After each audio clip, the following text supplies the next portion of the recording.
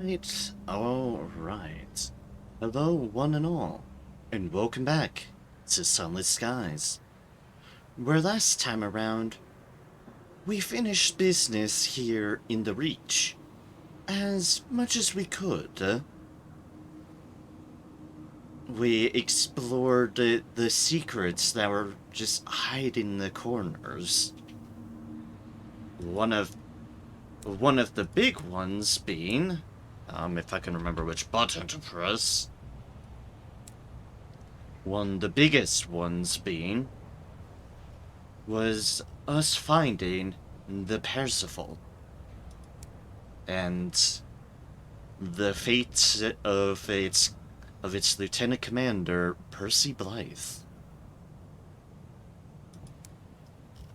And thus now, a lot of our business here, for now, in the Reach, is over with. But that does not mean we're done with the Reach. It just means that we are now incentivized to move elsewhere, to pursue our goals. And where would those goals be? In Albion, where we have heard London now rests. So, let's go and find London. Apparently we picked up some unseasoned hours along the way. Yeah, fair enough. There's even more hours here. NT. The only prospect we're bringing along with us because, yeah. Don't really have a good source of tea here. There is, however, a good source of tea in Albion. So, something to keep our eyes out on. But yes, we shall be setting forth to Albion, and then, once we're in Albion, to find London. I keep on saying London. London is a big thing, of course, but the zone's name is Albion, myself, and I should indeed do course to remember that. Oh, hello all. Good evening to everyone. I hope everyone is doing well this fine time. I continue to have a wonderful time with technical difficulties. 3 blue screens today. I'm considering my options and hoping things hold through in this accord for streaming, but I'm considering my options with that. One of the options that is being highly considered at the moment, as far as my technical difficulties go, is executing a clean install of Windows. It's highly being considered enough that I might actually, and that I actually am because I've already bought it and it's on the way, but I finally decided that since I have got a little bit of I will be getting a little bit of cash from my house pet sitting that I executed, I will be getting a solid state drive. Finally, about bloomin' time I did so. Really should have pulled the trigger on this a while ago, but figure I might do a clean Windows installed on that. Do what I need to do to transfer files and shit. Ugh. But hopefully, maybe, that'll do my poor computer some good. Because so far it continues to be most of the descriptions for the blue screens I run into continue to say, oh yes, this is usually driver related. Like, oh boy, that's helpful. Not like I haven't done a DRM or SFC scan like a bajillion bloody times already by this point. Technical difficulties are annoying. They really are annoying. But Godspeed, I sail forth anyways, and Godspeed, I'm still tempting fate by streaming. Forsaken we see, and hoping we don't die. But if I do die, then you'll all know why. Then you will all know why. Trust me. And that I will try to be back if the worst does come to being. Hopefully. Fingers crossed. Knock on all my desks. Hopefully not. Onwards to Albion.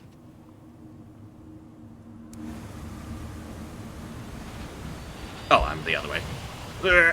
Turn. On another note, I continue to get super hyped and just waiting for Darktide to come out. What's the class preview thing for Darktide? They had a flamer. Oh, they have flamers. Clean out the flamer. And light all ablaze. Anyways, my fire pyro tendencies aside, the Albion Transit Relay, a stone edifice, scintillated with sigils, is encased in a contrivance of steel and brass. This is a Singe Jenkins relay, allowing transport via a loophole in some cosmic mandates across the sunless wastes to a far-flung district of heaven. This one leads to Albion, the heart of the new British Empire, and the seat of Her Renewed Majesty, Queen Victoria. Now, you could bribe the superintendent to give you a travel permit. You must be circumspect. It is possible the poor fellow is afflicted with morals. Once you have a permit, you'll be able to travel between Albion and the Reach via the relay. Further captains in your lineage will inherit the permit. But we don't need to spend 500 sovereigns on bribing the superintendent. Why, we have something better on that accord. We could just submit the paperwork required for a travel permit. The superintendent is a stickler for proper procedure. And we have this by needing 2 ministry-stamped permits. We have 18. I've been bulking up. Opening the way. At a Bronzewood kiosk, the superintendent examines your papers minutely, sticks them on a spike, then signs and stamps a small booklet for you. Your new transit permit. Union Jack Blue, he says of its cover, as if it were something to be proud of. You may now travel between the regions of Albion and the Reach. You've lost 2 ministry stamp permits. That's fine. That's what they were here for.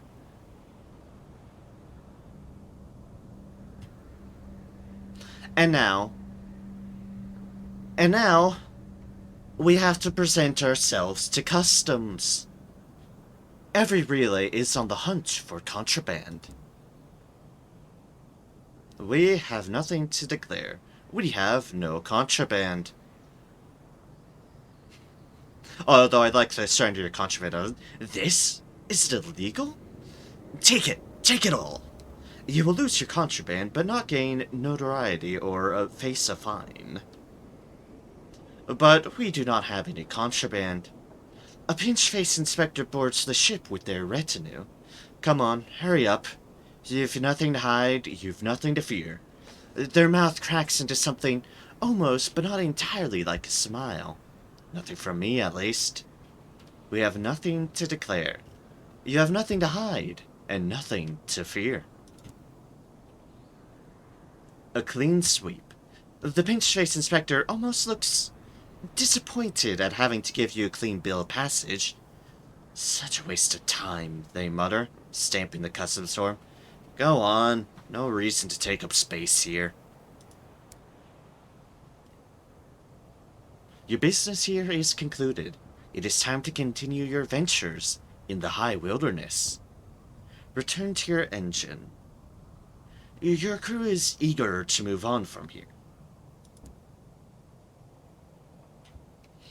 And now, you have two options. First class and second class. To travel to Albion second class, you need 2 barrels of unseasoned hours. You'll need to supply your own hours. The relay station will spin them into a coat to wrap your engine against the winds that harry the wild paths you must travel.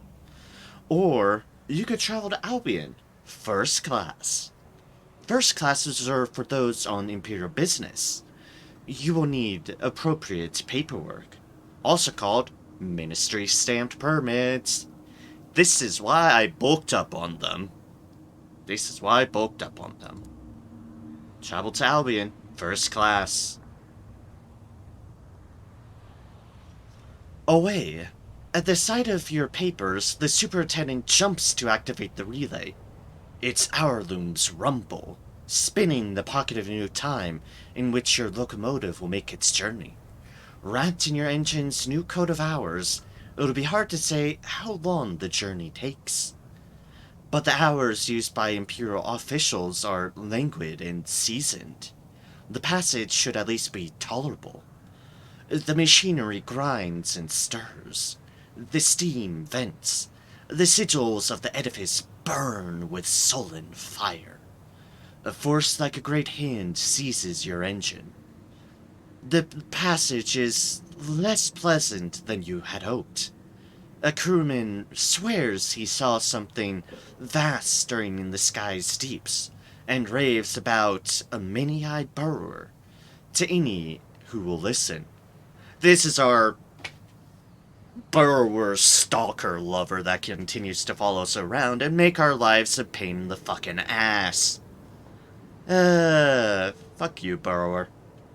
Fuck you. I always get on the burrower's bad side.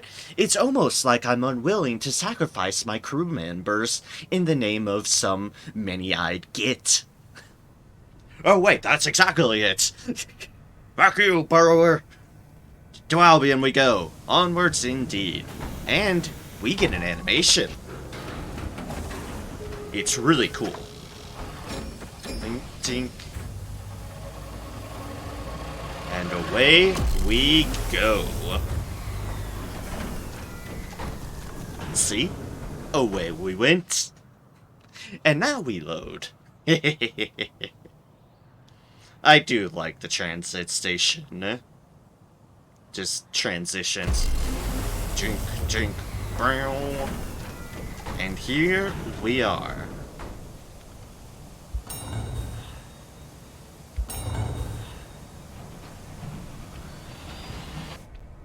And this, of course, is the Albion Transit Relay. This one leads to the Reach, a sunless wilderness rich in opportunity and peril, coveted by London. You basically need to go through a similar premise. You need to present yourself to customs if it's there. Sometimes customs doesn't appear up, but usually it does. And you can travel first class or second class. Although there is a different option for second class here on this side of the relay, and that's to pay sovereigns for second class travel to the Reach. Unscrupulous hour vendors linger at the relay, charging extraordinary prices for the hours needed to travel second class. My guess is this option is here in case you happen to not have hours or access to hours. Hours is readily buyable in the Reach, so you can always do so if need be. Hours are not readily buyable in Albion. I don't recall if you can mine hours here. You could, but even in case you didn't, well, here we go. Here we go.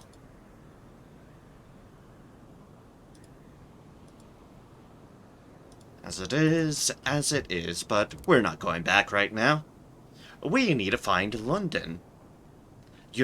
Staying put. Your engine lumbers around. The stellar gleam of the clockwork sun fills your windows. You'll be in Albion in a while yet. The clockwork sun. Keep minding that. It's similar to things we've seen in sunless skies. You'll see. You'll see. For now, we are in Albion. And as you can tell, it has a very, very different vibe going for it. It is very, very industrial. Oh, it is very industrial. And I happen to generally know where to go for London. We were talking about marine systems before.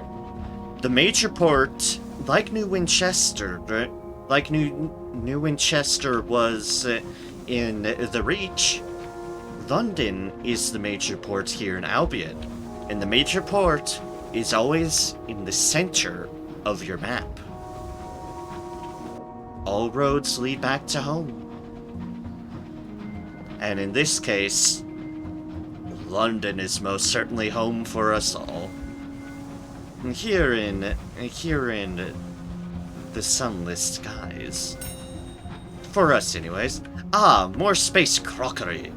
Teeming factories, choking smog. The light of this clockwork sun is dull, as if shining through a gauze.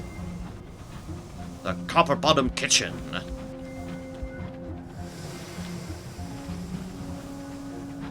Ah, Albion.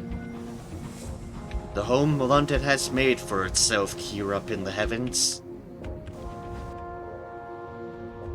And they have very, very, very much taken it in the direction of the Industrial Revolution to a grand, grand scale.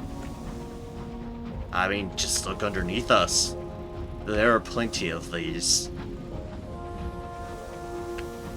All to support the new British Empire here up in the heavens. Of course, we have enduring dreadnoughts, the HML Fatal Curiosity, a brave name for a vessel. You can also see engines below us right here. Why?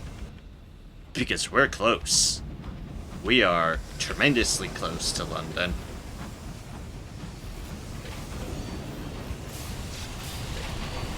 There's the glorious dreadnoughts. They're the shiny versions. And it's decided to throw itself into a wall. Well done, well done. You go and assert your dominance right there. Right into that wall. Am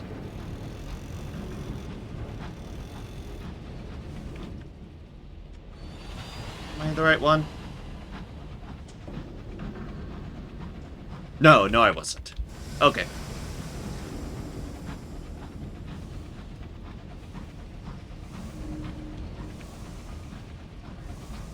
The excited shriek of train whistles, the hiss of steam, the clamor of countless voices.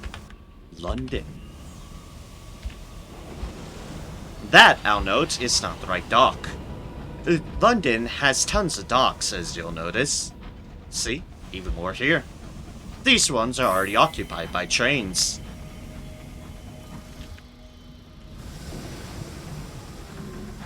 And thus was the bottom right there. The right one is right over there. The glass and steel heart of the new British Empire, and seat of Her Renewed Majesty, Queen Victoria.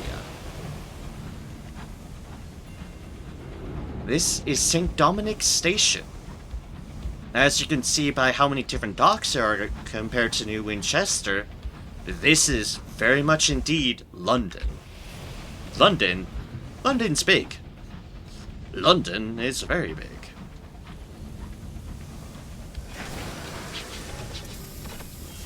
Let us dock.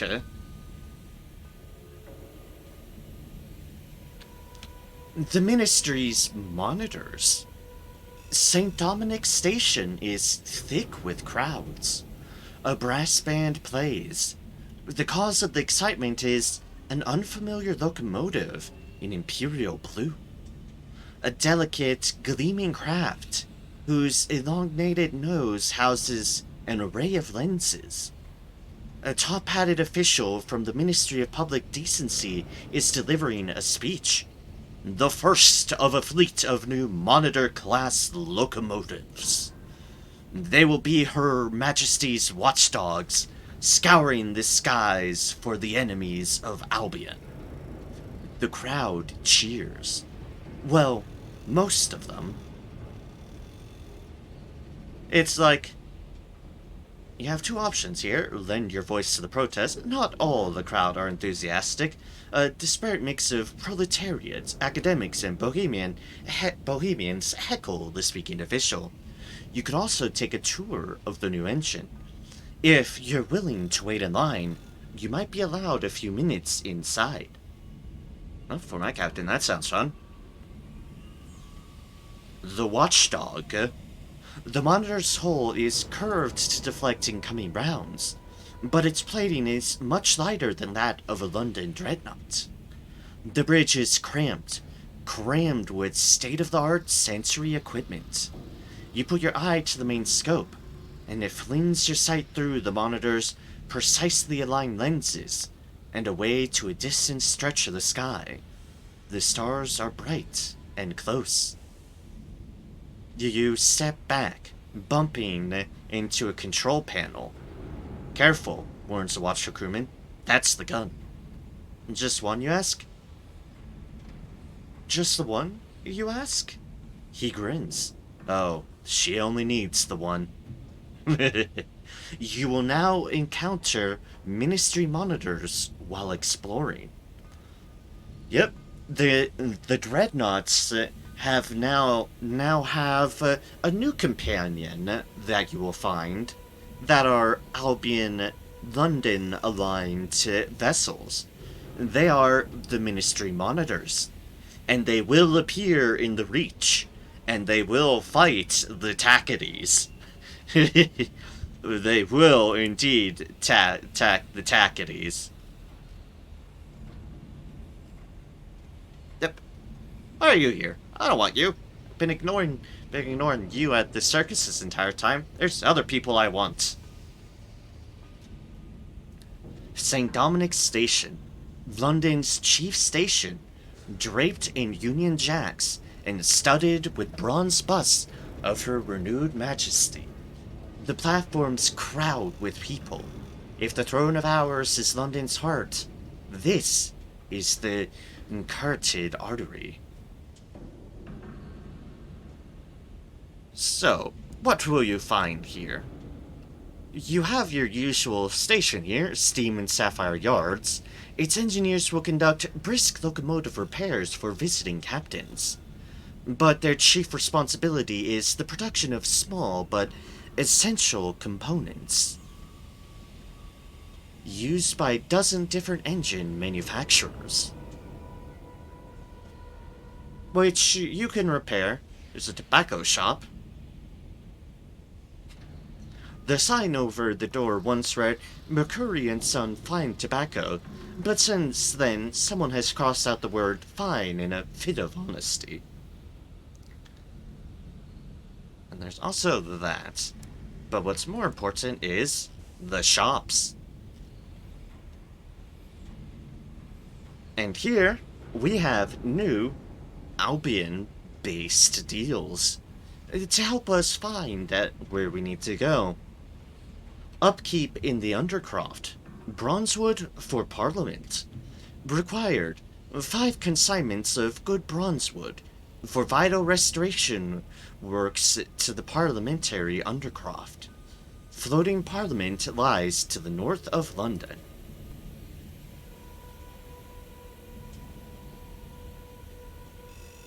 Can be reliably produced at these locations.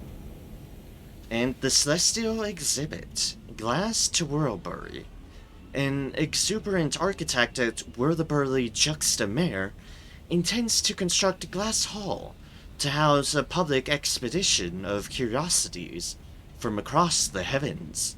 He requires 5 panes of stained glass. Whirlbury Juxta Mare lies to the northeast of London. An opportunity. Rumors at the station suggest Brabazon Workworld is experimenting in panes of stained glass. currently available cheap. There's our opportunity for that. Opportunity. And at the bank, we do indeed have 5 of these things, so we might as well load up on them right now, because I can. You have also this Spitalfields Market, a busy market, arched with glass and steel. You have fuel, you have supplies. It's where you buy this stuff. You have St. Dominique's Augmentations, maintained by the Ministry. This yard for engine improvements and enhancements is a cut above. You'll notice some very familiar deals, and some new deals. That's right, this place has blue gear. Beautiful, beautiful blue gear.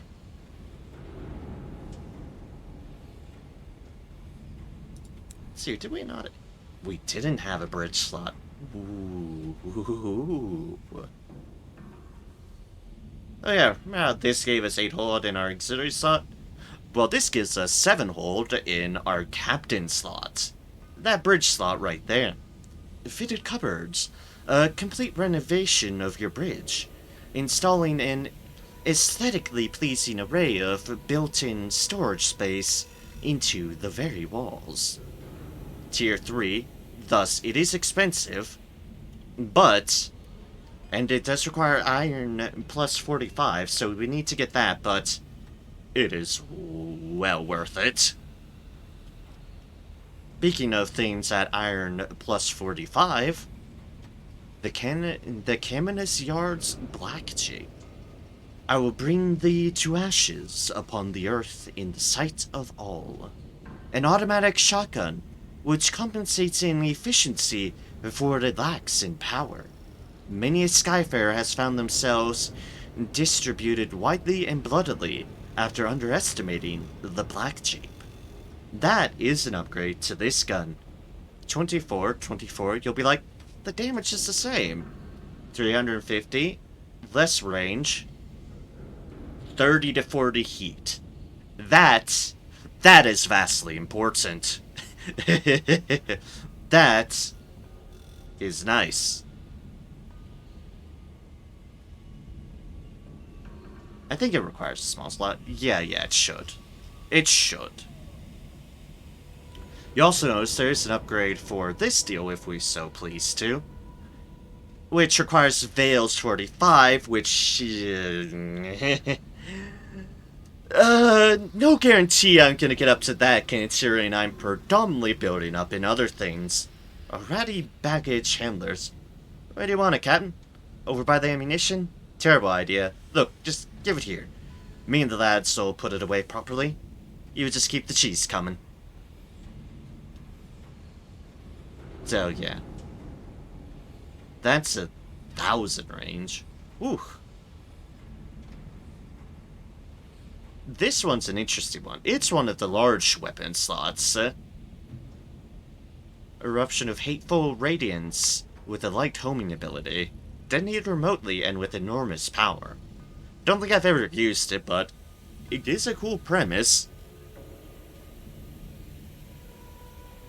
I also have one hell of an engine upgrade, but you would need 9+ crew.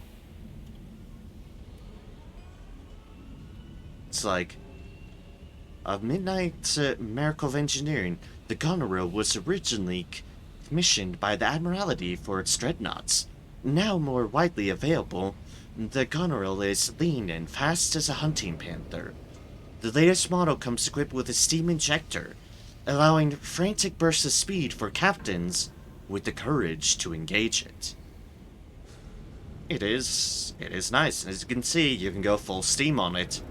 You need 9+ crew to utilize it. That's impossible in our current situation unless we actually invest in quarters. Which, I mean, but hold space. How close am I to that anyways? 34, 44. Oh. By one. By one be the answer, by one.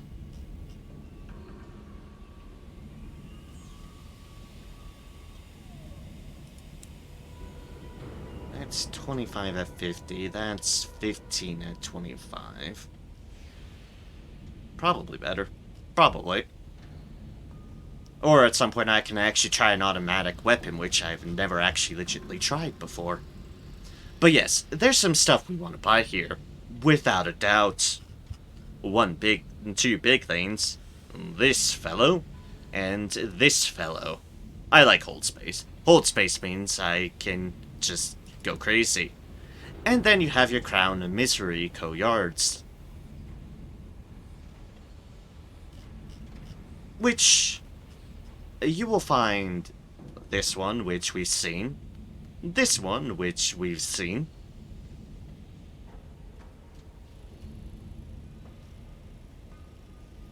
This one, which we've seen, the Escort.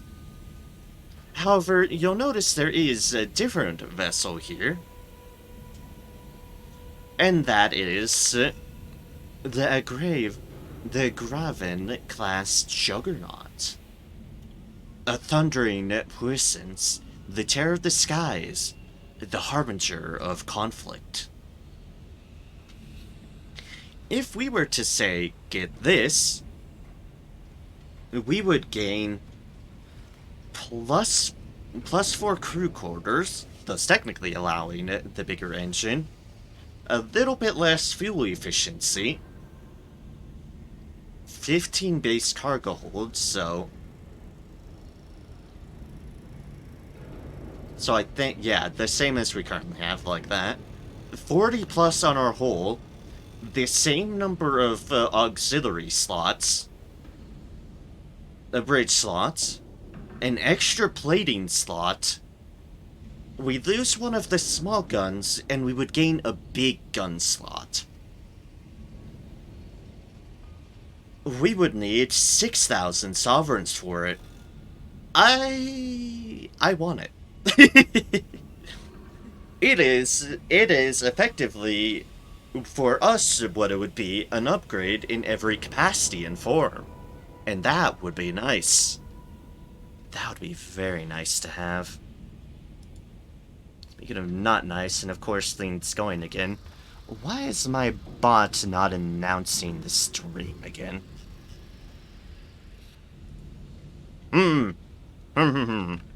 Not sure. I'll just do my own announcement and announcements, I guess. Bot, why you die again?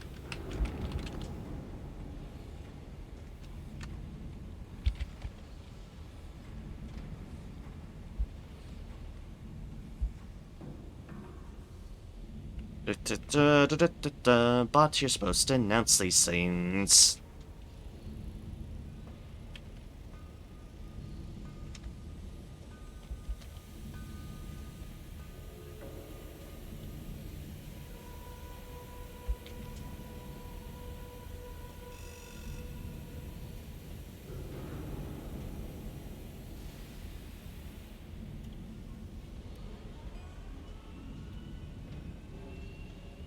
And then I need the link. Why, bot, do you fail me? Why does everything keep going wrong on me? The answer is, meh.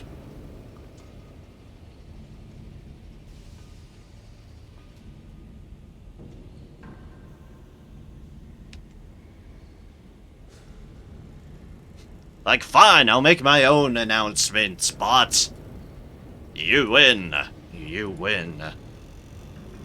Anyways, yep.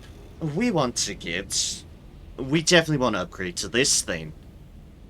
But we also definitely do want our other upgrades in line as well.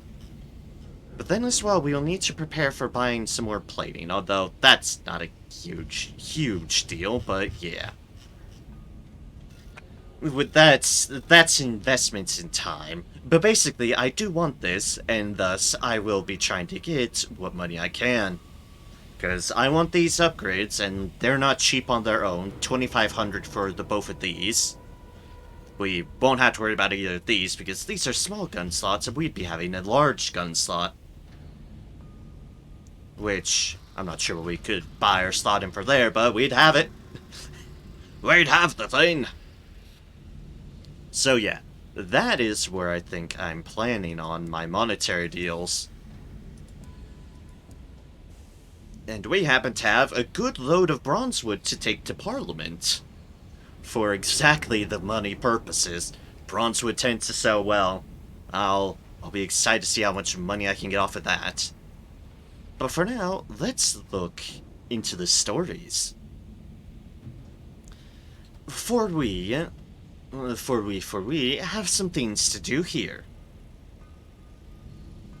The house without windows, for one. I know I'm kind of skipping ahead, but this is kind of the reason the kind of task we've been given. To find the address given to Captain Whitlock's will, you make your way through little-used streets in one of London's lower, smoggier levels. On a secluded courtyard, flanked by the backs of warehouses and factories, stands a tall grey house with one door and no windows. When you knock, a blind butler answers. Yes? Deliver the black box. Fulfill Captain Whitlock's last request. Now, there are plenty of other things we could do with this box. We were seeing options of it. We kind of looked it over. We never really explored it. But Specialist Norem is an honorable sort. She would want to fulfill Captain Whitlock's last request, as instructed, and for we want nothing to do with whatever's in this box. Let us be rid of it, and fork it over, as requested. The end of the line. The butler is pleased. Ah, our resident has arrived. Please, bring him in. Everything has been prepared according to Captain Whitlock's instructions. As you maneuver the black box inside, you ask what those instructions were. She has arranged for Master Jacob's convalescence with us. I understand the young gentleman has suffered from a prolonged illness, which has left him unable to speak and afflicted him with a delicate disposition. His expression is entirely impassive. The affairs of the house have been organized in such a way as to never inconvenience him. He will require no visitors. An extensive library has been provided for his edification. Privacy is paramount. With the box in place, the butler produces a key from his pocket, but waits for you to leave before using it. Thank you for your assistance, Specialist. If Amelia were still with us, she would thank you. Good day. You leave the house without windows behind. The matter of Captain Whitlock's legacy finally discharged. Captain Whitlock's legacy. You have delivered the box to an address in London, as Captain Whitlock requested. 2,000 experience, 1 sky story, 1 savage secret, and you no longer possess a large box. You'll note he's talking about the box like it's a person. Just take note of that. Just take note of that. Don't worry, it's fine. It's fine. There's a second thing here for us to do. Let us bring Percy Blythe home. The fruiting corpse of the hero moulders in your hold. Time he was home. An inquiry at the Ministry, in one of their more approachable offices near the station, results in an armada of black-clad auditors descending upon your engine. Questions are asked. Crew are probed. Poor Percy is prodded, rolled over, prodded some more, and then covered in sheets and bundled away. The senior auditor goes to shake your hand, but thinks better of it. Not any offense to you, but fungal spores. I have a reward here. You will, of course, be sensitive to the memory of the lieutenant. He would not wish to hear any unauthorized stories of his heroic demise circulating. But of course, fate of the Percival, Percy Blythe has returned home. You've gained 500 sovereigns. You've gained 1,000 experience. Percy Blythe is gone, but not forgotten. We also have here, help the incautious driver hunt for the verdant fragment. Their connection to its progenitor should assist. The more places you search, the easier search will get. Failing here will not harm your quest, which is good because we have a 0% chance of success. You have to have the incautious driver, you have to be searching for a verdant fragment in London. By not having, rather, and the driver hunts eagerly. Failure, of course, is guaranteed. A failed attempt. The incautious driver spends hours sniffing at the air, in search for familiar spores, but to no avail. We should try elsewhere, they reluctantly decide, shuffling with uncharacteristic glumness back towards the train. There's no sign of the fragment in London. Expected, considering this was the first time here. Oh right, I forgot to read the description for Explorer London. Haha, silly me. Liberated from her prison below the earth and elevated to the heavens. Prickled with chimneys, mantled in sooty smog. Here are old, proud buildings, transported block by pale block to the sky.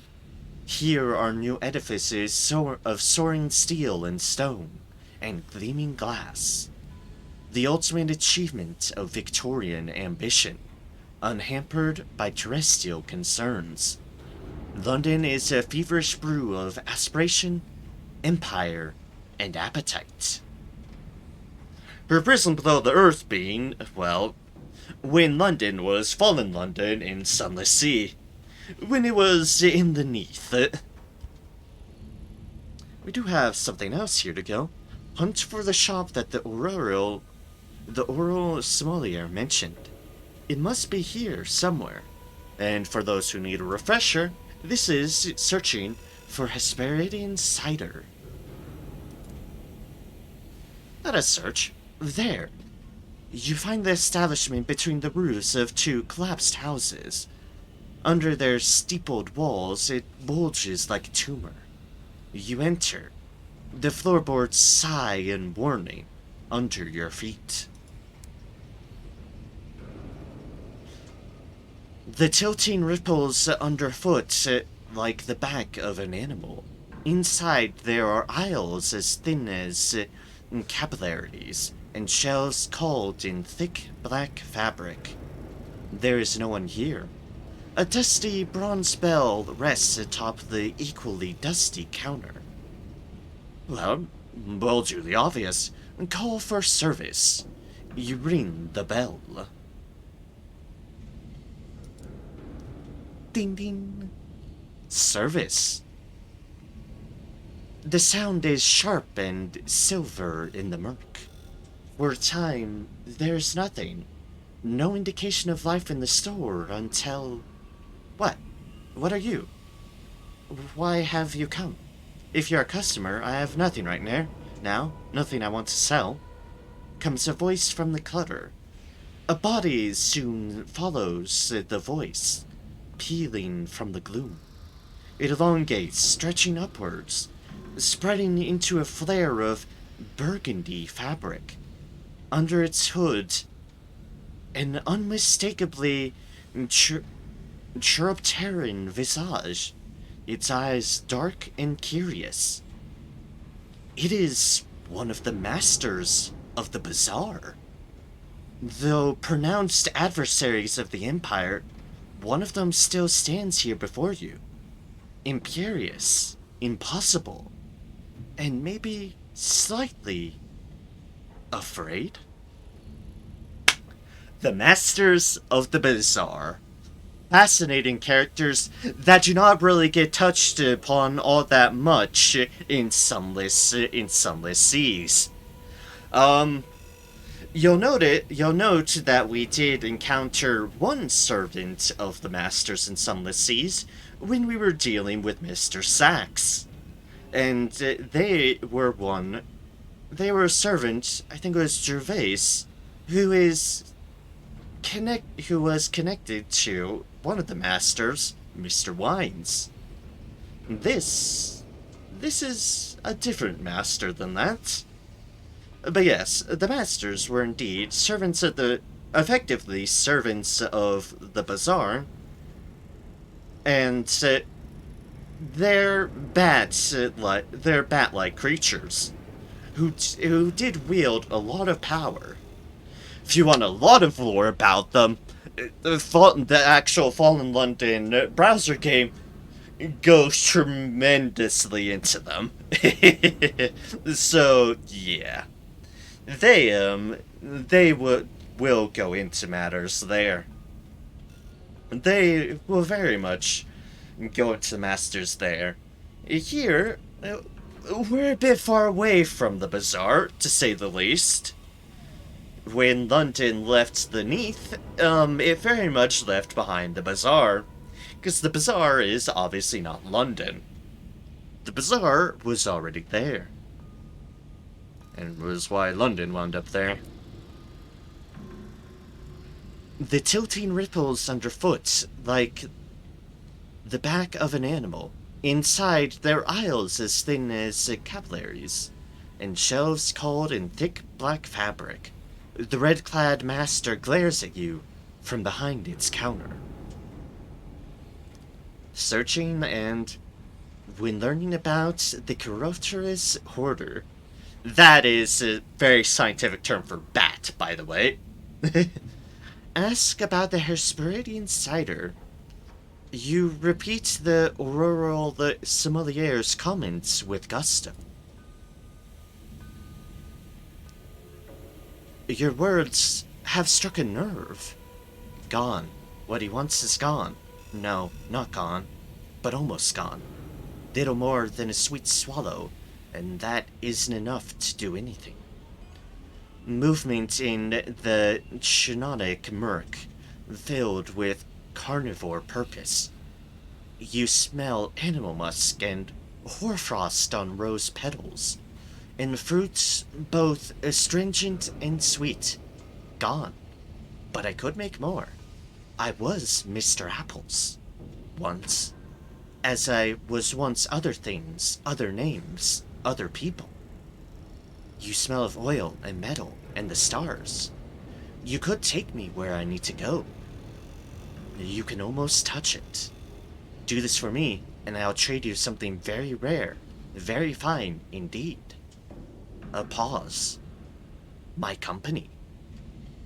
The company of a master is a hell of a thing.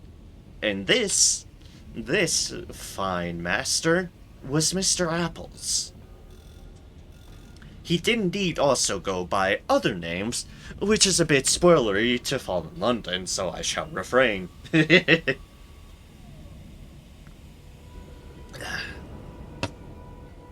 Searching for the Hesperidian cider, Mr. Apples no longer has the beverage that the sommelier mentioned. But we could recruit the Tropters Hoarder. For one reason or another, you do not say no.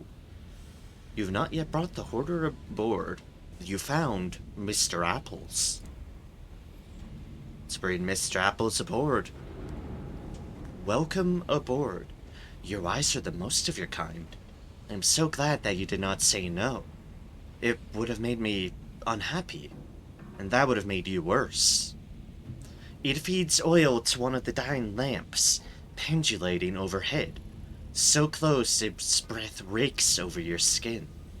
Revealed, the Tropters Hoarder is massive, stooped, bat-like where its bones do not strain to imitate humanity. But you did not. So we are now. It searches for the word. Friends. And not hungry things circling the dark, watching to see who will lay down their guard first. Learning about the Tropters Hoarder. The Tropters Hoarder has clambered aboard your engine with a vast quantity of luggage. The Tropters Hoarder has joined your crew as an officer. I'm excited. When I played this game before, I never found this guy, and I'm kinda glad I didn't, because it didn't ruin anything about the Master of the Bazaar for me when I eventually played Fallen London. So, I'm kind of excited to have it, and to have them aboard. Welcome aboard, Mr. Apples. Also, you'll note, this is not exaggerating, the Masters are big. The Masters are big. So if we go to officers, the Tropters Hoarder, for us, is our quartermaster. Swaddled in vermilion, it is a lean and spindly horror, with the most velvety of eyes. Affects 6 veils, 2 mirrors, and affiliation with Bohemia. Ooh, okay. That gets our veils up by a little bit more. 21 plus 12. That puts us at 21, 31, 33. Okay then. 33. Which actually puts it 1 above our mirrors, amusingly enough, which we also got a plus 2 as well, but yeah. That'll help with our veils checks. Even though we're not specializing in veils, that'll help to have it.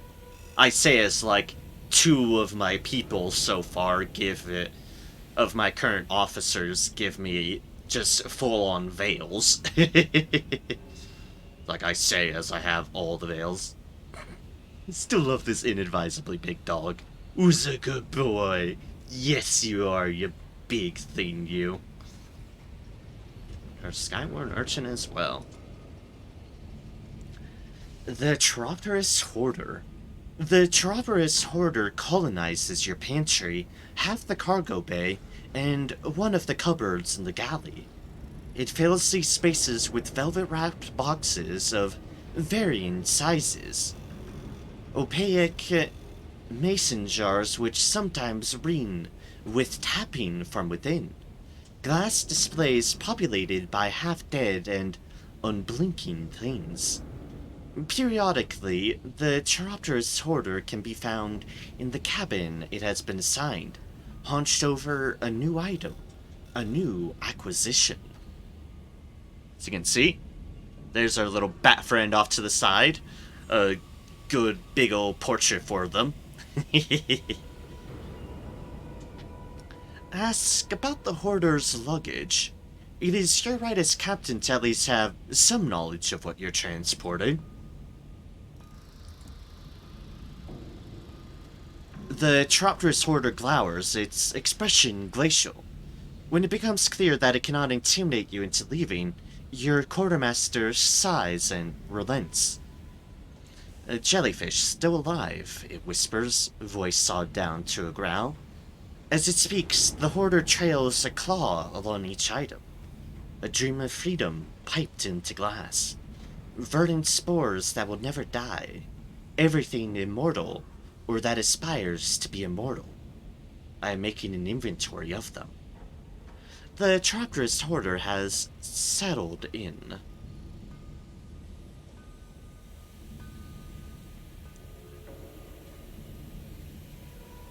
Let's see here. Compliment the Tropters Hoarder on its collection. It's best to have the quartermaster on your side. Secrets. Veil, ooh, 49%. Slightly less than 50-50. Get to know your new officer. Your rations are now its demands, after all. Yes, indeed. Or bring the Hoarder a gift. How do you build rapport with someone who wants everything? You give them more. Honey? Honey, eh? That we could do. We have a bunch of honey in our hole. Hello, honey. Whoops. Nope, nope. Bring the Hoarder a gift. Sweet like honey.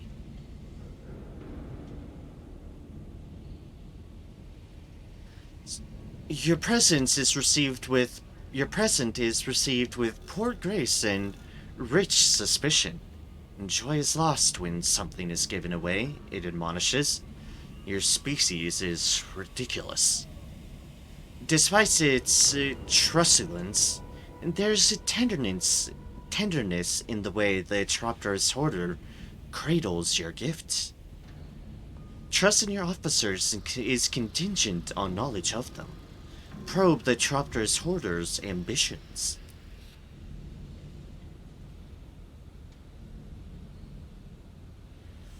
Talk about its interests. What does it care about?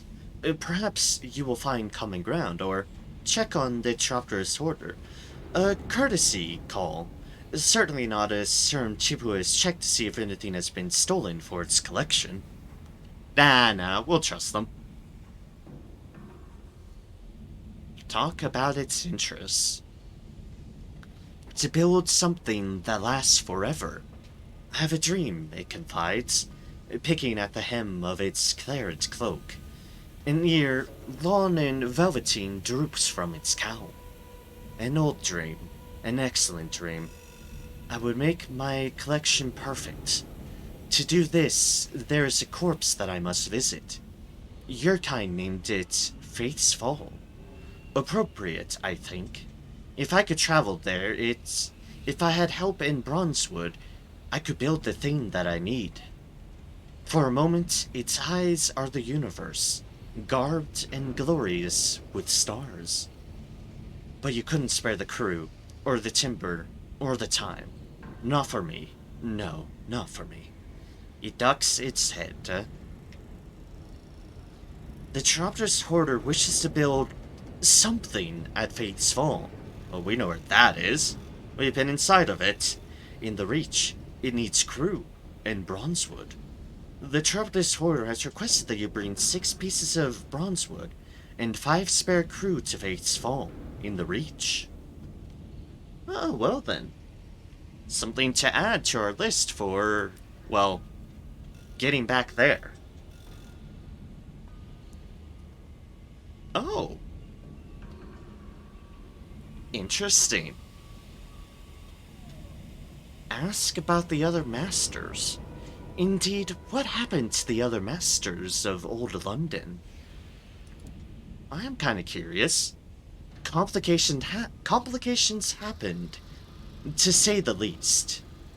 Her Majesty came to regret her arrangement with us. She reneged and fled the 5th city for the sky. Most of my colleagues remained behind, fat and sleek and content at the heart of the new 6th city. But a few of us had languished long enough in the dark. We saw the chance to return home, to the heavens. So in secret, a few of us followed you to the sky. Most of us did so quietly. One of us made too much noise, and Her Renewed Majesty overheard. It has a job now. The Hoarder sniffs. Tragic. It has a job now. The tragedy. Although, considering what I would think that Her Majesty would give a former Master of the Bazaar job-wise, would be concerned, yes. So basically, most of the Masters are still present at the heart of the new 6th city, down in the Neath, continuing their deal. What is the sixth city? Eh. Most people tend to think Paris. Paris is generally a good guess. Some others think New York. As far as we know, well, we don't. Von London definitely doesn't know because it's still London. Really weird for the game otherwise.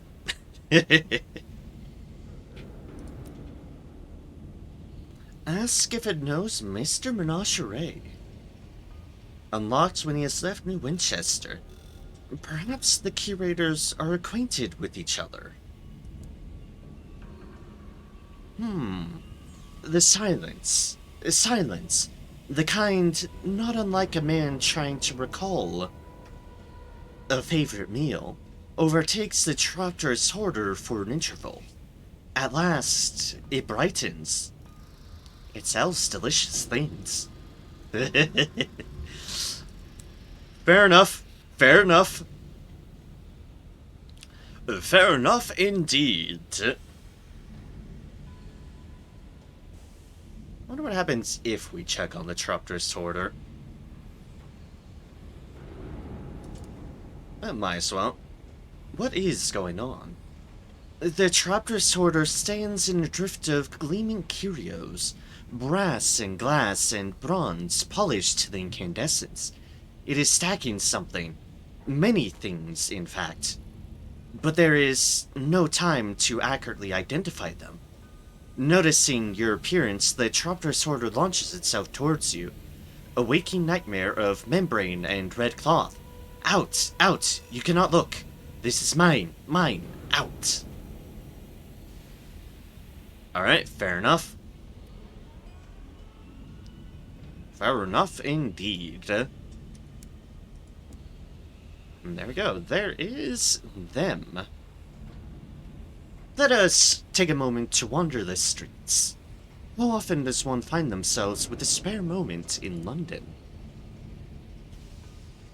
A day in London. The light of the clockwork sun is fierce.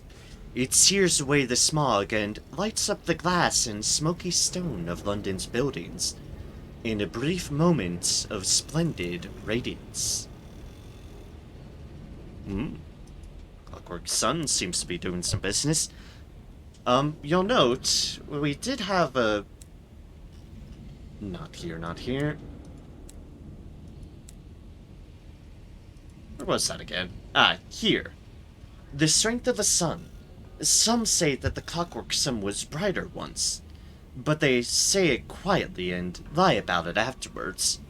Currently, our strength of the sun is 85. By proxy of us helping the stovepipes, it usually starts a bit lower. But in this case, it is as such. The silken salon. The generous princess manages many affairs of court. What is this? She cultivates alliances, forms opinions, sets trends, makes introductions, suggests promotions, and dismantles reputations. She attracts rumors like a lantern attracts moths. It's said that she fears the light of the suns, and that her gifts inevitably destroy the recipients. She can sometimes be found in her salon, where she welcomes visiting captains. Share saloon-stewed gossip. The princess likes to keep abreast of affairs. 15 sovereigns, 10 experience. Share a significant amount of saloon-stewed gossip. You've come by a lot of gossips in your travel. What's the point of knowing, if not to share? 50 sovereigns, 30 experience. Okay, that counts out. Share an inordinate amount of saloon-stewed gossip. Your ears ring with all the gossip you've heard lately. Gain 85 sovereigns and 50 experience. Donate a ministry stamp permit.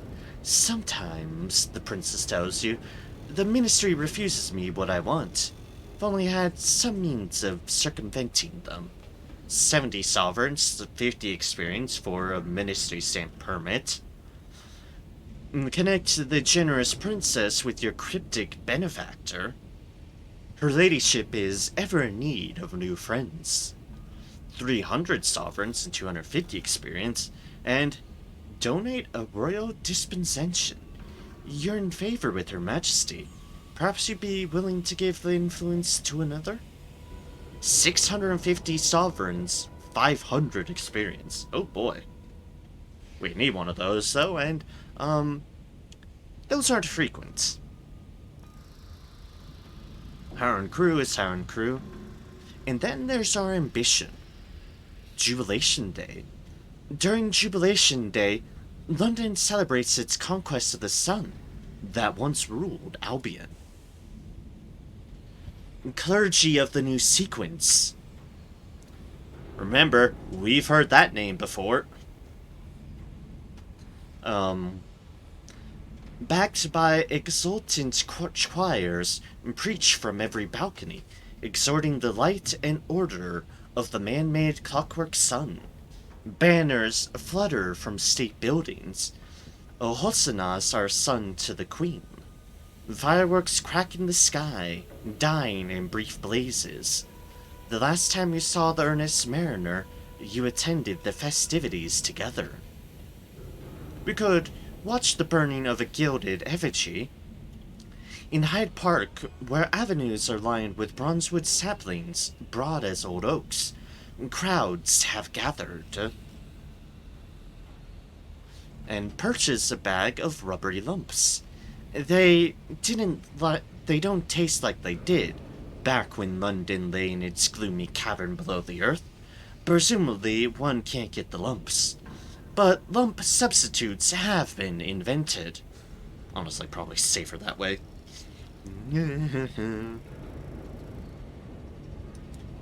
Let's watch the burning of a gilded effigy. The old king.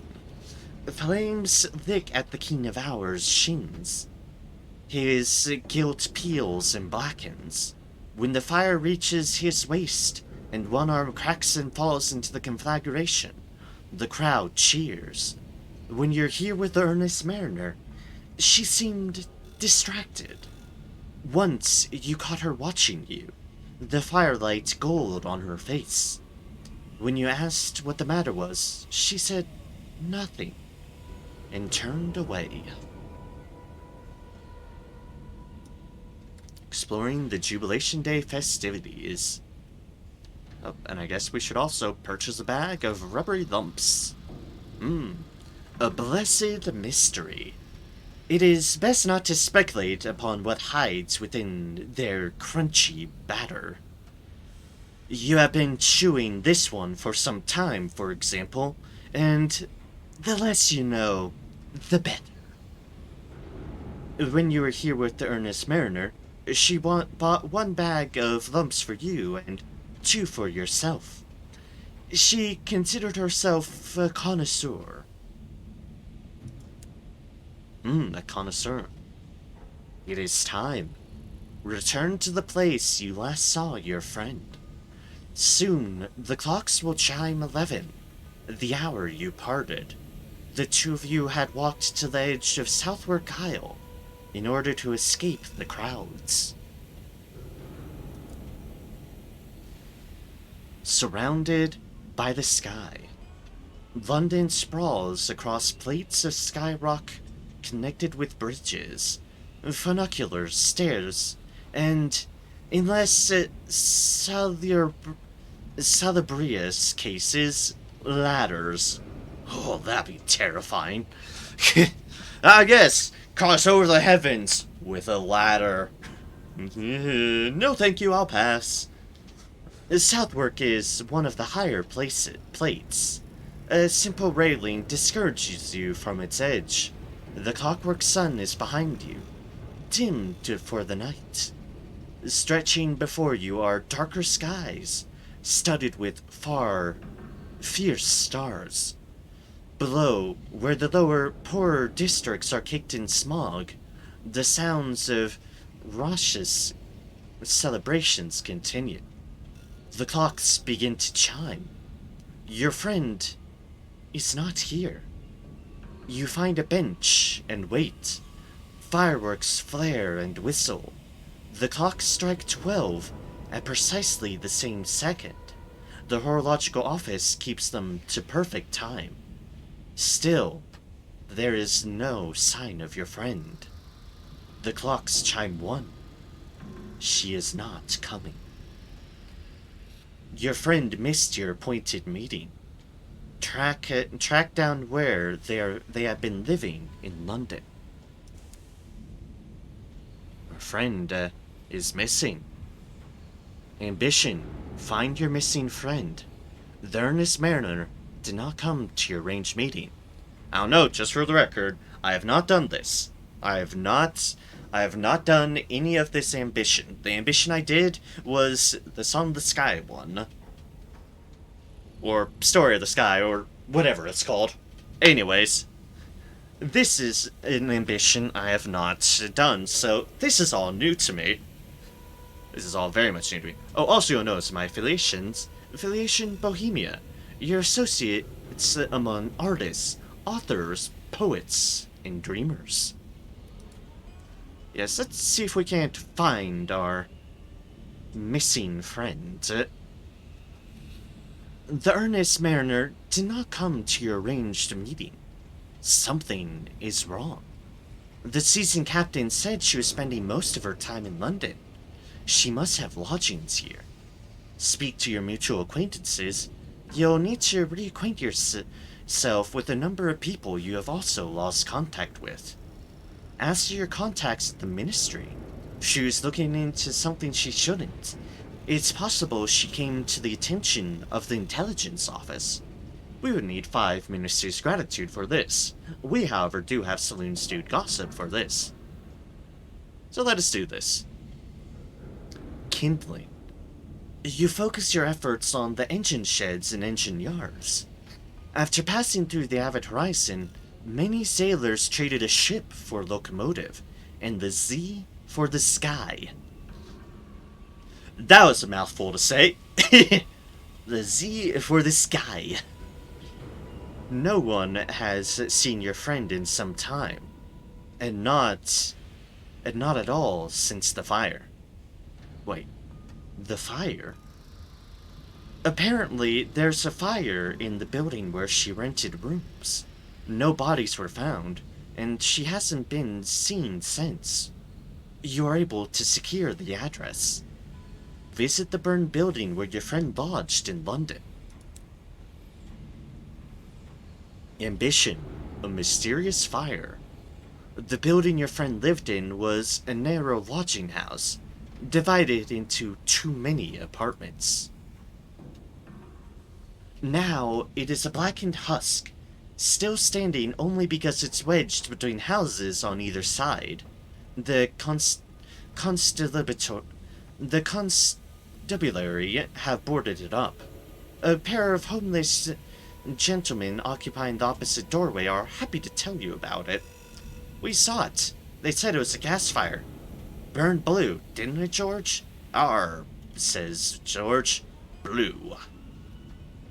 Blue's not a normal fire color. Blue's definitely not a typical fire color. For, you know, your typical, house fire, at least. Search the ruin. You understand that your friend lived in the garret. Prying aside the boards, you enter. Oh man. That side panel is definitely a lot of blue fire. That's indeed present. Prying aside the boards, you enter. The fire stink claws at your throat. Thin stairs, warped and blackened, lead upwards. But when you set foot on the first step, it collapses. You are forced to inch up, testing each one as you go. The roof has collapsed, exposing the garret to the air. Blackened beams, just like ribs, from a slew of tumbled tiles. My specialist here is a much braver person than I am because... Search the ruin, but carefully. The buildings show groans in the slightest wind. Much braver than I am. Pieces of the puzzle. You unearth a few burned pages from the rubble. None are untouched by the fire, and many are blotted by rain. But you manage to pick out a handful of gnomic phrases. Constellations and conjugations. Chrysanthemum, Amamarthine, Nepentine, Liberation? Meg, the fire that follows, the courtesy's blood howl. King of Hours, Green Regent, consult the rules of Ash. The latter one has the bedeviled Diadec's name written at the top. If Meg Spatchcocker Meg is Spatchcocker Meg, that's two of your acquaintances from the Promise of Days named in these papers. Is this the important work they are helping the earnest mariner with? It's time they talk to you. Seek the assistance of the seasoned captains at New Winchester. You've gained 1,000 experience. As I said, roads eventually lead back to the Reach. I didn't know this one would, but it doesn't surprise me. So look at that. Good old London. Good old London. Now let's see here. What have we got to work with? What is this anyways? Investigate the rumors of an underground railway. You've heard of a less than legal organization operating out of Steam and Sapphire Yards.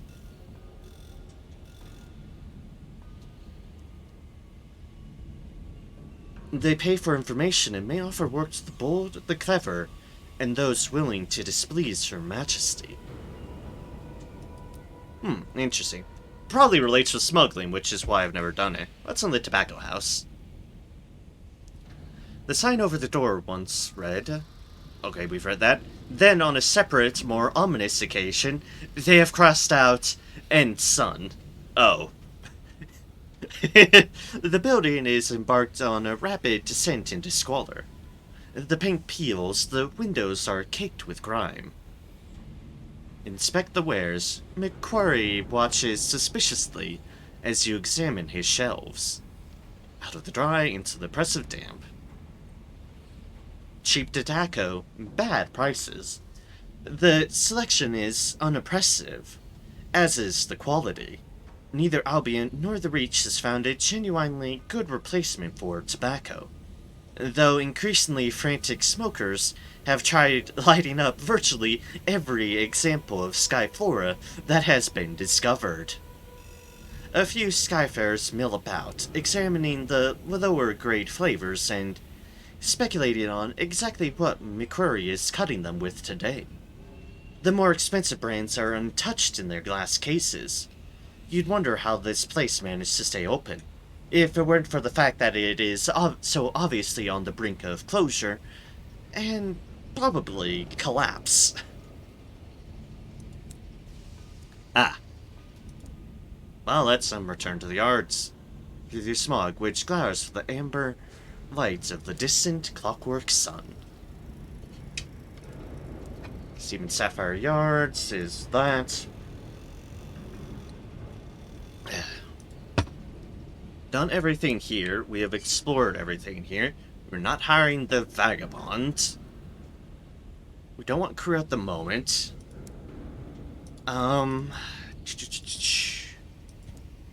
We could, in theory, buy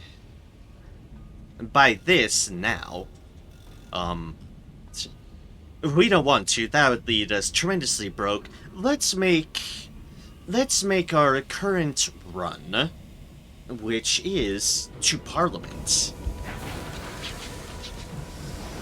I think we have enough fuel and stuff. I have accidentally bonked the edge of the station. I guess it was about time, really. Now, north. We need to find Parliament. And north is somewhere above here. There's a typical spot that I've tended to find the place, and, well, we'll go check it out and see if it's there. But first things first, I passed this before, let us stop by it here. Here is the Ministry of Public Decency. And the ministries... This platform allows access to the Ministry of Public Decency, the Ministry of Works, and the Horological Office. Let us pay a visit there. London is built on a series of descending plates, the wealthier districts higher up, the poorer ones below, steeped in smog. Ah, how traditional. How traditional of a hierarchy. Alright, let us stalk into the ministries. A number of instruments of government are located here. The Horological Office, which regulates time across the Empire, the Office of Works, which ensures the jobs no one else can be bothered with are done, and the Ministry of Public Decency, which curates the notion of Britishness, with the same care Lepidopterist uses to pin a butterfly to a board. Ah. You can see there's no shops.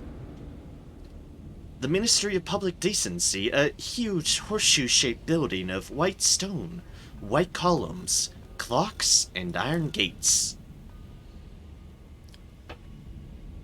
Inside, its walls are paneled with dark wood. Crimson carpets, worn by frequent passage, flood the floors. Within its cubby offices, auditors toil to protect the sensibilities of London's here, in the heathen sky. Request an appointment. Is there some way you can be of use to the ministry? Come bearing gifts.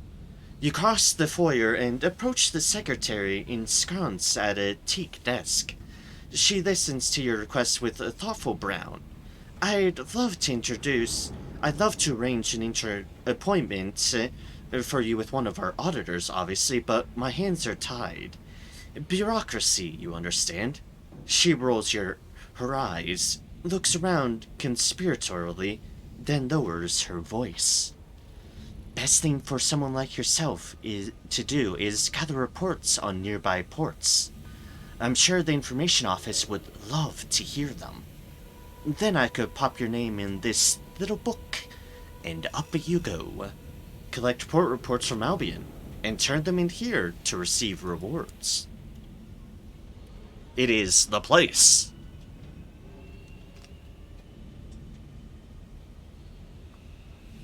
And thus this right here. Request an appointment regarding intelligence you've gathered. Perhaps the information office would be interested in your recent reports. You need Albion port reports. Now, what could you turn things in for? You could trade gratitude to reduce your unwanted attention. Surely the General Auditor can remove your name from certain documents, or suggest other more deserving candidates for the Ministry's attention. It's when you have unwanted attention, Albion. I'm not sure what you get for that, but... or it happens there, but yep, 3 or more. You could get Ministry stamp permits here as well. You'd need 2 or more. General Auditor keeps an Alexandrian collection of forms, orders, and permits, and is happy to dispense them to good sorts. 6 or more can get you a cryptic benefactor. When you enter the Genial Auditor's office, the air is heavy with cigar smoke. Another ministry official is present. Are you intruding? Not at all, the Auditor says. Come in. We're all friends here. 3 or more ministry's gratitude, which, as you can guess from the previous area, depended upon how many port reports you get. Trade a favor for an invitation to Perdurance. The ministry keeps a supply of invitations to the Half-Light Mask. Occasionally, they hand them out as rewards to people who provide valuable services. 16 ministries gratitude, you could trade for royal dispensation. You'll note, that's a bloody lot. In matters critical to the crown, the ministry is sometimes forced to use extrajudicial methods. The General Auditor will have access to royal dispensations. You can apparently surrender contraband. You won't get much for it, but nor will you get arrested for possession. Make a deal to reduce notoriety. You've earned a few politely averted eyes. Reduce notoriety earned through smuggling. You need a royal dispensation, and considering 16, not cheap to get rid of that. Let us go to the Office of Works. The Office of Works is a bustling, bureaucratic enigma. Behind its red-bricked flanks toil numberless clerks and surveyors. What mysteries lurk within its memoranda, its chits and its receipts? What exactly are its eponymous works? No one is sure. But in a draughty loading bay, an unflappable foreman purchases supplies to complete outstanding work orders.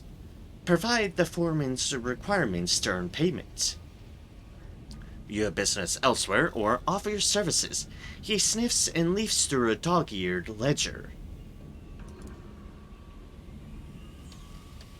Gainful employment. The Office of Works, God bless her, has very particular requirements. Very particular.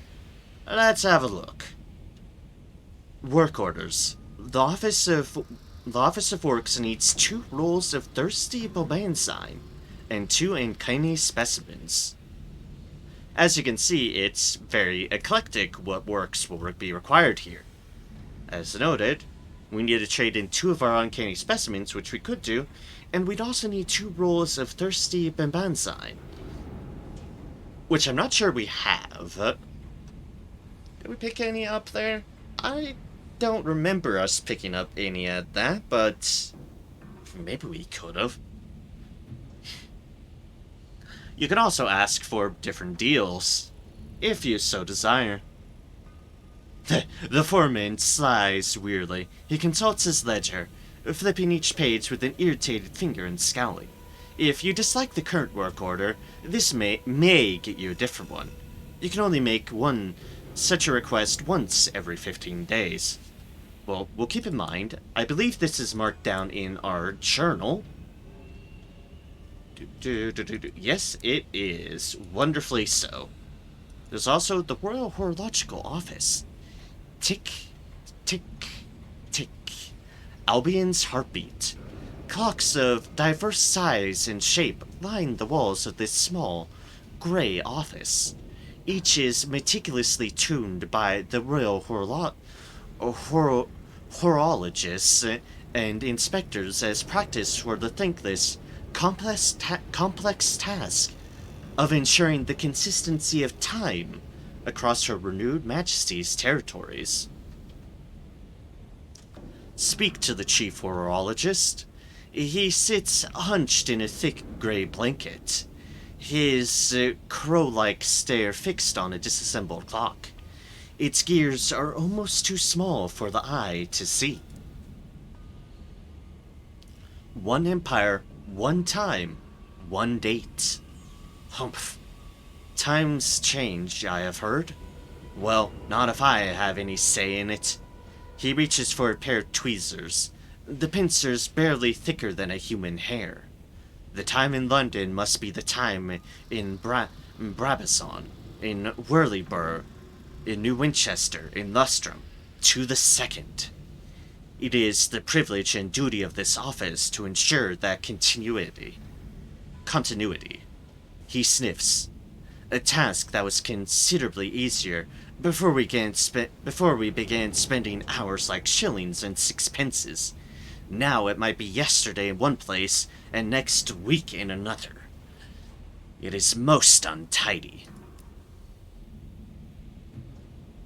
Look at the clock of Albion. From this side, it is a polished wonder of valves, pendulums, and cogs, working in perfect harmony. A breathtaking work of engineering. Only the finest engineers were permitted to work on it. Every component is encased in polished glass. The hands, sharp enough to slice paper, slide between the exquisitely carved numerals with buttered smoothness. Only the second hand is permitted to jump from moment to moment, and it does so with the precision of a military march. It's just for tourists, of course, grumbles a bleary-eyed apprentice. Albion time's really based on the old TikTok man's pocket watch. He keeps it straight. Except that time on his 90th birthday when he had too many, and the whole of Albion lost 2 hours. Ah, yes, indeed. The old man's 90th birthday. One too many and suddenly 2 hours are lost. Whoopsies. It happens to the best of us, really. Examine the array of clocks. They all have the names of ports within Albion in the Reach. Lustrum, Brabazon, Port Prosper. The current time is right now. Despite the vast distances involved and the complicating effects of local hour usage, all the hours show the same time.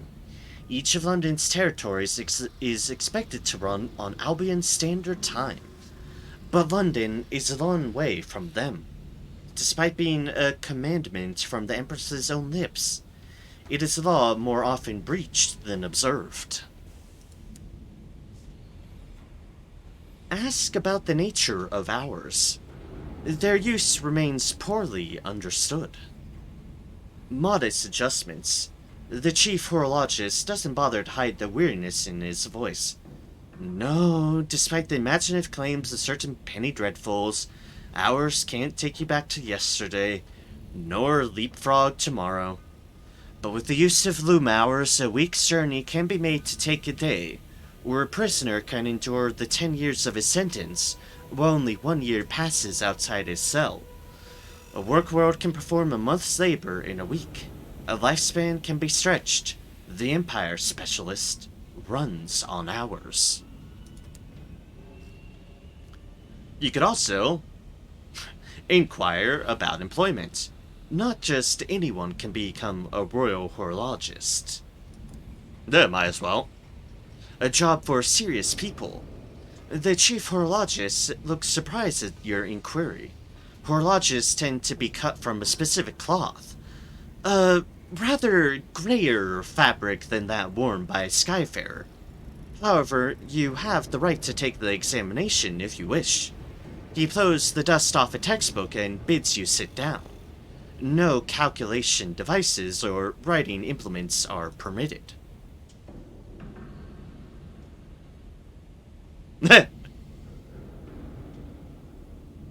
Huh.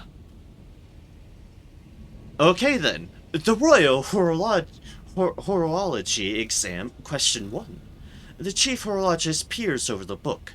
If the current time in perdurance is exactly 17:15 of the clock, and the time in Albion is 18:34, what pray tell is the current time in Lustrum?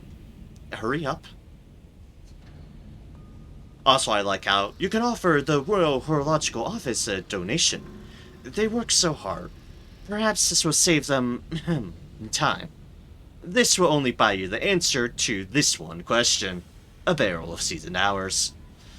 I'm thinking if the time in Albion is supposed to be the time that is now and what it is meant to be no matter what, I feel it would be the time that it is. That's my guess. That's my guess. I'm not 100% sure if I'm right, but that is my guess, because it makes sense in my head. It's like, the time in Albion is meant to be the time. So why would it be anything else, for that matter? My opinion wouldn't be. Sorry, I'm just checking to make sure some things are working. The paranoia of my computer just being complete wonkle bonkle. I'm just like making sure everything's working and so forth. And please don't break. Please, I beg of thee, do not cut yourself in twine and leave me just being tremendously awkward. Because, yeah, that'd be awkward. Tremendously so.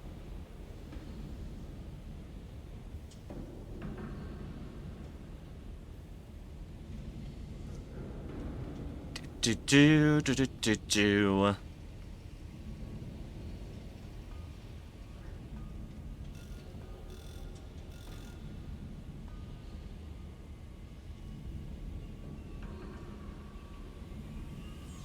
Let's see here. What could it be?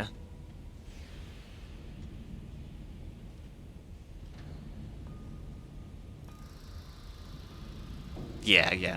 I think I'll definitely go with my opinion here. If the Albion time is supposed to be up, the current time should very much be Albion time. For Albion time is the proper time, or in this case, it should be 1834. Also, it means Perdurance is probably incorrect, because it should also probably be Albion time. It probably should be. So let us go with it. Your answer is written down. That is your answer? Very well. We shall continue. And now, a tricky one, perhaps. The chief horologist coughs. The train from Brabazon Workworld arrives at 11:30 in London. The current time shown on the Master Barbazon clock is, he winces, 14:30. If the train took exactly 1 hour to make the journey, it does not, of course. I merely offer this as a hypothetical for the sake of testing. The train took exactly 1 hour to make the journey. It does not, of course. I merely offer this as a hypothetical for the sake of testing. What was the accurate time of its original departure from the work world? The Master Brasmon clock is 14:30. It's supposed to arrive 11:30 in London. Is it, unpredictable delays must be a nightmare for their timekeeping. This could assist. No. Like if it takes an hour and it's 11:30 in London, then in theory should have been 10:30. Is it just as simple as that? Might just be as simple as that, really. It's train would depart at 10:30. Interesting. Very interesting. He pauses for a moment before writing your answer down. You wait patiently for several minutes, but the third question doesn't seem to be coming. The chief horologist's eyes have drifted closed. A thin stream of drool dribbles from his otherwise dry lips as he snores. No. Nudge the chief horologist. Gently. The fellow must be pushing 100. He wakes with a start. Humph. Oh, excuse me. He glances at your answers. Well, you seem to have the idea. No point going through the other 248 questions. Congratulations. You are now officially a Royal Horologist, Apprentice 3rd Class. He pauses. Speaking of which, I have an assignment for you. Temporal inconsistency, a suitable test of your practical skills. Take this pocket watch. It is both your badge of office and your compass, pointing to the correct time. Wear it proudly, and keep it well wound. Do not get it wet. The smallest gears are quick to rust. You have an assignment in the Leadbetter and Stainrod Nature Reserve. You are now a Royal Horologist. Hey, we're now horologists. Basically, the premise that they're clearly getting at is, frankly, Albion London time is law. Everything is based around such. There is no deviation from such. That is the time. The time is based on London time. No matter what anything else says, London time is the proper time. But yay, we're now horologists. Whether we're actually able to do these or not is a different matter. I think these require mirrors checks, and oh dear gods, these require mirrors checks.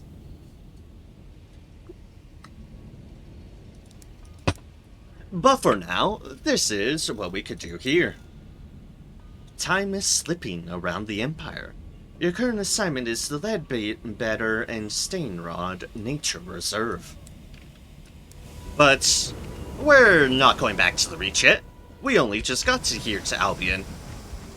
We have plenty more to explore here at that. Plenty more. And a new train to get.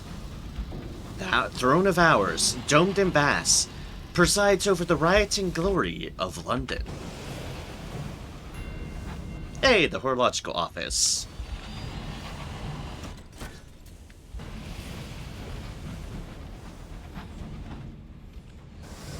Oh, there's a gravy icon there. Alright, let's follow it since we need to go up north anyways. And, what is this? A pitiful scattering of plain, abandoned coffins. Bully's Acre. Humble wooden coffins peppered the sky here. This is a bully's acre. A pauper's graveyard. There's little room for the dead in London. It could break open a coffin. Even the poorest sometimes manage to take a keepsake to the grave. Or pay your respects, is all you can do for them. We're not going to be robbing a pauper's grave. All you can do for them. This will reduce your terror. Goodbye, terror. Silence as coffins drift past the windows. A stoker removes his hat. You can now know to knock around the coffins if you just go full blazing into them. I was trying purposely not to in that case, but you could. Down.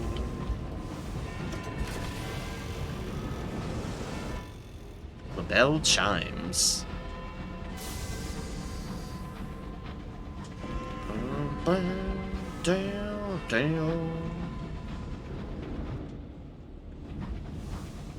The bells of London.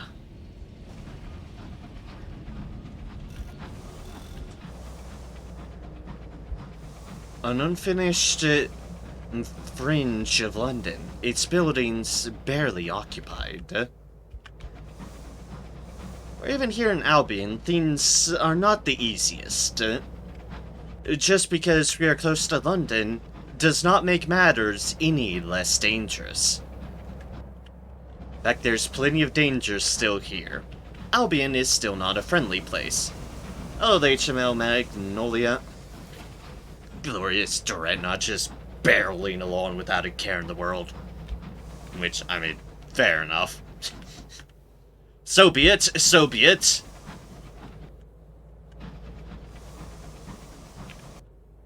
It leads to there, and we want to go north, which means we do need to hang a right at some point. Because that's where north is. Which I could explore there and probably find a way through there, but I'm kind of poking the edges, seeing what's around here in this version of Albion. Because while there are set structures, things are still relatively randomized in terms of ports. Relatively. And structure and layout and all that jazz. And quite frankly, even if they were the same, I'll be damned if I would remember that. I'll be damned if I would remember. By far not agreed. Brabazon, such efficiency, such moral apathy. My people should be taking notes. Oh, we're near Brabazon?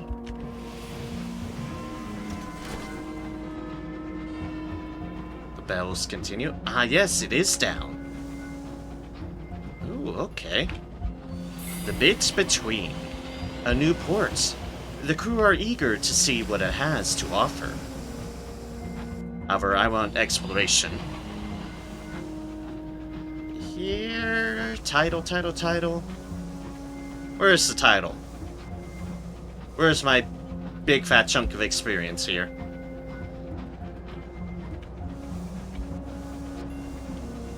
It's a little nice. That's not it. No, really, where is it? We should be having it. Smoggy work world, whose labor turns the wheels of empire.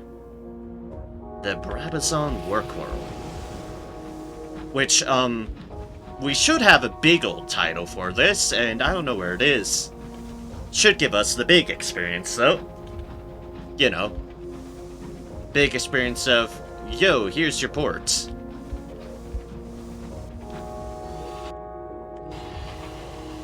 Except I cannot for the life of me find it, apparently.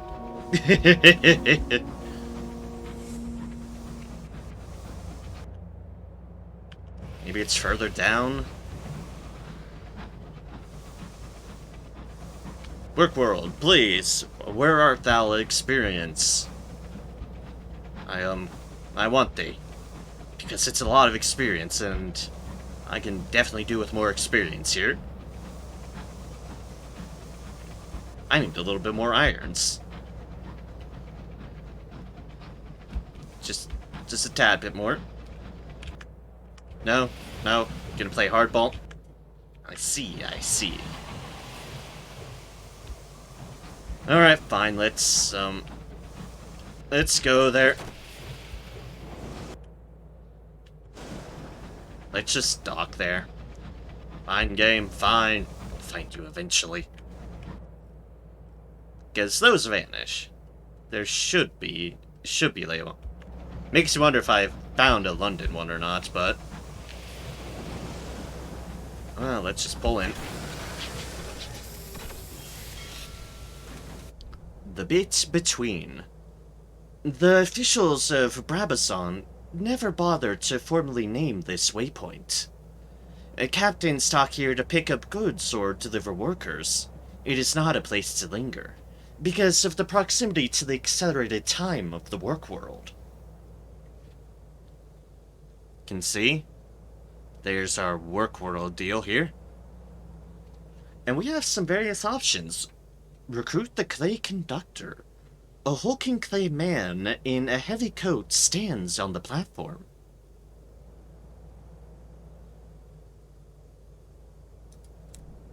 Not that, but... officers. We do not have a first officer. Okay, then. This is something I had my eye on, then. Recruit the clay conductor. A hulking clay man in a heavy coat stands on the platform. The clay men were an underclass in old London. Very few of them came to the skies. This one holds an urn to his chest. You're a captain who can perform funeral rites, he says, nodding to the urn in his arms. Then I want to travel. He pauses for a long moment, and then, as if feeling something more might be expected, I could help out on your engine. Recruit the clay conductor. Say a few words about death in the sky. Skyfarers are accustomed to impromptu funerals.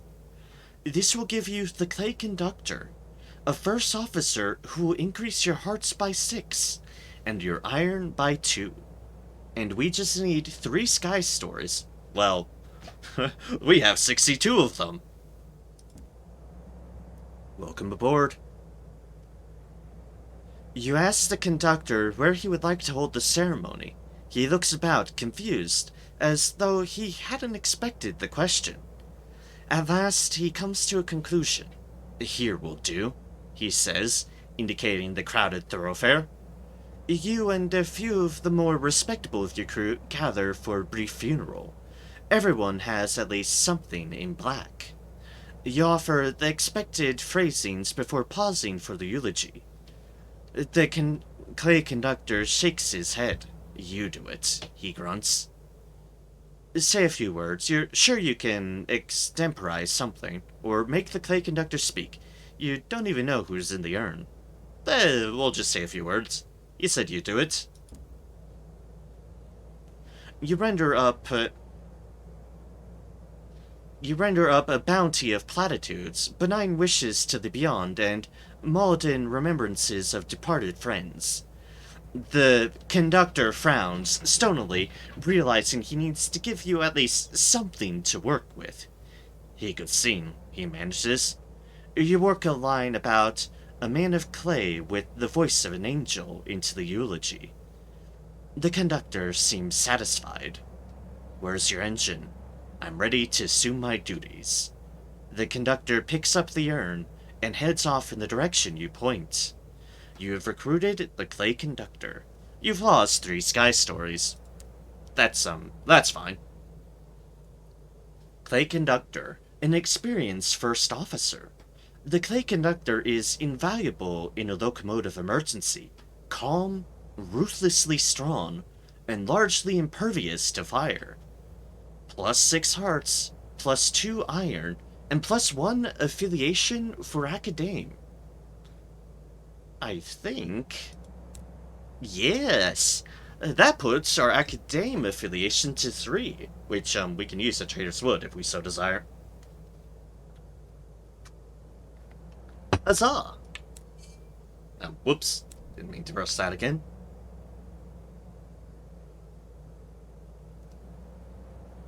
The clay conductor. The clay conductor has a berth in the back of your locomotive. He has made no attempt to personalize his cabin. All of his things, including the urn with his friend's dust, are stuffed into a suitcase that sits forlornly on the floor. He performs his duties with plodding diligence. He keeps up the maintenance of the engine, ensures things run as you would wish them to, and ostensibly looks after the crew. He does not socialize, and when not working, keeps to his bunk. You could spend time with the clay conductor. Perhaps he would appreciate a visit from his captain.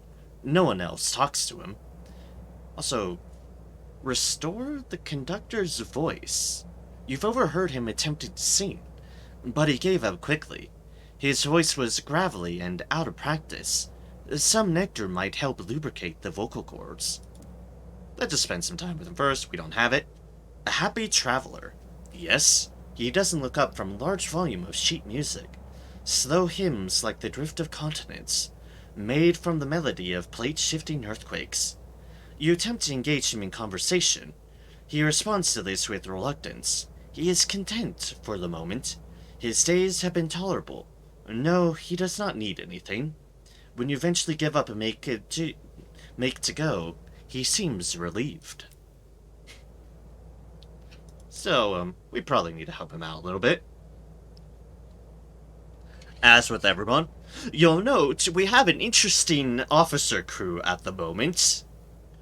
We have a clay conductor, so we have a clayman, we have a former master of the bazaar, we have a devil, we have just a person that has a fungus currently infecting them, and then as our mascots we have a Blemigan, an urchin, and a very big dog.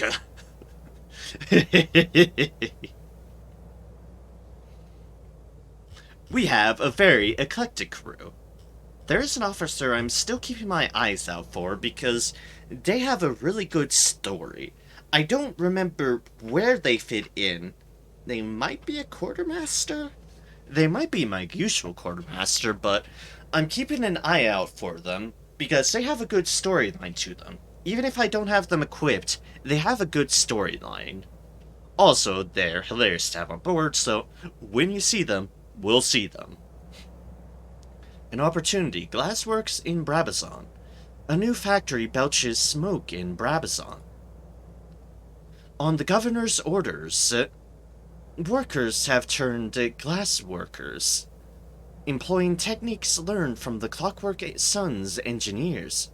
There have been accidents, but the higher wage means workers might finally be able to pay off their debts. Despite the dangers, the production of glass only grows. We could buy several panes of glass, 500 sovereigns for that, pay the value of the panes, or donate caddies of tea. Brabazon has many needs. The throats of the overseers are often parched, for instance. I think that's going to be a cheaper way. To be perfectly honest, I think that might be cheaper. I'm gonna note that down. Because we probably can easily get such. Waxwork. Opportunity. Brabazon. 3 caddies of tea. Noted. Noted. Put that down, so we'll wait on that until we find some tea for ourselves.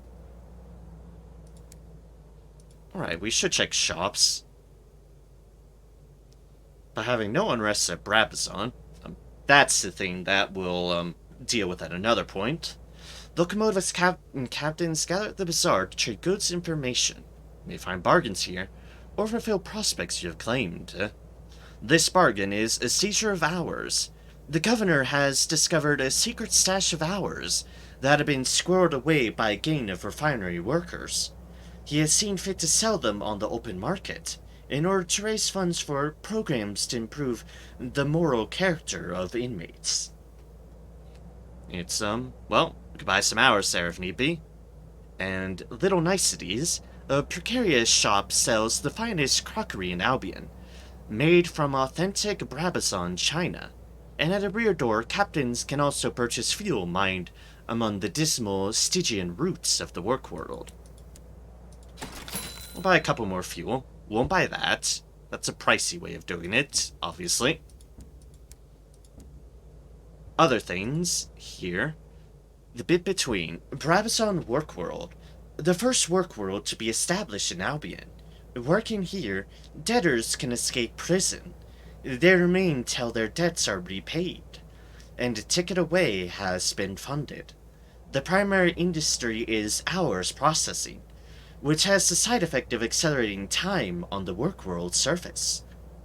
The dock is between Brabazon Workworld and Little Nice, where the more privileged overseers reside. The dock is, for captain's sake, nearer Little Nice. Nice. I think I'm pronouncing it the usual Italian way in Little Nice. It might be just Little Nice. Either way, unexpected aging would deter even the greediest captain from arriving. Could do with that. Could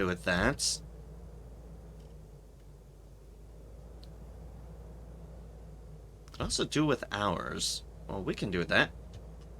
There's multiple ways of doing things, but you could travel to Little Nice. The governor of Brabazon Workworld resides in the picturesque village at the far end of the bit between. I just visit there first. The thick double doors separate the bit between from Little Nice. The fresh air of this pretty village is in sharp contrast to that near the dock. Little Nice is entirely charming. It is populated with carefully unique houses, painted in a curated array of colors. Overseers in striped blazers tend the topiary and maintain the paintwork. Behind a water feature bustling with cherubs is a college with an out-of-place little tower. This is the home of the governor of Brabazon. You could converse with the governor. The governor runs Brabazon. In the absence of more direct control from London, he is all-powerful here. Bring gossip to take tea with the governor. He'll let you keep what you can't consume. Oh? That's 2 saloon-stewed gossip. Possibly for tea. Noted. You could recline on a bench, admire the topiary, consider the immaculate lawn. This will lower your terror a little. Freshly painted, swept clean, available for sitting upon. Write a port report. That's something we need. The Brabazon world is one of several, but it is permanent among them. As a major industrial center, it is of interest to many. We'll do so. The overseers here work hard to ensure Little Niece remains perfect. From the freshly painted fence, curlicules, to the newly mown grass of the lawn. It's hard to get a sense of what's going on in Brabazon from your current curated surroundings. The overseers themselves are no use. They must have been briefed. Each gives you a clearly sanitized information. You only have to speak to 4 before you hear a repetition. You have to go down to the work world itself to learn anything true about Brabazon. You cannot get a report on Brabazon work world from Little Niece. Basically saying, yo, you need to go down to the world. Return to the bit between and your locomotive. Little Niece is such a terribly charming place. But it's time to be back on your engine. The scent of freshly cut grass follows you into the bit between. So, we need to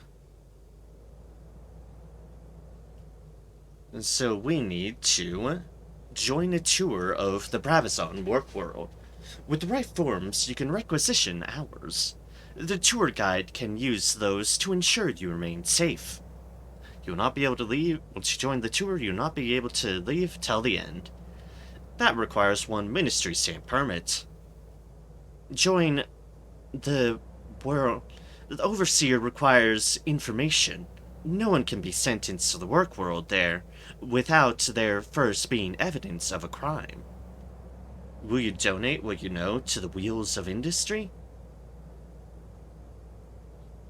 The workers are not yet so unhappy that they will rise up. The workers are not yet rising up. Time to converse with an overseer. A few are willing to stop for mere conversation. Those that do will only linger at the Little Niece end of the tunnel. It's safer.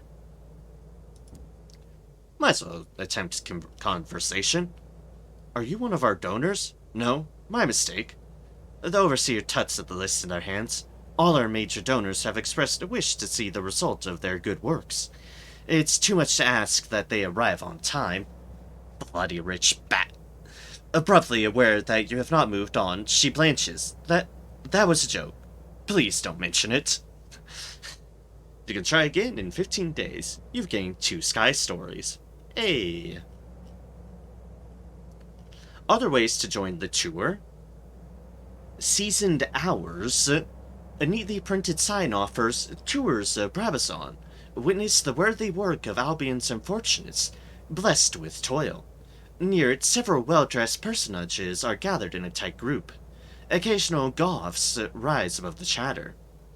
You need a barrel of hours, or the guards are not corruptible. Starshine does not help them perform their daily toil, and keep others at theirs. You would most certainly not be allowed to join a tour in exchange for it.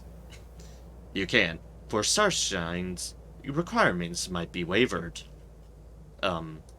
We do not have that. We can, however, conveniently buy some hours here. How convenient. The bit between, and let us join a tour. We run this tour at a cost, you know, the overseer who collects your contribution. Says the overseer who collects your contribution. She hands the group over to the tour leader, who shepherds you all into a side room. The tour leader hands out thick cloaks to keep off the smut. The group covers itself. The hood lends one woman, with her hair coiled up high on her head, an awkward shape and unexpected height. Satisfied, the tour leader begins a briefing. Receive a carriage clock. The tour leader presents you each with a carriage clock. As you know, time on the work world moves more velociously than it does outside. In order to exempt you from the effects, We've had the loom spin a fold of external hours to cover the tour. Please carry these carriage clocks. They'll show you how much time your protection will last for. Please don't stray. He pauses for emphasis. It is crucial that you stay with the tour. If your time runs out, every minute it takes for us to realize it could be hours for you. There's a flurry of anxious whispers. Once it has subsided, the group is led onto the work world. Your carriage clock ticks merrily. You have plenty of time. Your group is accompanied by 2 overseers. The overseer bringing up the rear is a woman in her early 30s. She checks her carriage clock compulsively. Admire the rugs. Our first stop on the tour is the Brabazon Rug Weaving Workshop. The overseer beams and gestures for you to enter a building larger than any other on the street. You have time. An attractive young worker leaps up to greet you. This workshop was built thanks to the generosity of Lady Trimmer. Please admire our beautiful handcrafted rugs and weavings, exported for sale in London. Workers here gain skills that can support them for the rest of their days. The group of workers nods and smiles at you. One stands to better display their work. Another thanks you for your visit. The youth is the last to see you out. Perhaps I'll see you elsewhere in Albion. Admire the rugs. You've seen rugs like this in countless homes. They are cheap, within the means of all but the poorest families. Or smile at the workers. A simple act of human warmth. They smile back, and their smiles are stiff and rehearsed as the line the youth delivered. The tour moves on. Your carriage clock ticks away. You have plenty of time. Moving on from the rug workshop, the tour is directed towards a glass factory. The air is yellow with smog. A fascinating aspect of Brabazon is the mutually beneficial relationship between the place and its workers. The overseer makes a sweeping gesture. Make note of this smog. I'll explain more inside. Tick, tick, tick, tick. The building you enter is heated by vast furnaces and ovens. Workers are blowing molten glass. The smog prevents much of the sun's heat from reaching Brabazon. Without factories such as this, Brabazon would freeze. The workers keep the factories alive. The factories heat the work world, and it becomes a pleasant place to live. Here, work enriches life. Several of the group coo in admiration. One man boasts about his Brabazon glass collection. A young lady in gaudy finery turns to you. My parents paid for the main furnace to ensure that the poor would never go without. What did you fund?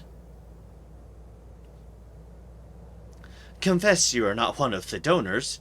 You are a locomotive captain, traversing the wilderness, defeating horrors, delivering goods.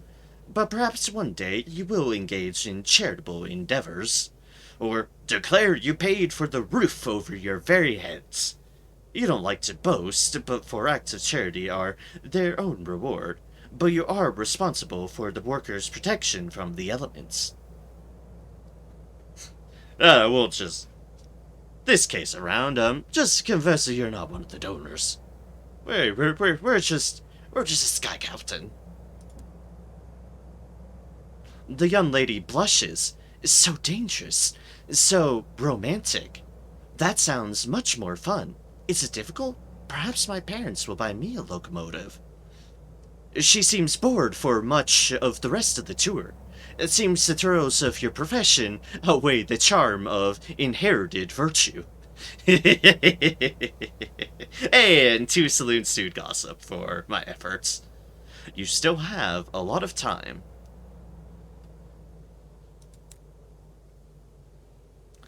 The tour moves on through the upper levels of Brabazon, towards a refinery that belches heat like a dying dragon. Peer through the window at the hour refineries. Please line up here. That's it. The overseer indicates alongside a long, low window. It has been recently cleaned to a shine. Inside, hard-working souls refine raw hours imported from the Reach. After this process, they may be spun in hour looms and put to use. He taps his carriage clock as an example. The The refinery is clamoring, roaring space of lawn benches, sweating workers, and rolling smoke. The overseer explains. The geodes containing the hours are cracked open, and the fibrous strands of salt-like time are separated with small chisels and saws.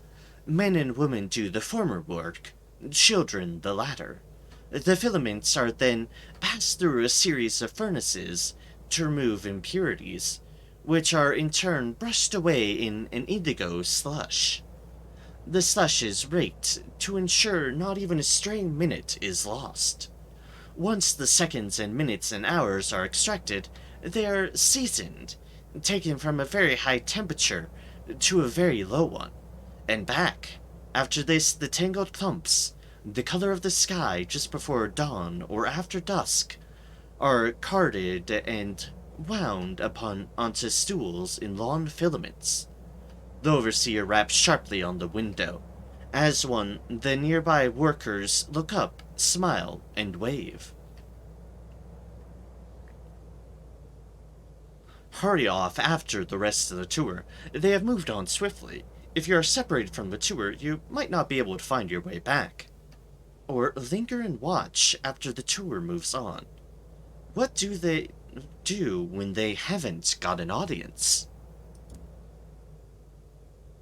Seconds after your group has moved on, a worker in the middle of the front row leaps from her seat. She pulls on the striped blazer that had been hidden on her lap and dashes from the room. She is replaced by another, gray and exhausted. No one looks up. Your carriage clock ticks cheerily. You have used nearly half your time.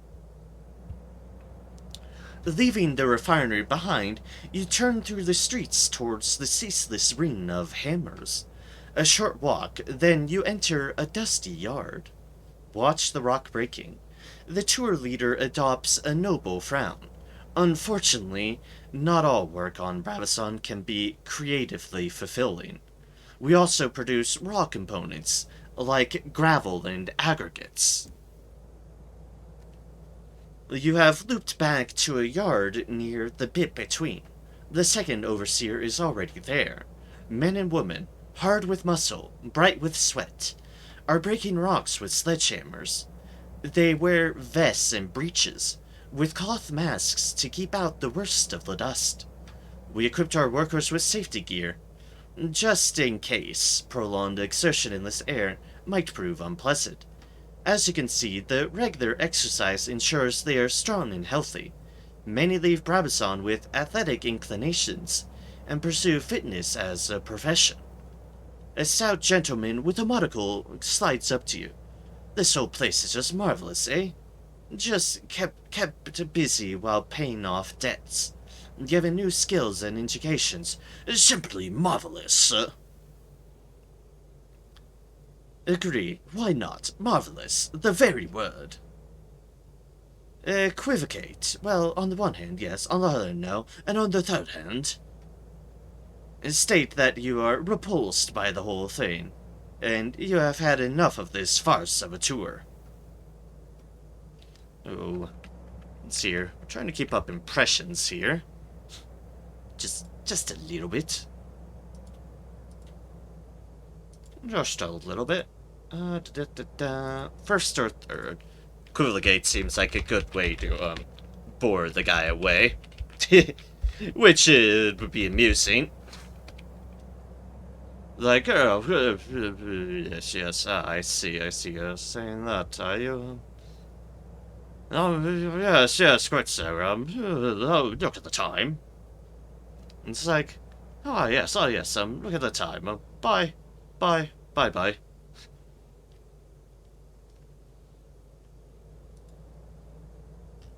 Let's see here. Ba-ba-da-da-da-da.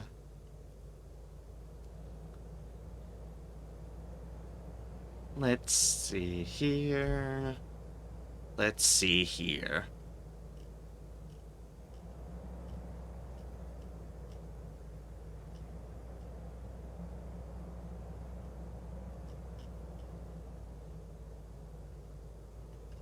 I am clearly missing. Sorry, I'm trying to check something here. All I know is I'm literally missing something. Oh, wait, here we go.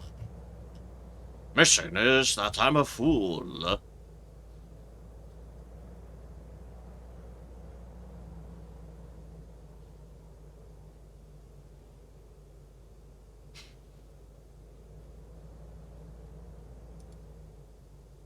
Yeah, we'll just go along with him.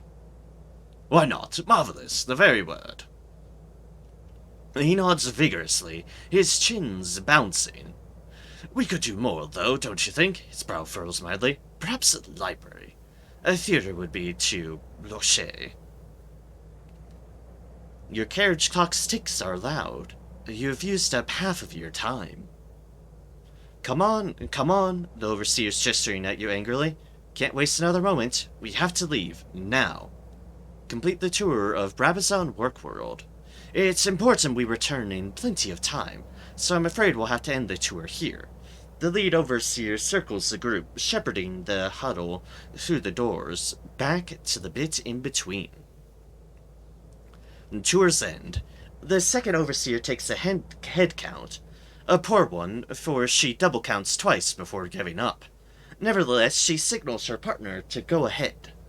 I hope you appreciated our little tour, and we shall pass your thanks on to the workers of Brabazon. Perhaps when they paid off their debts, you'll see them again. The overseer shakes the hands of the most prominent donors. Of course, this entire endeavor is thanks to your generosity, he murmurs to them. While the group preens, he collects the carriage clocks. Carriage clock is silence.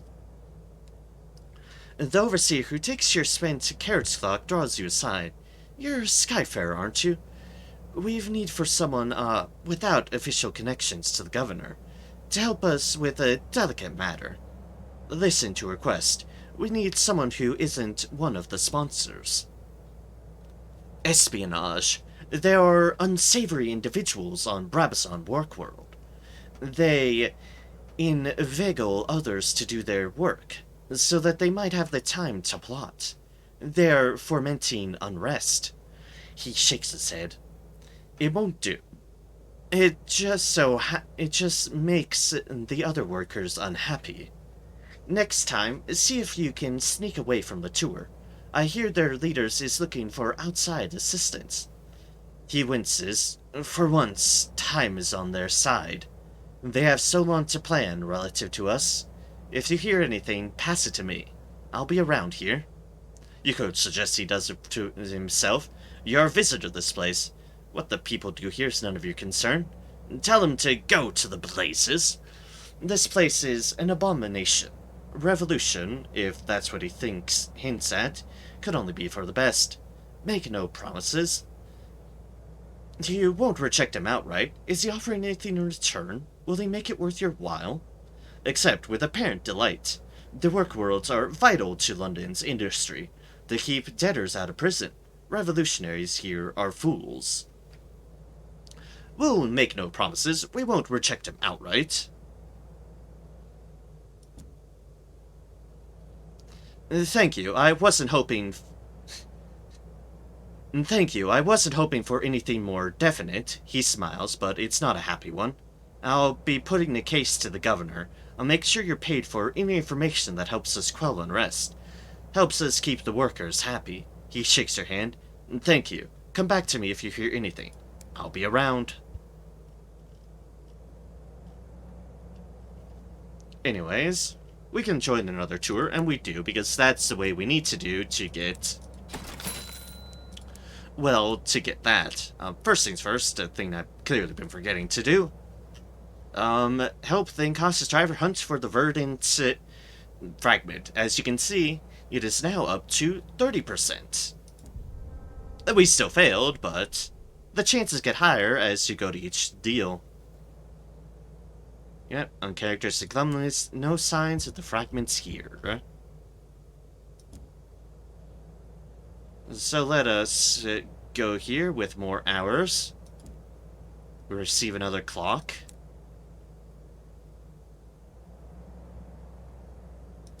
And there's the rugs again. We'll smile at them again. Tour moves on. And this is where sneak away from the group. This tour offers only those aspects of Brabazon deemed suitable for tourists. To see anything real of the place, you're going to have to explore unsupervised. Easy. The guides are focused on moving the tour along. No one notices you slipping away down an alley. You've used over a quarter of your time. The back streets of Brabazon Workworld. The shanties are pressed close together. There are no more streets, only cramped alleys. Their few windows are clogged with filth. Grimy workers trudge from work to home, eating as they go. Time is precious here. Minutes not spent at work are given to sleep. You have options. You could explore the true Brabazon. You're backstage now.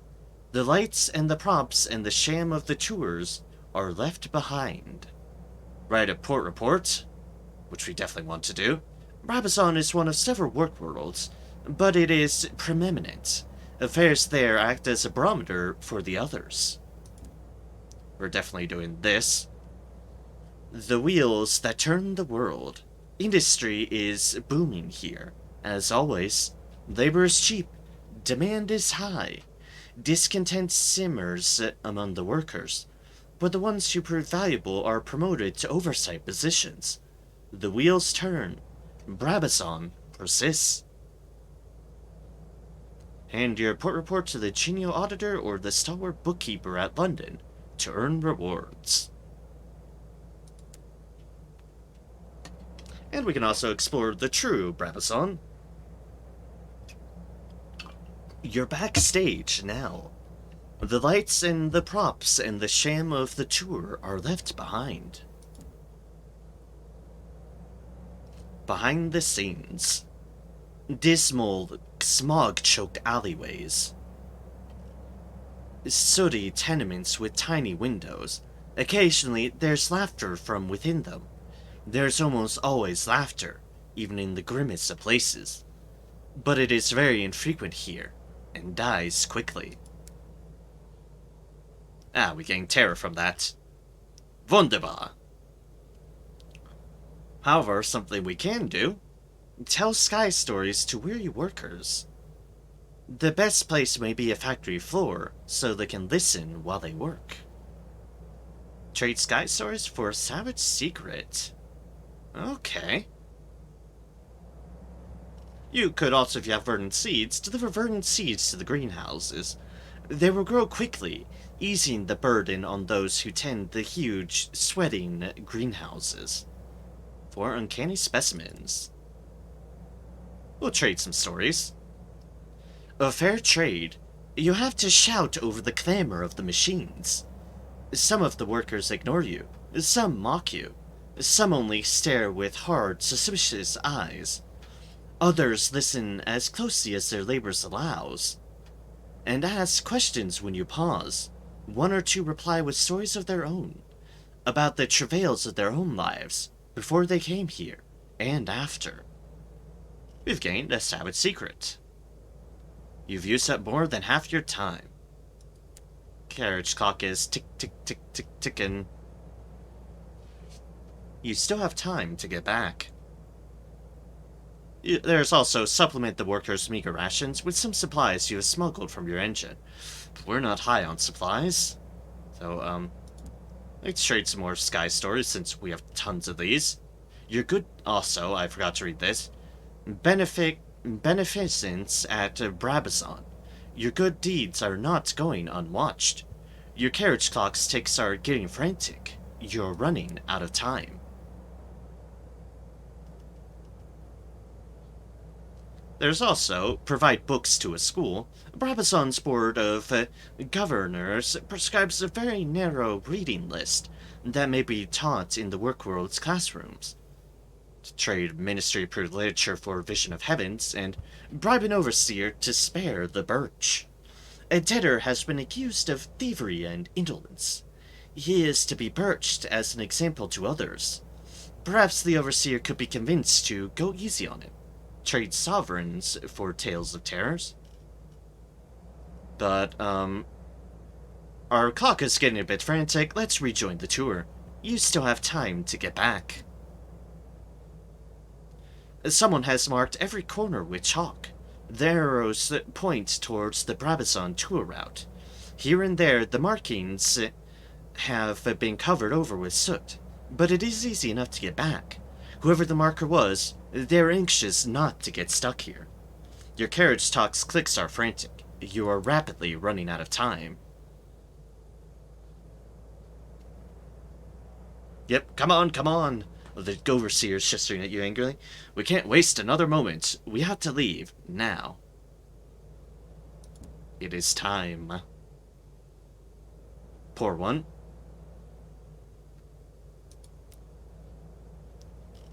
And there is technically more we could do there, but for now, we shall leave it be. Although, just in case I come back here, let's buy these barrels of ours for cheap. Why not? Why not? We're about to get room elsewhere. So, yeah. We have our port report. And we have the rumblings of things going on here. The things going on indeed here in Brabazon Workworld. Rumblings are afoot. And things are being proposed. And I am admittedly still hunting to see if I can get that trigger. Oh, my experience, damn it. Where's my experience?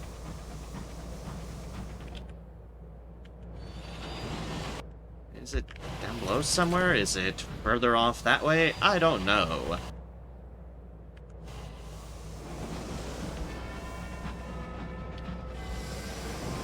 It's just our bending devil speaking again. We know this. The chimes of the clock ring once more. Where are they from? Where? We'll see.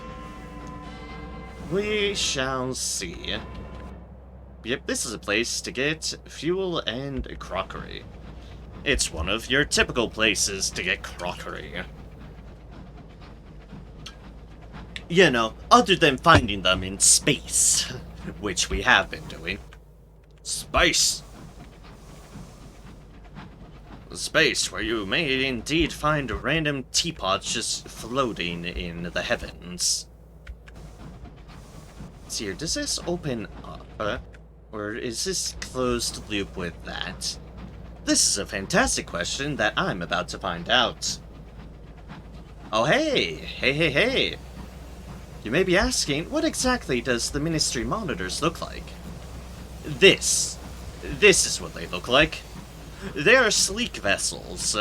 They are definitely very, very sleek. And I do actually really like how they look. We can't get anything like that, but it's cool to see them. Oh, this is another pauper's grave. Let's see. Yep, pauper's coffins. Introduce some terror.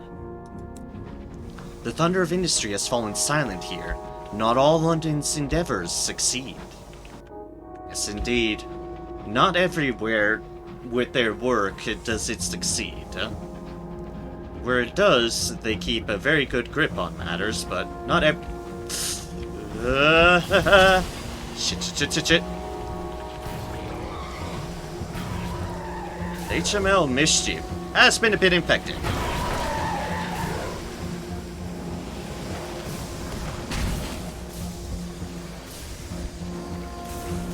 Please stop spraying me with goop.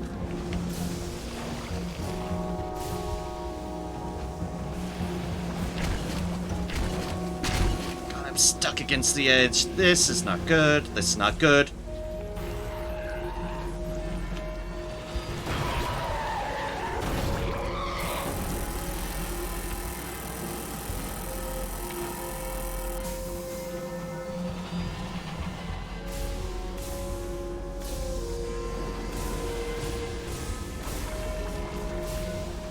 This is why I generally like the shotgun. Less aiming. It still kind of has a hit. Oh, come on. Fortunately, I'm being torn apart because these scenes are horrifying and really, really hard to fucking get out of the way of. I'm so close to killing it, though. See, that still triggered as damage on me.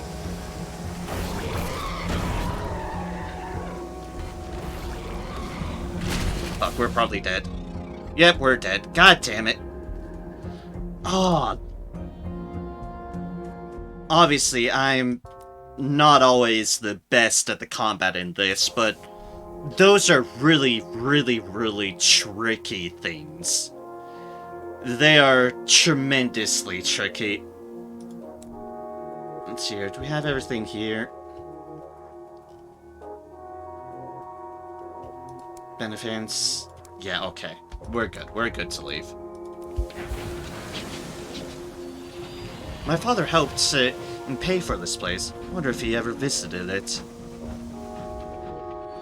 The incautious driver. They come from certainly rich origins, to say the least. Ugh. I hate running into those terror things. I really, really do. And running away isn't really much of a valid option, because, as you can see, their deals actually do they aim far, they hit hard, and come with this spread. It's nasty. Nasty, nasty, nasty little things. I hate them so for it. Which is why I'd really rather not run into them. And see, even just off of an autosave, things randomize. As we can see, no poppers graves here for us to reduce terror. But on the other hand, there might not be something here to completely maul our faces off. That'd be nice. I mean, there's other things here I don't mind fighting. Hi. I'll be like an Albion Marauder.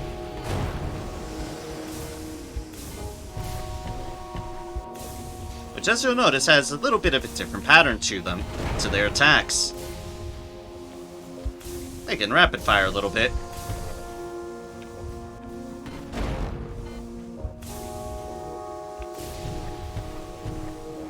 Luckily, as I noted, this is one of those scenes I don't mind fighting.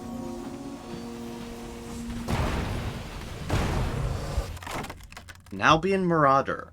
Mangled.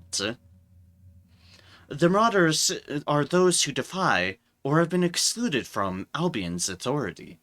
Leaderless raiders, homeless exiles, pirates, descendants, and criminals. Raid the safe and break into the captain's cabin. On Albion's fringes, the Marauder captors ruled their engines like tyrants. Let's see what this gives, unusual item-wise, here off of Albion's. Tempest Frigate. The captain's cabin is decorated with grisly trophies. Plates of cantankerite carapace, mangled engine nameplates, the severed head of a treasured rival. A scuffed safe concealed under the bed holds a careful ration of hours. The captain's surety for her old age. No use to her now. Oh, nice. Barrels of hours, eh? That's a decent haul. That's a very decent haul, actually.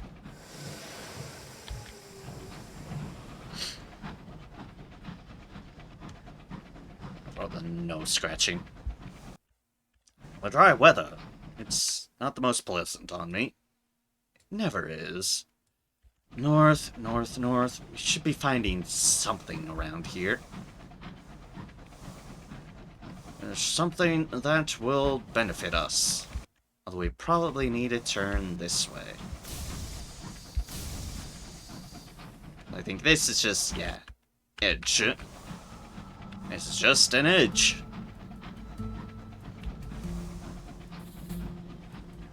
Promising. Fuck, fuck, fuck, fuck, fuck! It's the concept of democracy to the devil. Laughter ensures.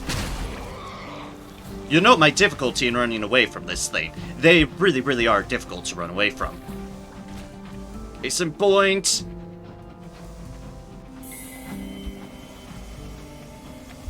However, we have found the floating parliament, Cromwell's Gate. The ancient palace drifts through the void, a monument to British democracy, and the greatness it believes it brought to the high wilderness. An elderly guard watches with suspicion as you dock, but relaxes at the sight of fellow Londoners. We're at Parliament. The Palace of Highminster. The Empress shipped the Houses of Parliament brick by brick from old London to the high wilderness to help her govern. It didn't take long for her to grow weary of the questioning of her authority and have it severed from London. Parliament now drifts free in this distant corner of the sky. It continues to pass laws, but hardly anyone pays attention. Compile the poor report, Parliament has seen better days. The last bulwark. While the palace is off limits to most, there are always ministers and civil servants whose busy schedules allow a moment for a free drink. You ask the obvious question: what is the point of Parliament when Her renewed Majesty never gives her assent to any of its proposed laws? They bristle. Tyrants fall. Democracy endures.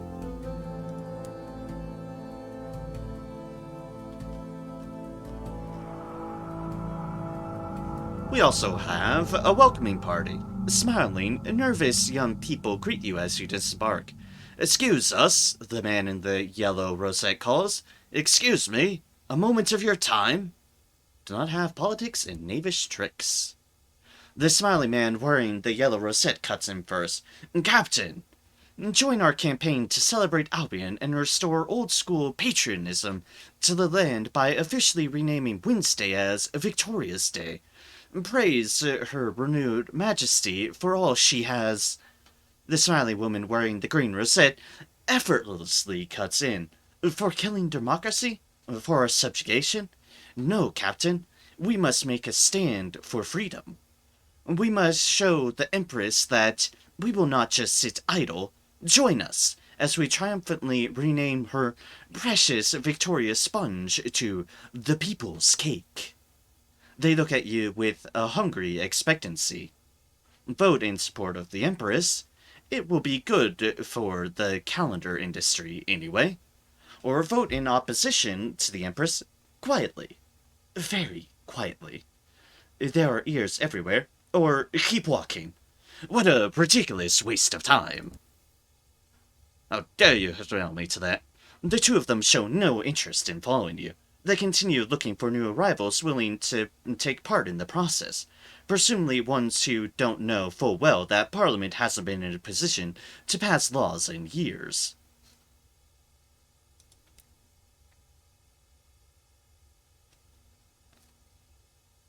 Alright, we can explore the Tropters Green now. It was originally named for Cromwell. Someone clearly holds a grudge. Drunk and disorderly. The replanted gardens are a pleasant place to enjoy a walk, though the buildings are out of bounds to casual visitors. The Empress's Gate is particularly fortified by a heavy chain and a padlock too rusted to ever be unlocked. A few protesters are taking a break to picnic on the lawn, away from the guards. Braver or more foolhardy ones sit on the aisle's edge, swinging their legs over the sky as they eat their sandwiches.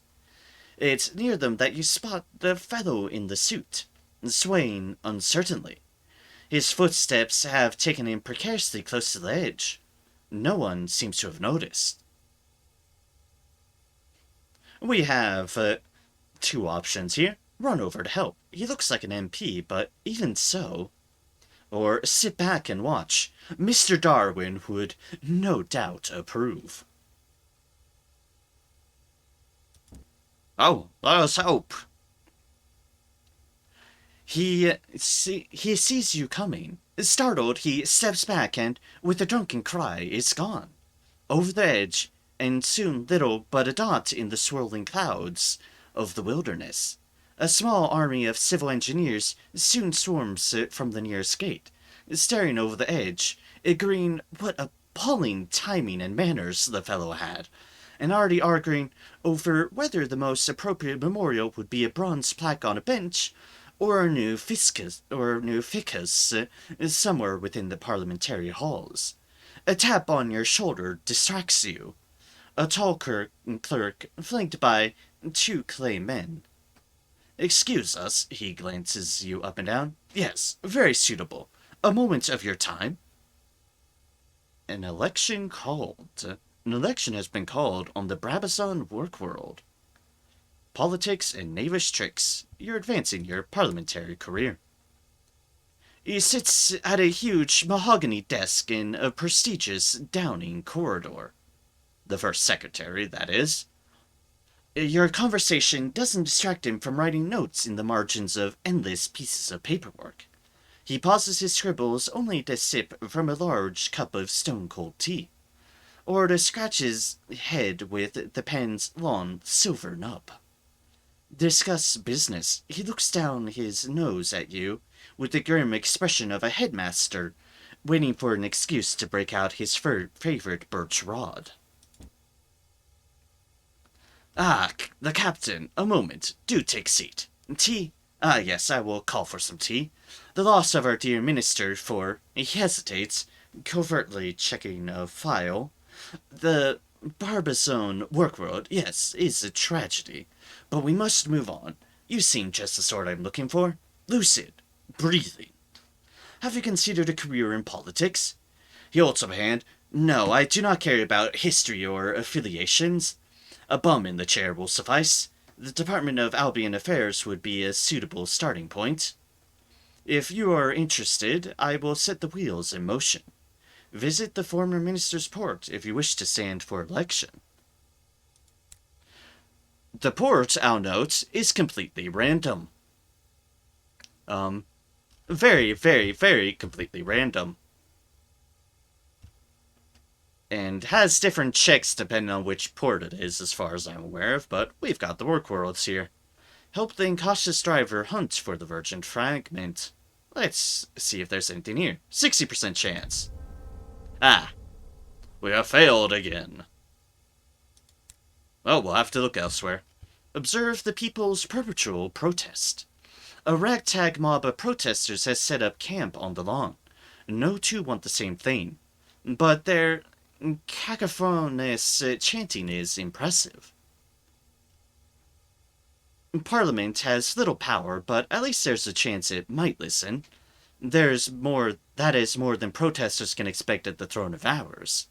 The protesters raise their voices with the spirit of camaraderie and united belief that the words can still make the world a better place, with neither anger in their words nor violence in their demands. At 3 on the dot, the huge portcullis opens, and the protesters are served tea, scones, and little cucumber sandwiches cut into triangles. A little recognition of the protesters' ongoing service to this most vital part of British democracy. You could ignore the protest. You have better things to do with your time. Let's, this time, join the protest. You have opinions to get off your chest. You scream until hoarse, wave borrowed placards, and invent witty slogans that trip off the tongue, and are quickly picked up by those around you. The world does not seem a notably better place as a result of all this protesting. Still, even a tiny ripple has the potential to become a tidal wave. You have marginally raised awareness of whatever your cause was. Maybe. Have a sky story. And we can say that we did. Enter the House of Commons. A pair of particularly tough claimmen guard the entrance. They never blink. Only ministers and MPs are permitted through this entrance. Then there's Lord of Houses and Victoria Tower, which we need keys for both. Her new majesty's favorite lords are escorted to the luxury of the serene mausoleum. Nobody has heard from the rest in years. First it was the King's Tower. Now it stands as a tribute to the Empress. Everyone avoids it if they possibly can. What are in those? Meh. It's present, though, and that's what's here.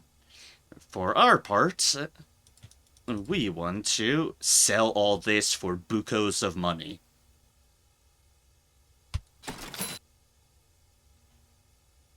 The member is beside herself with glee. Oh, wonderful. We'll be able to stock the good wines from Hannigan.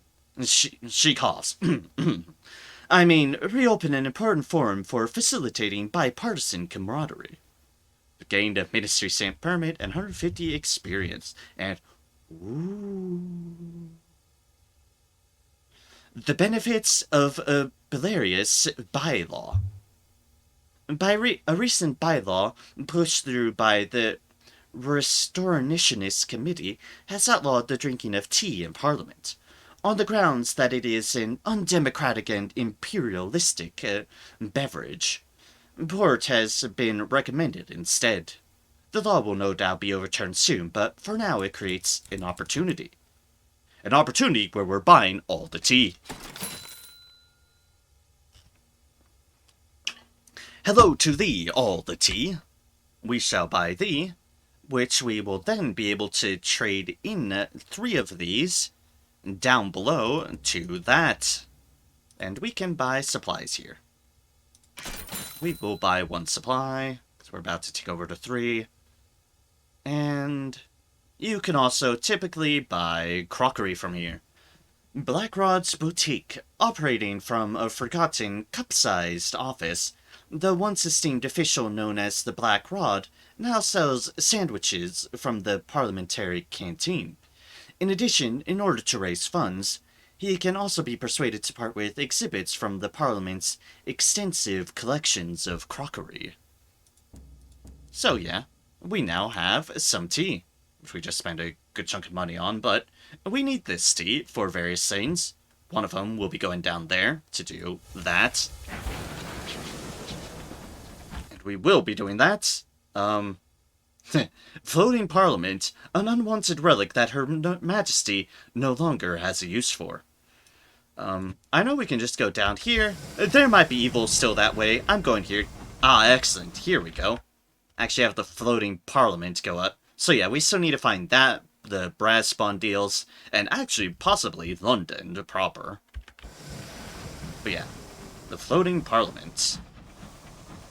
So we'll be approaching from this, from whatever round we goes, but yep, this is Parliament. This is the Empress's Gate. It's very, that's St. Stephen's Gate. They're very much floating around a wee bit precariously.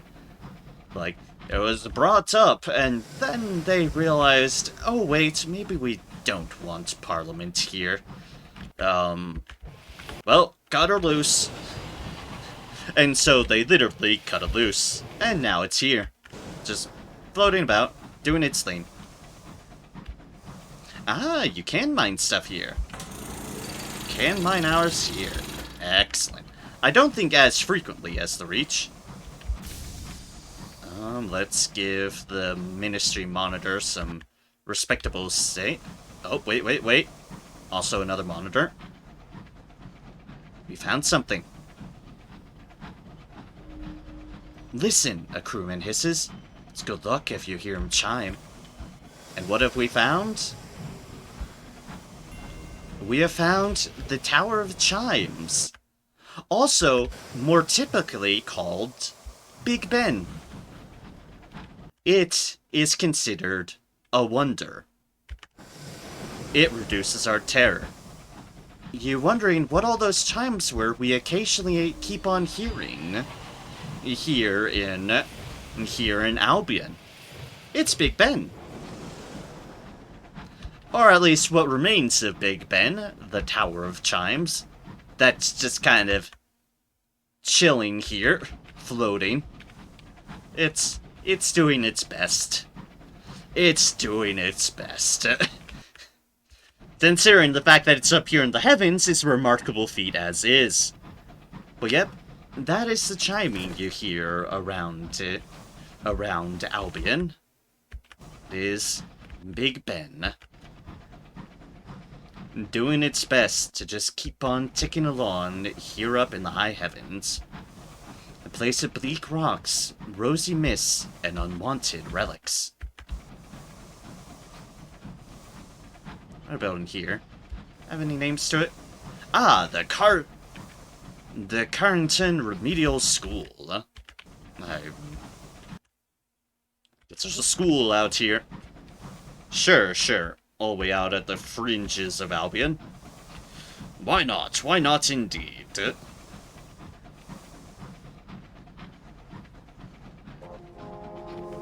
Bow.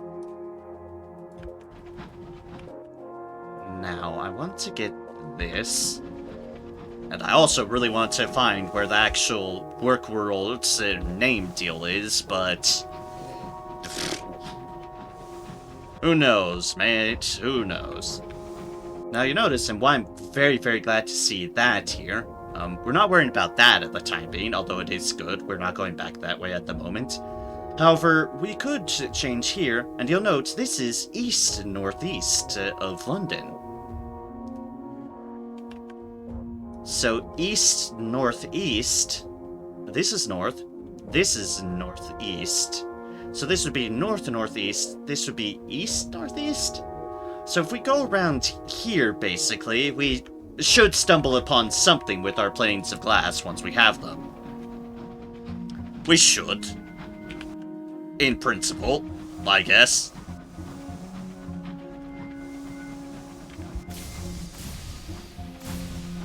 Listen, the roars of a workworld's factories, a leviathan of industry. So where's my name prompt, game? Sometimes the name prompts can be fickle, as is being well displayed here in that I just cannot for the life of me find it. On my experience. Probably like in some weird-ass spot down below or something. We'll be around. We'll run into things in due course. Meantime, let us see about getting our stained glass.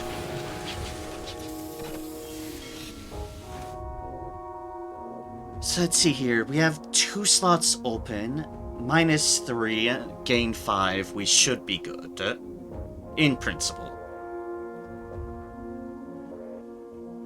Notice 500, or we bought 3 of these for like 70. We bought these for about 70 apiece.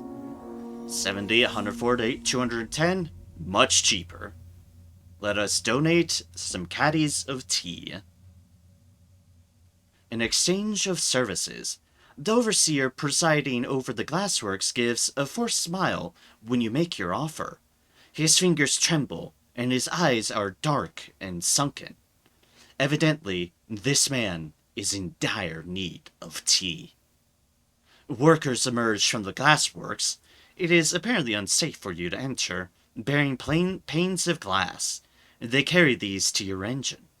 One is reluctant to part with her pane. You find her hiding behind it in your hold. Before you can make any decisions, however, a troop of enforcers arrives to haul her away. Trying to hide away on our ship. And okay, it is refunded if you win. Now this is what happens with this deal. Stand for Parliament in the Brabazon work world. Those who even have the time to notice your campaign are hard-edged and weary. They demand strength and purpose, which means we are given an irons check. Now, it's still only 55% chance, so I want to continue improving my irons a little bit before doing that, but it is noted there. Let's go on another tour. Because A, it'll allow me to buy some fuel, and B, kind of see if I can get a little bit more deals from that. Sneak away from the group. See if I can't help some more folks a little bit. 50 sovereigns for Tales of Terror. Been accused of thievery of indolence. He is to be purged as an example to others. Perhaps the Overseer could be Vince to go easy on him. We can explore and hope for more sky stories. That's probably our better bet, although we gain terror. Behind the scenes, someone has daubed graffiti on the wall of a rumbling factory. One day at a time. A message to encourage workers to keep their chins up? Or a complaint about Brazabon's unfettered abuse of time? Probably both. Ah, damn it. We don't want to trade supplies. One day at a time. Here we go. Here we go. Sky stories. Yay! Your deeds are not going unnoticed. Use up more than half your time. Another savage secret. Give charity. A man sits on a roughly made chair, occasionally coughing brown phlegm into a handkerchief. When he sees you, he shouts, "A penny for your time."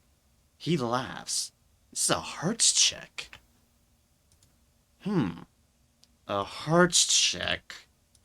What could go wrong, then, is a brilliant question.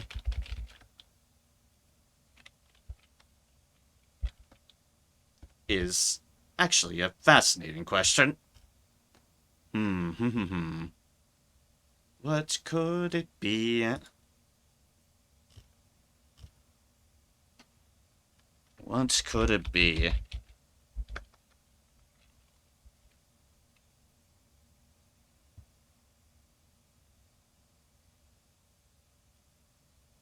Okay, we can probably get away with this. Sell them. Yeah, okay. Probably different odds, but oh well. Let's give it a shot.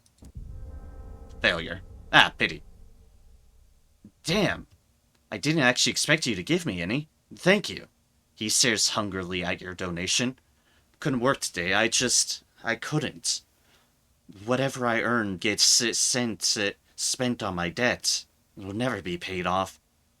I've stopped caring whether it grows. He stands to shake your hand. Please, take this.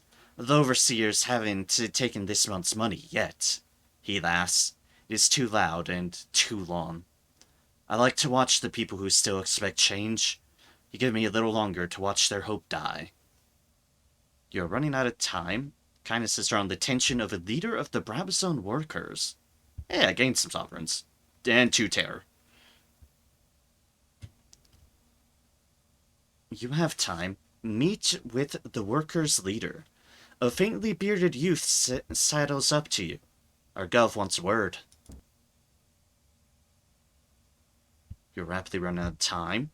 The youth ushers you past his exhausted peers into a 2-story brick house. Its doorway is lit with a red lamp. You have a little time left. I wish you can return to the back streets. No. The headquarters. A wiry, ginger-haired man grins at you over a desk littered with documents. Some are crisscrossed with scrawled notes. Others are pristine and freshly inked. The faintly bearded youth has a beatific smile. Our leader, the reverberant activist, saw your work. He said you might be able to help. Like, we can return to the back streets, return to the bit between. Anxious, the repervert activist points at your carriage clock. Specialist, you have to leave. Return when you have more time. There's still time. There's still time. Talk to the revolutionary leader. We have heard of your generosity. He pumps your hand. His grin is wry. And as we know, the reward for generosity is to be asked to be more generous still. An optimist. You have seen the conditions here. This is the lot of the unfortunate, not the deserving. Brabazon is at peace. Workers respect their lot in life. But they shouldn't. I want you to help us fight back and secure better conditions for everyone who is sent here. He pats the faintly bearded youth on the back. We have the will and the strength, but lack something you have in abundance. Freedom. We need provisions and materials. We need someone who can smuggle them in. One of the overseers in the bit between believes in the cause. He describes the overseer to you. They will help you in and out. Your carriage clock's last ticks are strained. You are almost out of time. There's still time. There's still time. There's not enough time. The workers are dissatisfied. It still says there's still time. How can you assist the workers' struggle, though? Their leader asks for your help. How can you assist? Progress of the struggle. Some of the workers at Brazabon are fighting for better conditions, and require materials from off-world to aid their efforts. We don't have enough time to do any of these, but notedly, at least of current, two of the options are supply tea for the cause. We need tea. It's as good as currency, says her Bervern activist. We want some of the newer overseers on side. It would be useful to remind them where they came from, or provide blackmail material for the cause. I need information that I can leverage. Speak of other matters, return to the bit between. We said, you have to leave. Return when you have more time. Back towards your locomotive. The faintly bearded youth accompanies you. A tour is about to leave. We will conceal you amongst them. The plan is simple, and goes smoothly. Soon you emerge with another chattering tour of benefactors into the bit between. Out just in time. Now, you can join tours. You could also find the overseer who spoke of the workers' unrest. They have slipped you into a room marked staff only, or signaled the revolutionary agent. The cape sliding off their left shoulder, the hair tied just so, the not remotely discreet eyebrow raise whenever you meet their eye. They match the description the revolutionaries gave you. This will take you straight to the hideout of the revolutionaries. So, you could just go straight in without a tour. When you so desire. Bazaar, nothing more here.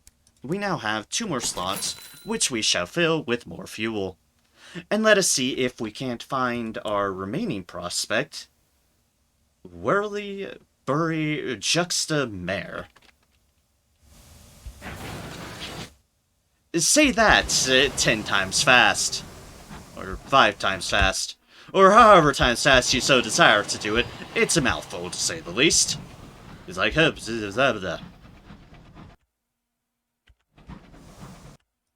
Alright, and now instead of going up to the floating parliament, we shall go down. For we need to go south. Southeast. Because we're looking for east-northeast. In that general vicinity. And still not getting anything about this. And there is literally a ministry monitor here, just vibing. You can tell by their gentle rock back and forth. They're just vibing. They probably have some mad beats going on in that ship right now. And their navigator, or their person just, or just their what is it called? Driver. Why did I blink at remembering driver? Or their driver is just vibing. Pay your respects. That, you'll note, was a Veils check instead of an Irons check. Sometimes that's the case. Try not to knock any of those around. Perfect.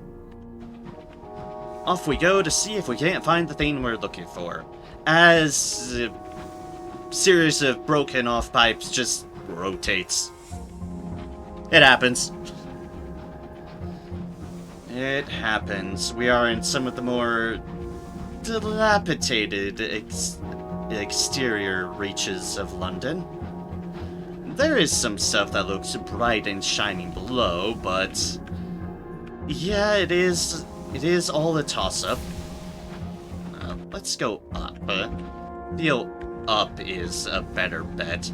Possibly a more dangerous bet, but a better bet nonetheless. The sky is deep here, and the winds are hollow. The sky is deep here, and the winds are hollow. That's the proper inflection to put upon those words. I hear sounds.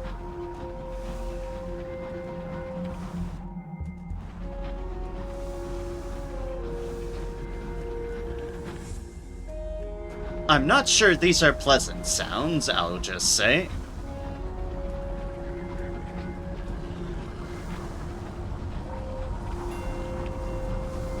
Falcon's Pride. Oh, yep, nope.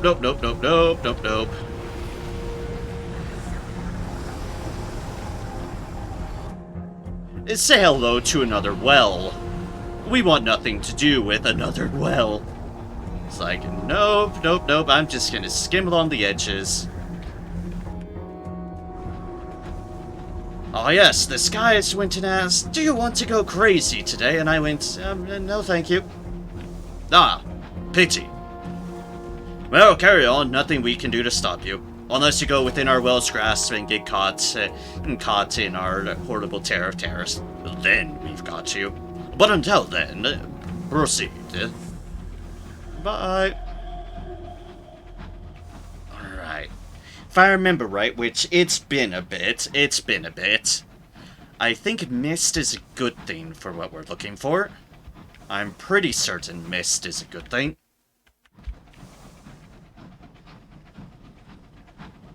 Let us keep chugging forth into the mist. We are very tangential to London. This is actually a good thing. Northeast, east, northeast, east. So this is promising, but we still need to find what we're looking for.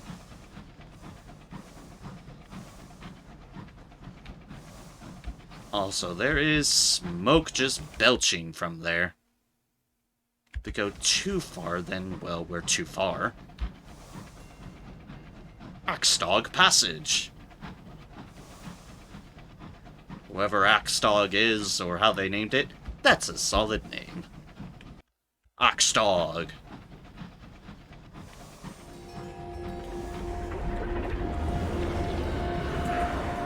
The mists muffle all sound, though your engine is wrapped in cotton wool. And we just got horrified by something, oh dear gods. Bye!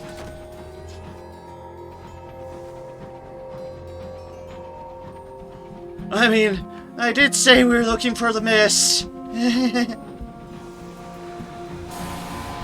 Not sure I'm in the right mist, but, fucking found something for my troubles. Yay! Oh dear gods.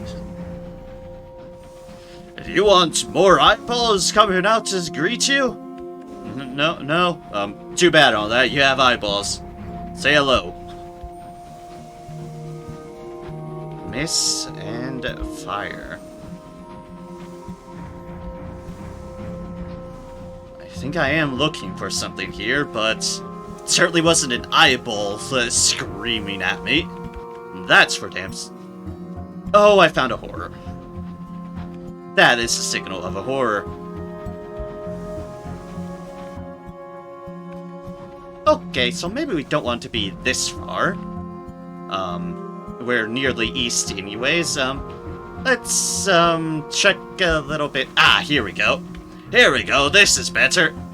Bus driver smiles. Came here once. Convolence didn't work, but I like the apples. The lanes. Let's see if we can't find the name on this one. The crew crowd their windows, peering nervously into the mist. Whirlbur Juxtamare. A new port indeed. Let us cruise on in. Alright, I found that pretty easily. A popular holiday destination on the Sea of Mist. That clearly, as noted, has horrors amongst them, but, don't worry about it, don't worry about it. Palace Pier. Workers in neat uniforms guide your locomotive to rest. Tourist engines rest alongside trading engines. Crews trade gossip and delicacies. Signs in block capitals make abundantly clear that this is a place for pleasure.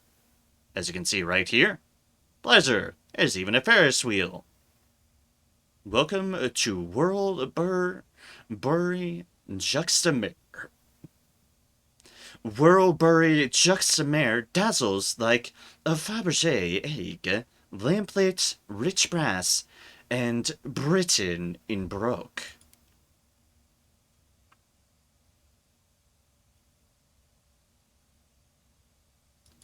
Okay, hold up. We want to make our trade in first. Just because. Also, what can we buy here? Oh, fuel and supplies, and it sells ministry-approved literature. Ah, beautiful, beautiful. That's what I like to see. This is a good port.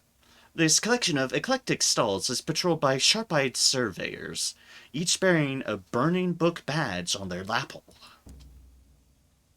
Alright, let us sell this. For another good chunk of money.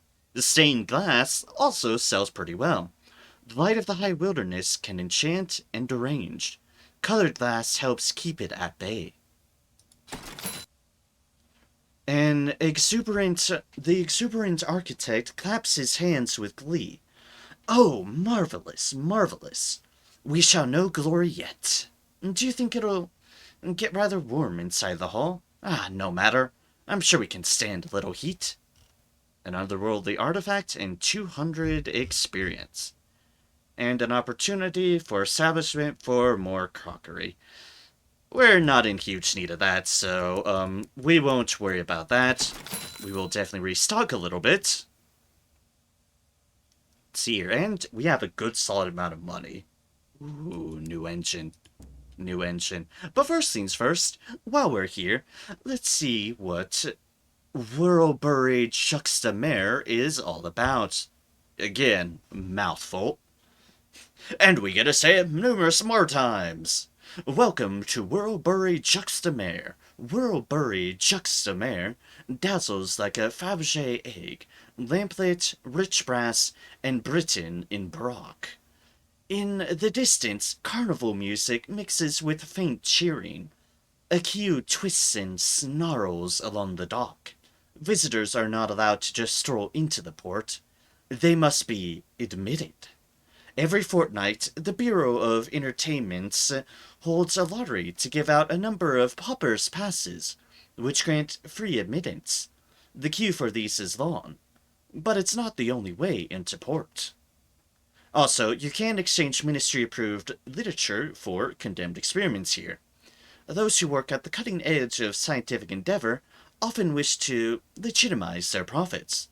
Whirlbury's popularity provides an enormous location for the exchange of goods.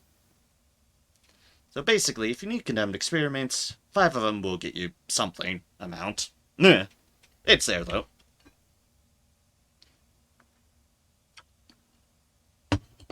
Bypass the queue at the insistence of the authorities. A fox-jawed man, smartly dressed in cobalt, takes notice of you. He crooks a finger. First time visiting Whirlbury Juxtamare, eh? Come on over then. Let's see what the authorities want. The representative of the Bureau of Entertainment introduces himself. We are a department of the Ministry of Public Decency, but we're entirely autonomous. We run this port for the benefit of weary travelers. He leads you past a queue that doesn't even bother to rumble. That's when you know a queue is really just done with everything. It's like, oh, they're just walking by, whatever. Don't even bother to grumble. Yes, yes, I know. Queue jumping is terribly uncouth. But would you rather be mingling with the proletariat? But would you really rather be mingling with the proletariat when you could be enjoying our port? And I'm sure once you've seen what we have to offer, you'll need to come back again. He leads you to a fitting station. Everyone goes through this. There's a dress code. The Bureau of Entertainment wishes to encourage industrious captains to patronize the port. To this end, on a captain's first visit, they're allowed in both without charge and without having to queue. First time privileges! Yeah, yeah, yeah! Clothes for the promenade. The couturier is exquisitely attired. Burgundy tailcoat, cravat, brochered vest. Ow, bit my tongue trying to say that. How I managed that, I have no clue, but I did. Because go me. Brochured vest in iron and ink. Breeches, boots, and a smile like a shark. Periodically, he checks his brass pocket watch, while his grin lengthens and diminishes in turn. He is here to supervise the attire of new visitors to the port. In Whirlbury, everyone dresses up in the heady styles of 50 years ago. The Bureau of Entertainment provides suitable attire for all visitors. What article are you going to base your choice of outfit around? Your choice of outfit has no impact on the port. It is merely an outlet for your whimsy. They're not wrong. They're not wrong.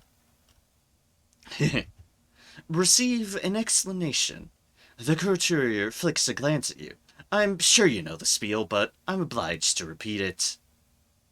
In a droll voice, the courtier, who could be anywhere between 17 and 39, explains. Whirlbury Juxtameres, the perfect holiday destination, enhanced by visitor adherence to the dress code. Do not fear, it is all to enhance the experience you have while with us. In addition, and as a reassurance about the stringless nature of our generosity, I should inform you, the mists are corrosive and will eat through your regular garments. We provide access to a full wardrobe of coats, waistcoats, frock coats, dresses, dress shirts, breeches, boots, bustiers, and more, to ensure your own remain intact. We love to see you familiar faces. It wouldn't do to put you off. Now, pick one item, and I'll choose you an outfit that suits it. And like I said, it is at your whimsy, and you do have a lot of whimsy. A hat! What a dizzying cornucopia of grotesquely perfect millinery. London would weep in envy. A dress shirt? Why not both? Awaiting your attention are armoires heaving with lace and leather, silk and cashmere, everything that ever elicited the envy of another. A finely tailored coat, draped across an army of smiling porcelain mannequins, is an armament of coats in every size, all sumptuously designed, all perfect, just like you. A skirt, or maybe a kilt, or bustle, or breeches. A glamoring sea of fabrics, tooled to fit any waistline or hips. Line an enormous walk-in closet. Through the frills you see undergarments. Oh my. Fabulous footwear. Of all the finery on display, the footwear is possibly the most avant-garde, with fashions that border on ludicrous. Exciting. You could also back out, return to queue. Fear somehow supplements common sense. Sure, you'll have to wait an age to get back here, but perhaps you do anything to escape the courtier's carnivorous grin. You will have to queue again or pay your way back. There's no reward for taking this option. Basically, basically, why the hell would you do this? I mean, you could if you want to, but, eh. We shall do a finely tailored coat. Base ourselves upon a nice coat. The courtier calls two women from a door you hadn't realized was there. They are tall, sinewy, and sepia-skinned, with the bluest eyes. As before, as always, my assistants will do everything they can for you, specialist. The women are efficient but impersonal. Their attention bereft of interest. Whenever you attempt to don something that doesn't quite fit your ensemble, they remove the offending garment and replace it with an inventory of superior options. When you finally dismiss the woman, the courtier considers you for a long moment. He turns to a wardrobe and hands you several garments, all your size. Once you are dressed, he dismisses you, shooing you into Wilbury Juxtamare. The conditions of your clothes will limit your time in Wilbury. Your clothes are as new.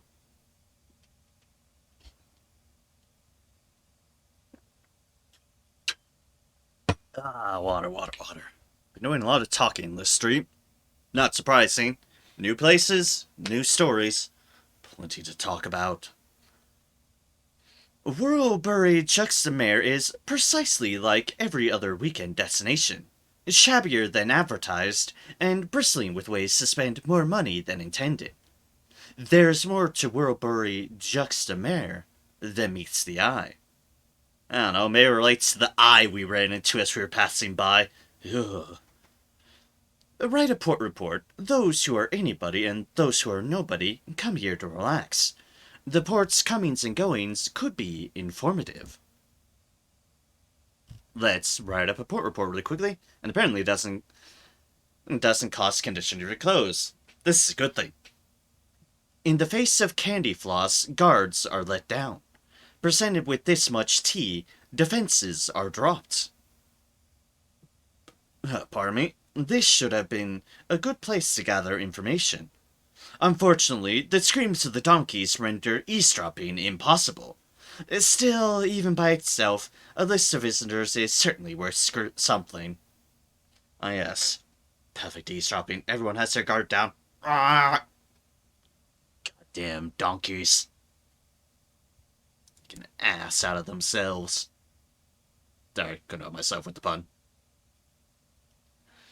So, here is our list of options. Explore a tiny lane bedecked with shops. A bubble of shops and stalls sears the gaze with bold, mismatched colors. Here's a path to the beach. No trip to Wilbury is complete without a jaunt along the beach. You should stroll down to the shore where the mist waits in glittering coils. Wander onwards. Nothing here catches your eye.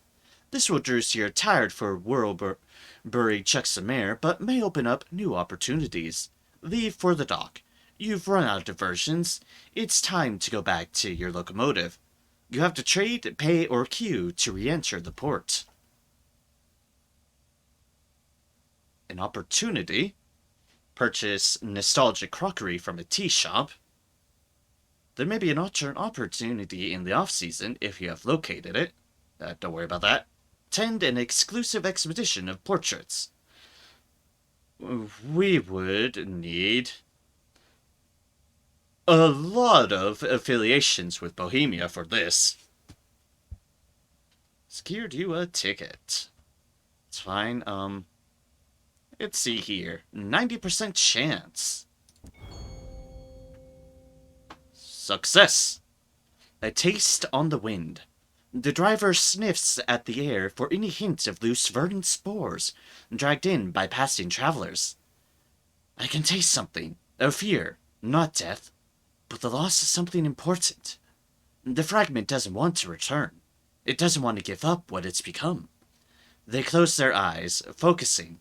I can taste its design as well. Its host knew of a place called Hostrop Deep, a desolate corner of the sky. It meant to hide there. The deep will be hard to find. When we're close, we'll need to use our scout. The deep lies to the southeast of London. Okay then. Now let's explore Tiny Lane bedecked with shops. A woman calls you over to a stall selling toffees something. They're a little too large to be apples. She serves you with a broad smile that, of course they're apples. Maybe you haven't seen one recently and can't recall how they look. Some of the toffee has fingerprints in. Still, that child bedecked in frill seems to be eating some without suffering any obvious harms. Your clothes have a shine to them, as if braided into softness. The longer you spend in Whirlbury Juxtamare, the easier it is to spot the flaws in the facade. There, another detail, not quite right. Your terror has fallen. We have different options. Take a donkey ride. No trip to Whirlbury's complete without a donkey ride. A man in a candy-striped suit bellows, while his donkey drolls a string of iridescent tumors. How can you resist? 3 sovereigns. That's how I could resist. Succumb to the wiles of a rubbery lumps seller. A wax paper cone brimming with rubbery lumps sounds just about perfect. Yeah, okay. Rubbery lumps, again. It tastes precisely as advertised. Hot, rubbery, faintly sweet, with a dashing of mirin and brown sugar, and an aftertaste resemblant of roasted berries, like a memory of better days. You graze on a palmful of lumps before you put the rest away. There, another detail not quite right. Your clothes are soft and comfortable, as if many years worn. AKA, our clothes are wearing down. The clothes! They wear down upon us. We did that before. Let us take a path to the beach. There is a beach. Of course, it is a beach. What else could it be? It is a stretch of pale particulates and rolling mists. There smells of salt and things that mummified in the sun, of cinnamon and licorice. It is pebbles and grains of blue glass, tendrils of something curious and organic, worm-like growths tufting through the sediment. This is exactly what beaches are. Question not anything else, this is exactly what beaches are. Walk down the beach. You promenade down the palish sand. Be careful where you step. You could also just return to the arcade. You lazily wander back towards the arcade, your clothes soaked from the proximity to the mist. Let's take a walk down the beach. What could go wrong? A stroll, you skip pebbles along the mist. At least, you try. Instead of bouncing across the fog, the pebbles excite noises from their depths. After half an hour or so, you manage to string a melody from the sounds. Perfectly normal beach. Nothing to worry about. Perfectly normal beach. Your clothes are thinning and tattered. They will not remain suitable attire much longer. Let's return to the arcade. And we have... under onwards, our attire is almost dead. Sure, let's spend 3 sovereigns. Let's take a donkey ride! Yay! Your donkey today is uncommonly skittish, spooking at every sound. But at least its distended belly makes for a cushioned ride. If only it could move faster than a crawl. You return to the paddock of nervous customers intact, and only moderately traumatized. Your clothes are threadbare. You are scruffy. You're scruffy. Scruffy Duffy. Let us, might as well. unless you'll succumb again to the rubbery lumps. It is time to be elsewhere. There, another detail, and not quite right. Leave swiftly. Cold frictions down your spine, dragging your attention southwards. Oh dear. Your clothes are in tatters. Your beautiful garments are nothing but rags now. Well-dressed onlookers gawk and giggle, whisper and point. You look bedraggled, shabby, and, worst of all, unfashionable. You've exhausted these opportunities for now. And we flee into the night. Now, here, you have various options if you want to get back into Warbury. Prove you are permitted to enter Warbury. The Ministry admits its own. You have the necessary paperwork. Ministry stamp permits. Vastly important, and why I stocked up on them a bit. Gain admittance by supplying the port authorities. Someone unglued the ducks in one of the entertainments in the lanes. Many people won before anyone recognized the problem. The fair needs to replenish its stash of prizes. 2 uncanny specimens. Pay for entrance, 250 sovereigns. The rich claim their willingness to pay is because their time is expensive. It is definitely not that this is an opportunity to flaunt their wealth. This enables you both to skip the queue and avoid donating to the port authorities. It's ludicrously overpriced, but you can afford it. Yes, it is. Yes, it is. Yes, it is ludicrously priced.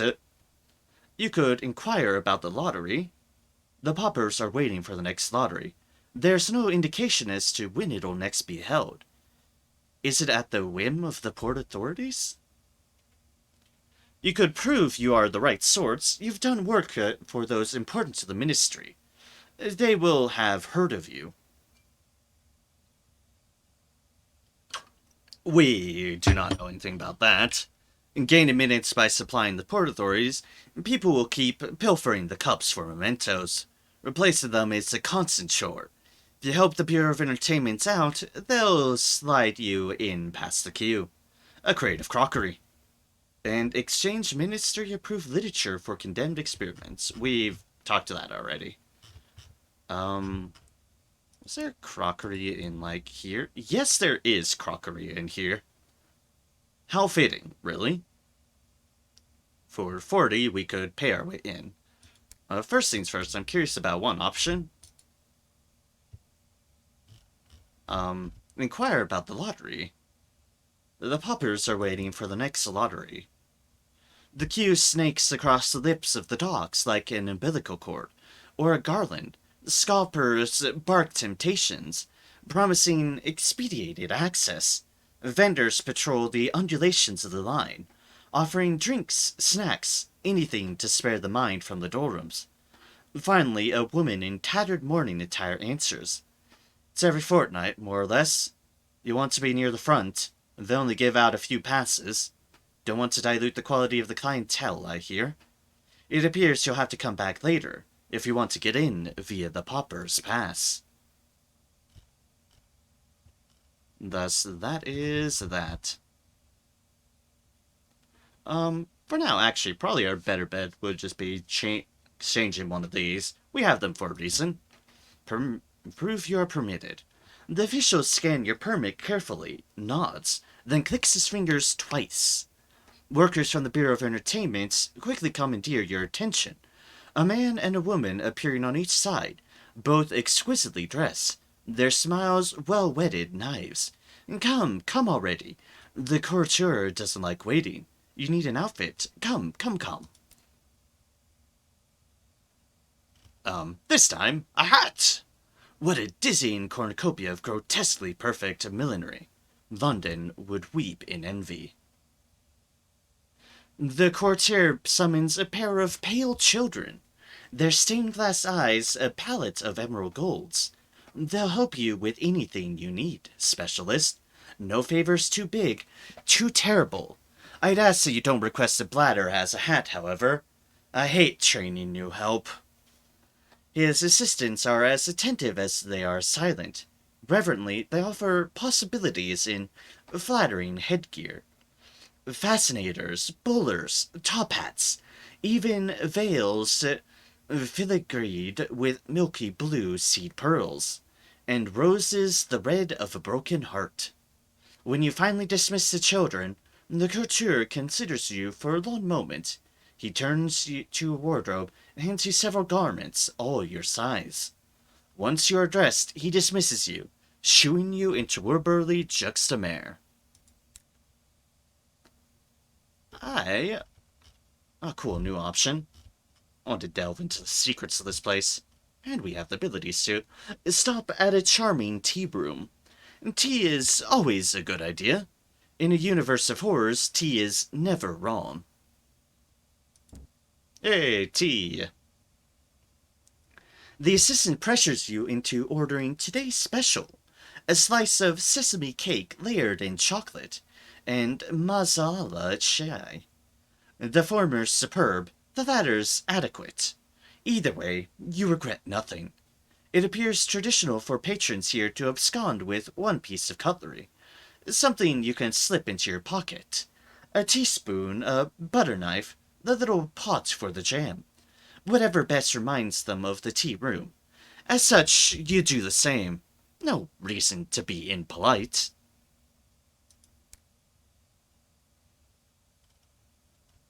To the breach. I think what we might need to do is wander onwards. Maybe. I'm trying to remember, and to be honest, I don't remember. There's a vice to say I don't recall. Wander onwards. Just switches options. Okay, fair enough. So the answer is no.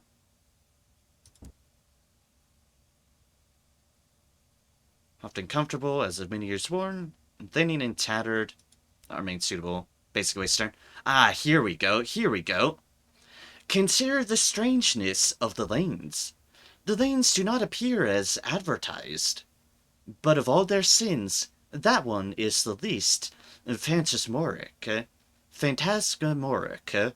This enables you to investigate the weirdness of Werburly Juxtamare, and offers a potentially rewarding opportunity. 76% chance? Fuck. You see nothing amiss. At least, there is nothing immediately amiss. The lanes are tawdry but colorful. The shops lavish with pointless baubles. It is all quite normal. Yet still something gnaws at your brain like a tapeworm that have found its way up your spine. An insistence that maybe, something is very, very wrong. In a place so bright and joy-filled, it's easy to be distracted. Whatever it was you'd noticed about Whirly Juxtamare, it's gone now. You're scruffy. Oh, we can give it another try, though. Godspeed. Yay! It is most likely the smiles, maybe. Carnivore expressions, syrupy and gleaming, faultless mirrors of the courtier's dazzling grin. Or maybe it is the second-rate souvenirs cobbled from haberdashery and children's nightmares. The arsenic aftertaste of the candy floss, the wine-wild quality of the local perfumes. Could be anything. Could just be your insecurities, the error of your existence. Too real? Too real? Whatever the case, the lanes continue their watch. Politely, of course. As you become familiar with the oddities of Werburly, more of the port will become available to you. We have gained a savage secret. We've gained, a gourd of cloister nectar. Hello, honey. You've gained a saloon-stewed gossip. Gained 5 Terran, and it is time to be elsewhere. Because we, lost our opportunities there, Again! Again. And of course we're going to be going with a different attire. Let's see here. A skirt, or maybe kilt, or bustle, or breeches. The pants. The courtier calls two old women from a door, their stained-glass eyes nearly as pale as the nacreous filaments of their long white hair. the latter suspended in complicated spirals. They ease you into your selections without fanfare. There's even a martial contempt, as though you're not moving halfway fast enough, gracefully enough.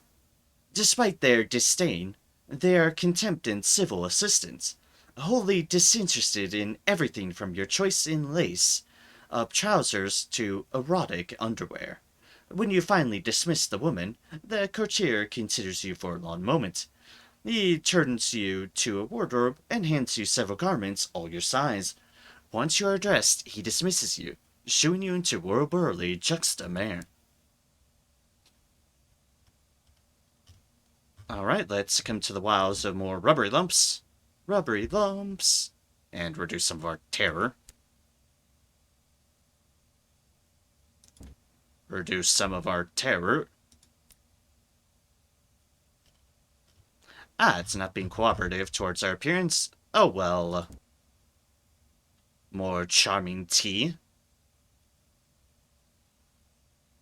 Which is different, I'll note. More a Sergolio than a tea house, this place is sumptuous, lavish with tissue-thin veils and burgundy carpeting. Your tea is delicate, its flavor impossible to place. The baklava is divine. And the same deal about scarpering off with something. Here we go. A different option of this. Ponder that strange, unearthly taste.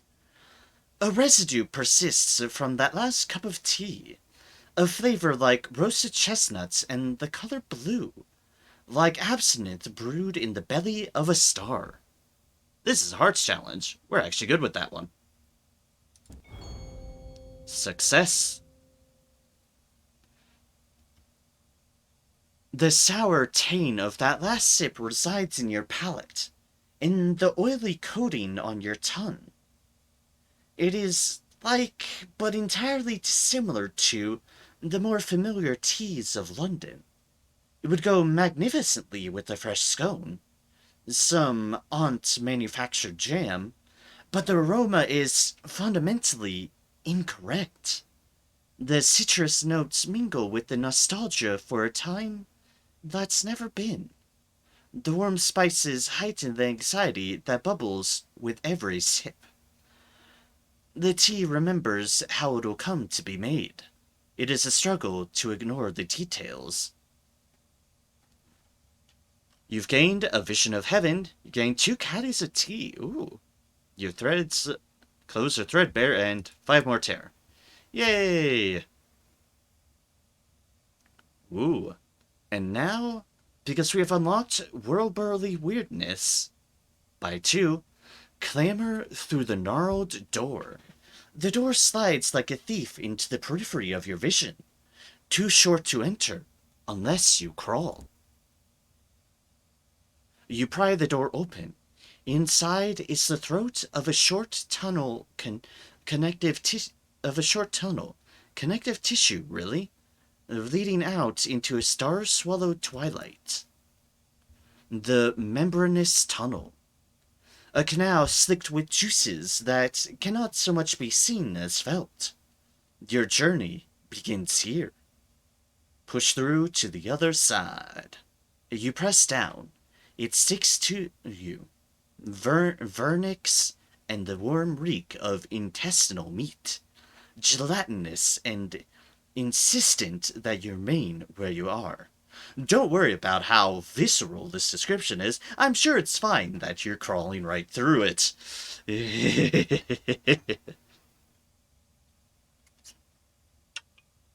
Perhaps it is the Sisyphean nature of the travel. Perhaps it's the carelessness. Whatever it is, the voice of the man ahead of you, salt dry and salt cold, comes as a surprise. You're late for the sermon too, he hisses. We mustn't be late for the sermon. His hand grasps yours, tugs you through a translucent membrane, across the path, through church doors. You don't have time to observe the port. There seizes you, cold as a corpse's kiss, and something about it is wrong. The bedraggled parson stands before his people, also whispers in a voice like water, palms raised. Today we stand before they who must grieve to give praise to their sacrifice. Without them, there would be no joy, no agony against which we might juxtapose the sweetness of our existence. Do not ever forget this. If you forget all else, do not forget this. He raises his eyebrows at you. A pleasure to see a new member. Please join us later on the beach. You have your options. Listen to the murmuring sermon. You find a seat among the partitioners. Their skin whirled with strange patterns. Tentacular calligraphy that might, quite possibly, be flesh. Talk to the cultists. Giving away right now. Cultists. They're a cult. To your right, you lean over to whisper to a diminutive old woman, her hair swaddled in gold filigree.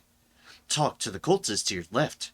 You share a quick dialogue with a restless-seeming individual of indeterminate age, gender, and species, and depart. One can only bear so much of this droning purgatory. You rise to escape the congregation of shifting, somnolent flesh. Well, let's listen to the sermon.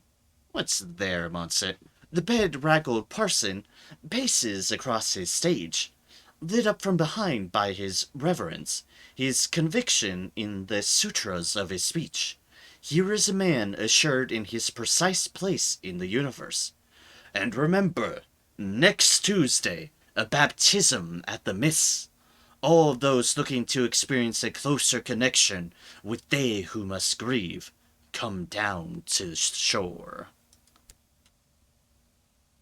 Alright, talk to the cultist to our left. Upon closer inspection, it becomes evident that it isn't hair that sits atop her skull, but thousands of delicate cilia. Still, aside from that one anomaly, the woman seems normal and generous with her attention. I like coming here. The parson's got a good heart. No idea what he's trying to say sometimes, but he's got a good heart. He wants us to rise up, rise beyond who we are and what we are. We've just got to give ourselves to they who must grieve. That's how I got this. She strokes her hair in the mist. She leans in. But honestly, I'm only here because the parson's a pretty one. Ah, we have a lecherous old woman in the cultist ranks. Excellent, excellent. Fair enough with your honesty, good ma'am. I can respect it. Now to the cultist to our left. Hello, they burbled gently at you, their voice like a chorus of brooks. You're new. When they speak, you can see that they do not, in fact, have tongues, but a mouth like the inside of an intestine, soft with pale villi. Perhaps that is why they sound the way they do. The bitter does not like me in worldly juxtamer. They don't even like me in the off-season. But I have seen they who must grieve, and I must remember that day always. I transformed my body, my mind, my heart.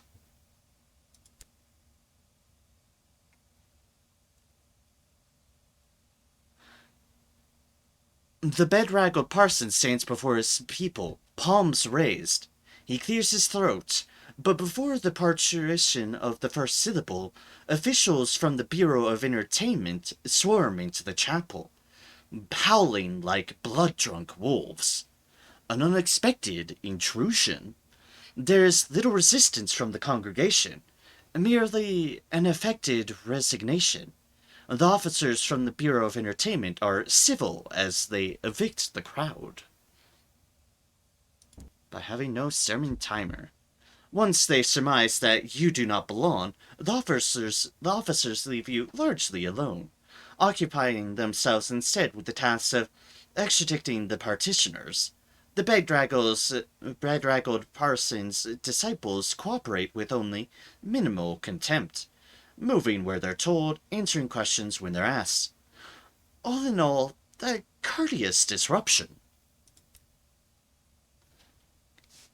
Come on then, let's go, let's go. The rictus smiles of the officers are identical in their splendor, in the exquisiteness of their uniforms, the oiled shine of their dark hair. The Bureau of Entertainment is the branch of the Ministry of Public Decency, responsible for the well-being and upkeep of Whirlbury Juxtamare.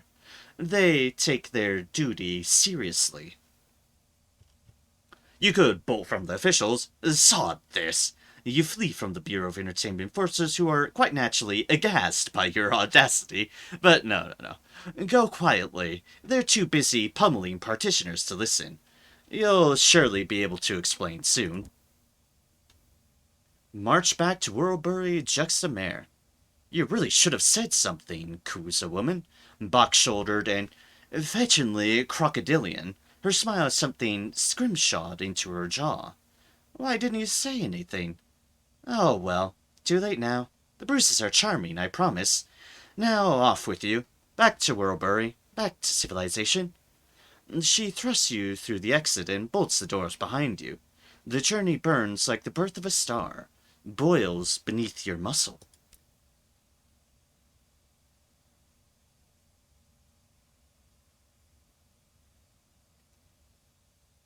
Now you can see Whirlbury Juxtamare for what it is. You can see there is a whole other Whirlbury trapped just below the first. As it is, it's like you have your normal options, but now there's slide across to the off-season. You need a savage secret here. It bleeds from your teeth, the story that grants you passage, guilt-riddled and sour. You could also go to the office of the Bureau of Entertainment. It is perched on the lip of the boardwalk, is so close to the beach that its rails almost touch the wind-blasted pebbles. Here you will be able to betray the cult and forge a different alliance. Just entering the office is not a betrayal, however. To become too popular with the cult, the ministry will not trust you and they will not let you in. But why would we want to deal with the cult? We're upstanding London citizens, after all. Let us go to the office. As I first take a sip of water, because a lot of talking. Oh, how beautiful! Chandeliers dripping with diamonds. Gilt-limbed cornices of marble. Brocatria so magnificent it could drive one to tears, all leading to a sumptuous little office, its walls painted gold by candle flame. The toy maker, who looks like an amber-cast cousin to the courtier, sits at the desk mending plush toys. He glances up. If you're here to assist, you may speak with me. We have our numerous options. You could just report you abscond from the office and scurry away to the commercial clamor of the whirly Juxtamare. You can speak with the toy maker, talk of the cult, of the state of the port, of how you can assist the authorities. Offer to help the officials of the Bureau. Stop the cult for everyone's sake. The toy maker flutters a hand. It's aesthetically displeasing and dangerous. Let's speak with the toy maker. Reports tell me that you're with the cult, but not of the cult. The toy maker sutures the teddy bear's black button eye in place. That sermon caused a fuss. He spits the word like it was a jag of sharp bone. In the off-season. People are taking risks. People are dying. So very wasteful. He tilts his head like a sparrow. We have to protect our working class. They dwell in the off-season. and mustn't be disturbed. Their work then keeps this air of Whirlbury pristine. They stand between our guests and untoward horror. Bureau officers hover nearby. The officials of the Bureau of Entertainment are teeth and the gleam of brass buttons. No warmth at all. They do not trust you. Well, let's offer to help them then. It's no good us clamping down. Not now. It'll drive the workers into the parson's arms. The toy maker glowers at his needle. He pricks the plush in his hands. Once, and twice, 3 times for good measure. Just make them realize that the Colt is not the answer. Or I suppose you could hamper the Colt directly. Up to you. Oh, pardon me. The toy maker rings a tiny silver bell. One of the authorities steps in. Uniform bright blue, buttons polished to a mere sheen. You can see your face upside down in their gleam. Help our guests to the nice exit, will you? The officer doffs their hat and walks you to an ornate door. Its trim comprised of nymph-like figures, limbs salaciously intertwined. Wordlessly, they crowd you forward until you take the hint and make the crossing into the off-season. Assisting the Bureau of Entertainments, the Bureau would like you to take steps to combat the cult in the off-season. One moment. Ugh. Ow, ow, ow, ow. Just quickly stretching out because, ow, I'm getting something for my throat. Because talking galore. I need to remember to buy more throat lozenges the next time I'm in. I think I'm running low on them. Think so. Feels like it, at least. So I should get some more. Because they are our salvation for talking so much. Ugh. I never realized until now, because I'm usually not a huge talker, but until I got into streaming, I didn't realize it's like, talking a lot really does strain your vocal cords. Now I feel for all my teachers and professors in school and university and the like. Just how talking so much really does drain your vocal cords. It's why I have my days off, and I'm glad for it. The off-season, worthy jury Juxtamare has become a corpse. The run-down bones of its forgotten attractions swarm with bedraggled men and women, all armed with cleaning equipment. This is where the workers of Whirlbury live and labor to create the gaudy frontage seen by tourists.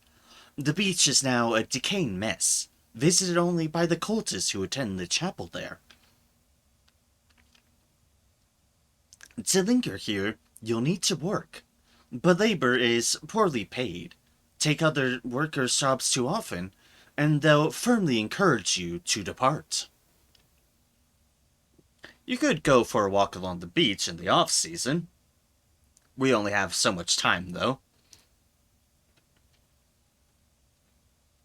Sunless series is very good. Hey, Cybershot!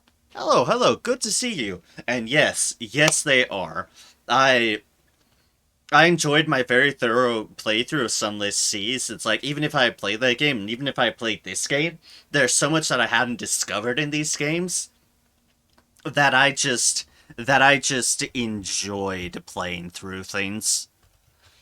Like Sunless Seas was the version of the game I played a lot more thoroughly, and even then I had a bunch of new stuff. Sunless Skies, there's so much I haven't done in Sunless Skies that I'm looking forward to trying to complete as much as I bloody well can on stream. Still need to get all the endings in both games. There's a lot of endings. I know there's definitely a lot of ways to end your game in Sunless Seas. I delved into a few of them in my playthrough of it. Here in Sunless Skies, Sunless Skies I've only played through once, and that was before the Sovereign Edition patches and such. And the only ambition I completed was the story slash stone slash whatever it is one. The writing one. This time around I'm pursuing the truth ambition, and I'm trying to complete all the ports as much as I can. Because there's a lot in this game I haven't delved into, and I kind of want to delve into as much as I can. Sunless sees there's even a way to end your game that deletes your entire heritage line. That doesn't surprise me. Haven't done the truth ambition, but I read about it. Yeah, I haven't read about it, so I'm curious to see what it's all about. I'm dreadfully curious, and thus why I decided to do it. Because last time in Sunless Seas, I chose a non-story based one ambition, the wealth one, because I figured I'm trying to play with the Invictus token. I'm probably gonna die. I'm probably gonna have to expend the person and go into another lineage. And then here I go with Invictus token, and I didn't actually die. Some very close calls, but I didn't actually die. And it's like, oh, well, I chose the wealth ambition. I might as well stuck with it. But if I'd known I wasn't actually gonna die, I would have picked one of the story-based ambitions. So, I'm remedying that by actually doing a story-based ambition here, which is definitely the truth one. Which I've never done, which is going to be the cool part of it. And definitely there's a lot in the ports I haven't done either in this game. This game I have definitely not thoroughly gone into, but I intend to fix that on stream. Picking money ambitions first is probably a good idea in general, because then you get to set up your lineage in whatever way you like. Truth, the truth. Especially if you intend to play long term, it's definitely a good one in that respect, without a doubt. The most trap ambition is probably the Song of the Z, because it actually requires a fuck lot of everything. I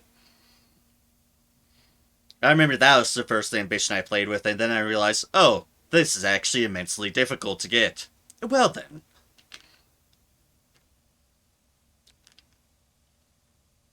Sorry, have a throat lozenge to go in with things, but yeah. Money is definitely a decent beginner one, and kind of helps you figure out ways of making money, which is just important to learn in the game, because the more echoes, the better. The better position you can place yourself. My problem is that I explore so much on my first captains that I end up not doing the other ambitions.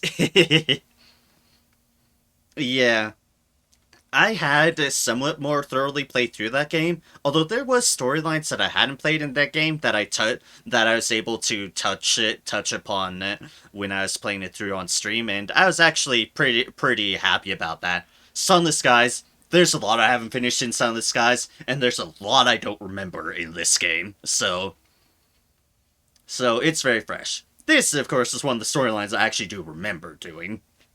The Whirly-Burry Juxamare one. One of the few ones I remember doing. Sunless Skies, I had a single captain and explored most of the game. Sunless Seas, I had multiples, but it was mostly farming stats. Yeah. The farming stats in Seas is an intensive endeavor if you really want to do it. Suffice to say, you can certainly get by without doing so, but oh man, there are some checks that are just a toss-up if you don't. Definitely. This definitely, my intent through Sunless Skies here is definitely to take my one captain and explore and do as much as I can, as you kind of said that you did. Because there's a lot I haven't done, and there's a lot I want to do. Yeah, I just got everything to like the 80s or even hundreds. I don't recall. Yeah, and keep in mind you can get your stats up really high in Sunless Sea.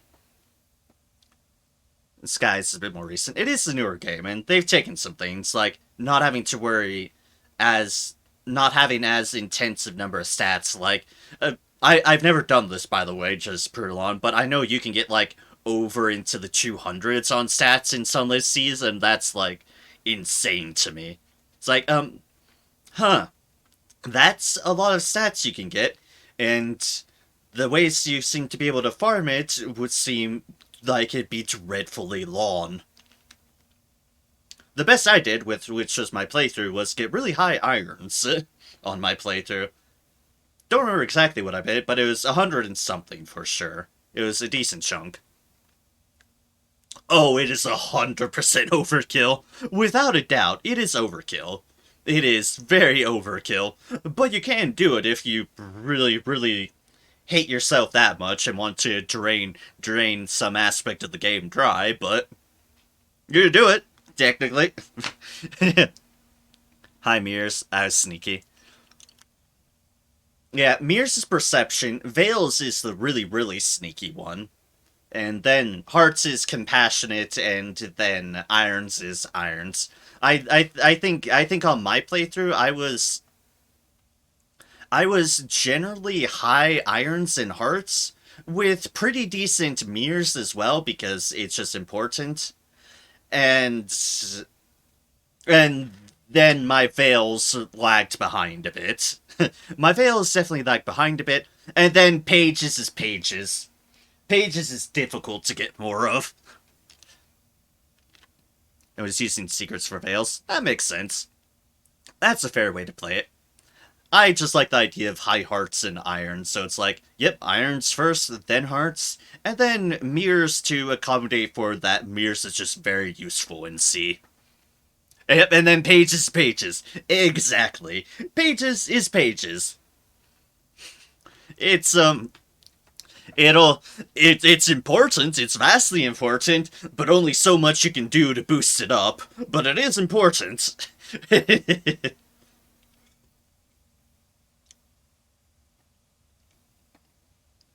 Yeah, I so do like, and it's still probably one of my favorite thing of in both this in both Sunless games. That I like how your stats are basically named after Masters of the Bizarre, and kind of appropriately at that. I do like that aspect of the Sunless games. It's like a fun little note of people who are in the where. Who needs pages when that big chunker drops full secrets instead of just fragments? True, true. But at the same time, if something gives you pages, you're not about to argue with it in the slightest, baby. Because it's like, okay, I'll take it. I'll take it. Won't argue.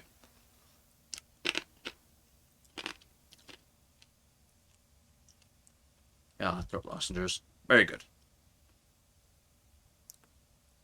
Let's see here. What are our options here? It's all sad. Stats don't matter as much in this game. Don't do anything in combat, and you can raise them a bit easier. You can raise them a bit easier, but they are still important for the checks. And honestly, that is a useful thing to kind of churn around. And I think, at least as far as I remember, some things might be unlocked against having, like, certain amounts of stats. Because, like, it's like, while they don't directly impact you, like, they still impact, like, what... Sorry, I'm saying like too much. I just caught myself there. The stats are still important for, like, the equipment you buy. Because obviously the different equipments that you can get, and thus technically your efficiency in either trading or in combat or whatever, is reliant upon which stats you kind of invest in. Some gears locked. A lot of the gears are locked, actually, but yeah. That'll also make you gain stats a lot easier. True, but honestly, I kind of like having it with the level ups in that respect, because after a certain point in Sunless Seas, which obviously kind of trends more towards the overkill, but at a certain point, getting stat ups is basically like pulling teeth. You get high enough, and then suddenly you can't utilize any sort of secrets to get your stats up, and you're just waiting for a lot rarer opportunities, or you need to finagle stuff with the treasure stuff. But yeah. I don't mind the easier way, and I kind of like it. I kind of like how the aspect of your leveling up you can kind of utilize to kind of like shape your captain's past.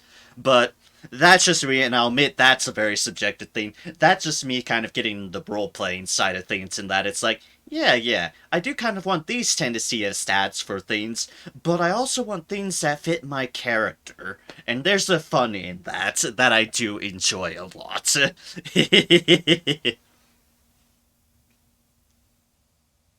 Either way, our Lord and Savior. The sun, the sun, the sun, the sun, the sun. Yep. Yes, indeed. Yes, indeed. The sun, indeed. Although I am certainly a fan of London as well, in Sunless skies they are pretty much united in cause. But yes, indeed, the sun. And also, beware going north and beware wells. Just beware north and wells. Just don't. Say no to wells. If a well speaks at you, just say no and walk on by. Do not give that well your attention. Do not concern yourself with whatever the well says. Stuff your ears with as much as possible and briskly walk along. Do not pay attention to the well. Do not go north. No going north. No. Nope. Seems sort of the sun profile background win. Oh, I wish. Speaking of things, though, I know it's delayed into next year, so it's sad and I'm still waiting for it, but I am still eagerly waiting for Mask of the Rose, and thus more story about, like, fallen London and how it was immediately after its fall. I'm so excited for that. It's why I kickstarted the damn thing. So, eagerly waiting for that. It's obviously not quite the same as the Sunless games, considering it's a visual novel deal, but it still should be fun from the lore perspective of things. And that's what matters to me, because it's a good world. I have good taste. I should get into the Project Moon games. Project Moon games, yeah. I also played through Fallen London as well. It's a browser game, but it has so much good lore from the Sunless setting that I just very much enjoy it for that. Just getting into that lore. A good story, a good lore, a good setting will always just have my imagination go wild. The Botany Corporation Library of Rune. Ah, okay. I had not heard of them, so that's interesting to hear.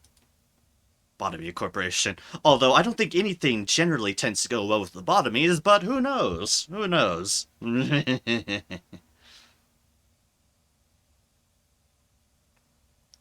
see here. What have we got going for us? Go for a walk along the beach. You can scarcely see the beach in the off-season. So dense are the mists. Beneath your feet, something crunches and cracks. Sounds lovely. The corporation is a managed game where you manage SCP-like creatures. Ah, okay. I see. I'm sure that's the deal. Incite dissent and dissatisfaction.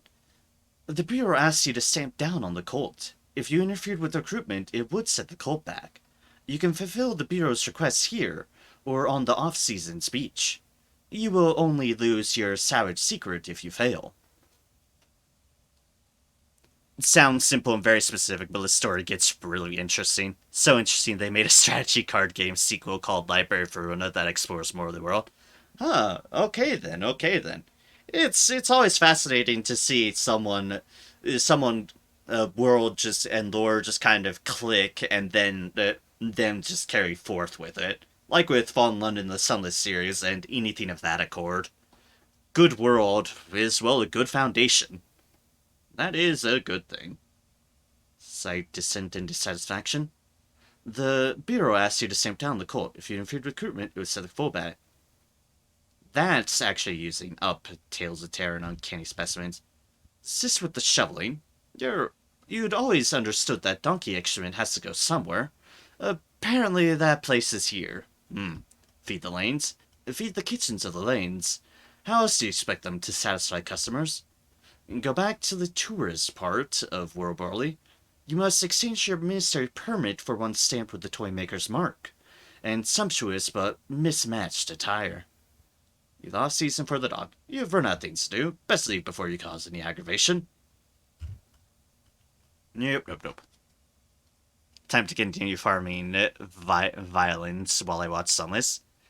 Fair enough. And I appreciate you being here to watch. And always good to see fellow fans of the Sunless series, because more people need to see these games. They're fun games. Farming violent for information to get modules for my robot boys. Fair enough. All praise be to the robots. For the robots are friends. Companions. We have a % chance on this. Why wouldn't I do this? Been meaning to come by before when you were in Seas, but I kept missing it. Ah, that's unfortunate. But fair enough. I appreciate the thought. Sometimes things just come up, and I also know my hours are complete wonk.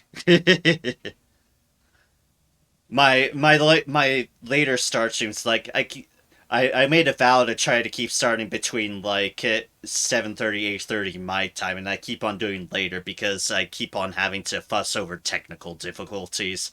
I'm hoping to work on solving those technical difficulties to get back into a rhythm, but yeah. Oh well, here is here.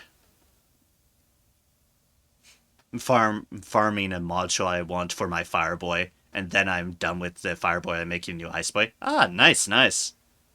Got a module that I I freeze enemy. Ooh, that sounds like a nice deal. My awake hours are not great either, so it's okay. Yeah, fair.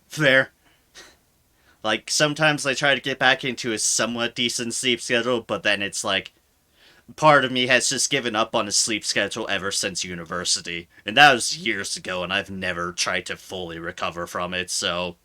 Yeah. I'm used to it. Certainly met some interesting people by streaming in the off hours. So, that's been exciting at least. That's exciting at least. Angry workers seek change, but not the kind the cult offers. A rioting proletariat will dismiss the cult with scorn. You tell the workers the truth. They deserve more than they've gotten. At first they're suspicious, but your glibness tightens like a noose, and soon they're swinging to your tune. The riot is tepid but serviceable, a half-hearted gang of malcontents, campaigning for longer lunch breaks. You've done what the Bureau wanted. You'll have to return to the headquarters for a reward. Return to the Bureau of Entertainments in Whirlbury Juxtamare to report to the toy maker. Nice. I've had many sleep schedules, but the nights are more peaceful for me. I can get the status at nights, but I also enjoy the peace. Yeah, I do like the peace of nights too. I feel you there. Where like everything's calm and such, and nothing is amiss, nothing to worry about. You can just kind of enjoy things. Wish I could go outside more during the night, but that tends to make you suspicious. So I just apparently stream games on the internet. Go figure. Be the lanes. We have to go back here, and we'd have to use a permit to go back. We still have a little bit of time here. What's along the beach? But unpopular with the ministry, this option will close. Whirlbury Juxtamare is shattered beams and broken stone, and the beach is a stretch of filth clotted in stinking clumps. Even here, there's work to be done. You could assist. Divest the... I beg your pardon, game? I don't think I've ever visited the beach, and now I'm questioning if I really should have. Divest the donkeys of their eggs. I beg your pardon, game. The donkeys here aren't enthroned in faces, but they require attention nonetheless. Uh?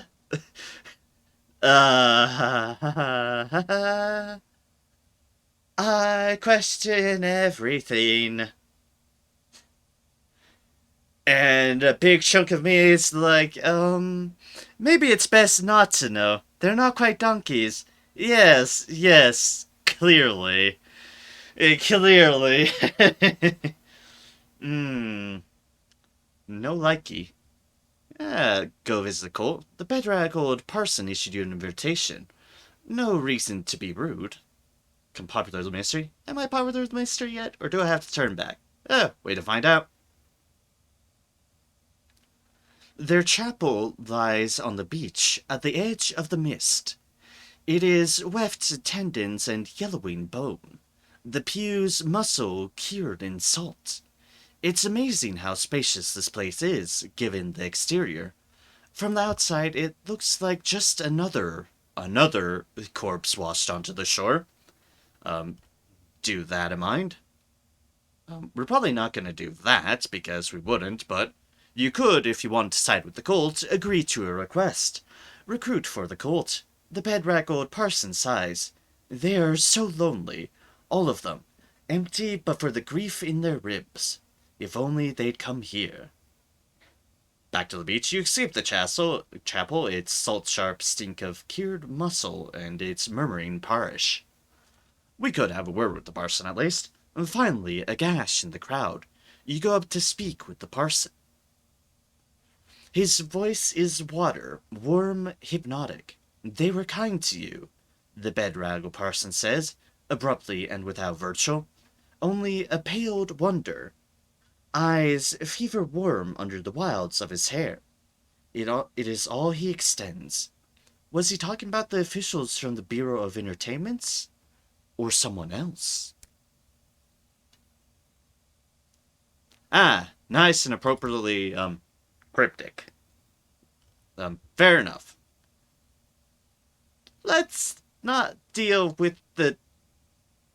You know, it's awesome. Ampinates. EMP nates. Yes, they are. I had a brief taste of that, and it was great being able to shut down a robot. It was wonderful. Back to the off-season. The off-season is grime and a glazing of filth on every surface. The reek of manure and steeping of piss in the air. But it is better than its beach. Yeah, EMP nades are definitely awesome. I got to taste that with the officers, and it was great. Apparently, that place is here. Let's go back to the tourist part. Because we have things to talk with them about. The permit is oxblood wax and gold leaf, vellum as sleek as the cheek of a newborn babe. And the clothes that you're given are beautiful, but nothing like the courtier had offered. A madness of cuts and fashions. You're sent off through the gate, and this way around, it feels like salt on your skin, like sandpaper paring you to bone, like desert air. The first heartbreaks, last goodbye. You merge on the other side, smelling faintly of cigarettes and steak pie. You know what else is awesome? I have this build on a DLC character that steals buffs on attack, and all buff durations increase by 1 when steal buff. So I gave her an immortality potion. Got immortality to 10 turn duration in one fight. Dear gods. Immortality! Over beckoning. To the off-season, let's reduce our terror by a little bit. That seems like a good idea. But yeah, that's a lot of immortality, and I certainly remember encountering immortality off of, what was his name? John or something like? Oh, I can't remember fully. All I remember is, well, He was a pain in the ass to kill.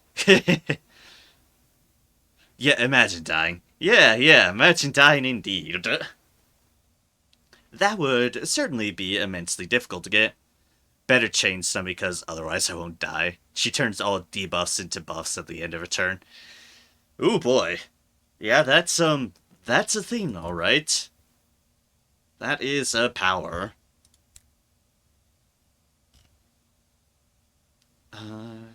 Tea shop? Tea shop. Yeah, we should be good here. Briefly, without terror. Yay, without terror. Alright, now to the office. Yeah, John gets immortality and individual mastery exclusive to him that increase immortality to 3 turns. Default is 1. Yeah. I remember dealing with that. I very much remember dealing with that. It was a pain. It was a hell of a pain to get through. So yeah, having 10 turns on it, that's just insane. That's just insane. Return with the news of your triumph. The cult's influence is lessened. The toy maker will want to hear about this. Today, a plush elephant lies disemboweled on his desk, cotton spilling from the wound. The toy maker appears to be replacing its stuffing with iridescent sea glass. Each cut a perfect glimmering trapezoid. Speak, he drawls, his voice Castrano sweet, now replacing the toy's eyes with Verdigris caked coins. So intent is the toy maker on his labor that he does not look up once, not even when you reach the coda of your exposition.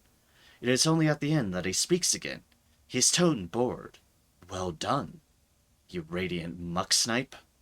I'd say you've exceeded my expectations, but that'd be lying. I had none. Fair. Fair enough. You all didn't trust me. Now you can trust me. Possibly. The Bureau has another task for you. You've gained 1 ministry-stamped permit. You've gained 50 sovereigns, and 250 experience. Slowly closing in on a level up. Agree to fly into the sun. The toy maker crooks a ring-choked finger at you. You feel like being useful again? Damn right I do. You're interested in helping? Divine. The toy maker sets down his plush patient, his stainless steel tweezers, his needles and coils of glistening thread. London is ignoring our plight. They cannot see the danger the cult presents. How untidy it is. How it draws workers to them till we cannot maintain Whirlbury's perfection. I must sort this mess out myself. His frown is sharp. I once worked with the dazzled sequencer. We were as close to friends as colleagues can be. He has workers in the Clockwork Sun. Devices. He must be able to spare something. Go to him and get help. Assisting the Bureau of Entertainment. Visit the Clockwork Sun and request assistance from the dazzled sequencer. Hey, the Clockwork Sun. And so it is, so it is. And now let's just wander about until we're done. Hey, shops. I'm scruffy now. And one last tea, because I don't think I want to ride the donkeys anymore. Just a feeling. God, this tea is atrocious. It tastes of kelp and salted beef. But the room is warm, and there's space to lounge on the sofa which snakes across half the room. Ugh. A tea that tastes of kelp and salted beef. I'm not sure I'd want a tea that tastes like that. Just thinking out loud there. Ugh. Alright. Leave swiftly. Because our garments are gone, and there is nothing else we can do here for the time being. As you'll note, though, we do have options to get into the off-season. Bribe your way through the door to the off-season. There's a worker keeping tourists away from the door. He'll need encouragement to let you through. You can also enter the off-season from World Juxtamare Pier, but even there's a price. And he's being bribed with explosives, I might add. Munitions, don't worry about it. You can also bribe just through money. 60 deals. The worker keeping tourists away from the door makes one thing clear. You're going to have to compensate him if you're going to enter. You might go in and work, taking income from others. So yeah, so be it. There is nothing more we can do here at the moment. We could buy crockery, no, we don't really want to. What I want to do, though, is head back to London. And not be jump scared by an eye again here. That'd be wonderful. Somebody who may or may not have forgotten about that, yeah, we got jump scared by an eye here. Don't worry, you'll figure out why in due course. For now, don't worry about it. It's just the evil. And here you'll note, by the way, this is the dock. Palace Pier. Some very, very, very in the mist. Very, very. For now, let us head back to London. Because I have a deal I want to buy. New train, new train, new train.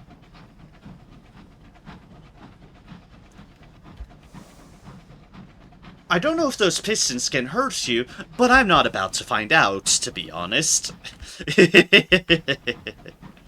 I'm not about to find out if those pistons could actually wreck your train in. But I'm not about to find out on that accord. Because that just means more shit to repair.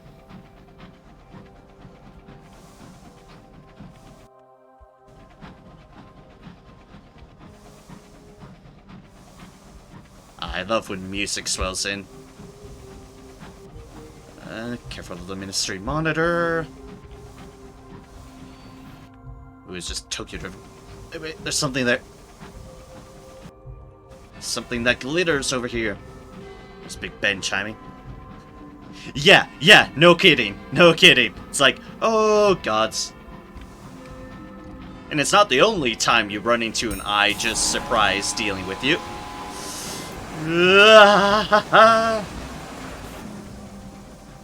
I juked that ship. I did not get hit by it, despite it trying. But yeah, it's like Sunless Sea also has its own giant eyeball, and that was also terrifying the first time finding it. It's like, oh gods, oh gods, oh gods. Your first instinct is to run away, which is what I did. The second instinct later was realizing, wait, I looked this up and you can go into the eye? Well, time to sail into the eye. What could possibly go wrong by sailing into a giant eyeball staring at you from the bottom of the abyss? The answer is everything horrifying, but don't worry about it.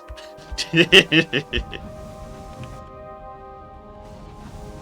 we cross through this? No, okay. Nope. Always check your map. Always check your map. But yeah, that eye there was like, oh, hi there.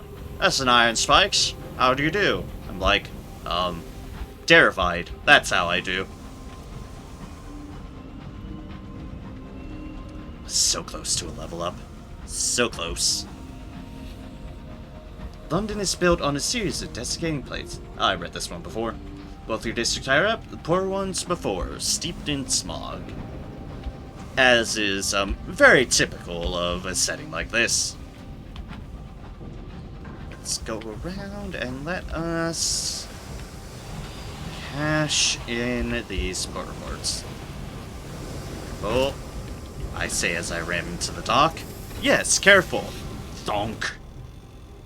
You know, just our traditional ceremonial bonking into the side of the deal. We have 3 port reports in all. Request an appointment regarding intelligence you've gathered. Perhaps the information office would be interested in your recent reports. A new acquaintance. The Congress's secretary gives you a brilliant smile. Well, that sounds entirely possible. Take a seat, dear. She writes a note and inserts it into a pressurized delivery tube by her desk. 15 minutes later, a genial auditor arrives, a portly fellow with white, wispy mutton chops. Pleasure to meet you, specialist. Let's go to my office, shall we? He leads you through labyrinthine corridors. A new bust of the Empress seems to wait around every corner. The Ministry of Public Decency. We now have our options with them. We could take tea with the Geno Auditor. His office is small but comfortable. One wall is lined with books. Another holds a window, with a small window box in which appears to be growing decorative fungus. His office is poky, its walls lined with leather books. The clockwork sun glows in the window, rose gold in the smog. His window box holds a spray of decorative fungus. He sits behind his heavy, many-drawered desk. Well, what can we do for you today? His wispy mutton chops quiver eagerly. What does the ministry do exactly? He puffs out his cheeks. Clearly, he has a speech prepared. A craftsman. A mill makes grain. A factory makes, I don't know, socks and so forth. We, specialist, make Britishness. A priceless commodity here in the heavens. It must be cradled, nurtured, and nourished. Without it, we would lose ourselves. He looks out of his window, unsettled. We are very small, do you see? And the sky is so very big. And who determines what constitutes Britishness? A relevant question. An honest answer. Why? We do. In consultation with the most impeccable sources. He indicates the beautiful books on his shelves, with a smile. Spencer, Tennyson, Blake. Payne, you ask? Hardy? Mary Prince? No, he frowns. Not them. No, not them. Specific Britishness. How does the ministry pursue its task? You have heard of their zeal, of furnaces to which inappropriate books are committed, of corrections to venerable works, like Shakespeare and the Bible, of their printing presses rattling out endless public information posters. Methodology. Firstly, with the truth, which is not, I must make clear, the same as facts. Facts can point at anything, but the truth is straightforward. It puts us on the right path. Secondly, by respecting and preserving our traditions. They are not quaint. They are not outmoded. They are not triced and they are tried and tested. After all, they brought us here, didn't they? What does the ministry consider an enemy? What threatens Imperial Albion? A long list. Oh, the obvious, of course. Revolutionaries, rebels, strikers, the morally depraved, those who besmirch her renewed majesty's good name, God save her. He rubs his chin, thoughtfully. But there are newer, more seditious dangers, too. We stand in the vault of heaven, and we must defend our way of life against incitements of the new. A thing is not more precious because it is strange. People forget that. Matt returned to business. You bid him a good day. Busy, busy. Toodaloo, he calls after you, turning his attention to a fresh manuscript on his desk. He tuts and takes out a pot of black ink and a heavy pen. Let us deliver your port reports to the genial auditor. Well, what do we have here? He asks, pouring you both tea. Expert handling. He listens intently, writing notes on a pad of paper. His comments are absolutely neutral. I see. Fascinating. Well, well. You notice your reports are filtered into separate piles. Afterwards, he writes a requisition form for you. Just pop this into finance on your way out, and they'll see you to the needful. He says, terribly grateful. Best keep this information to yourself, though, eh? Rest assured, we are experts. We'll ensure it's handled sensitively. You've gained 3 ministries' gratitude. We have gained 300 sovereigns, which is excellent. And, an interestingly touch here, returning in port reports here, you've gained 3 the strength of the sun. It is bright. We can now trade in favor, but we want to keep a hold of our favor for the moment. There's things that we could build up towards. Curious about them. That is there. Let's get a new engine, because I want a new engine. And we have a good chunk of money with a good buffer now, which makes me happy. And then we'll see if there's any more prospects waiting for us, because we've gone through our first 2 prospects. The red knots here. And a ministry monitor. Hello, hello.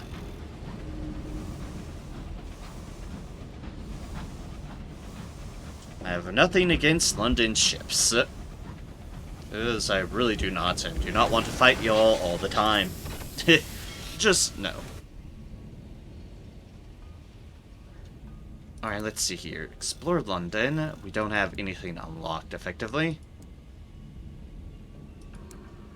There. If we go to the bazaar. Yeah, there we go.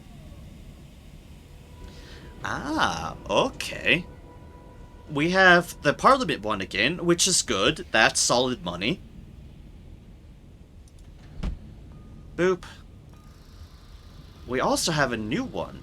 Somber Ceramics. Crockery for the Macurb Counselor.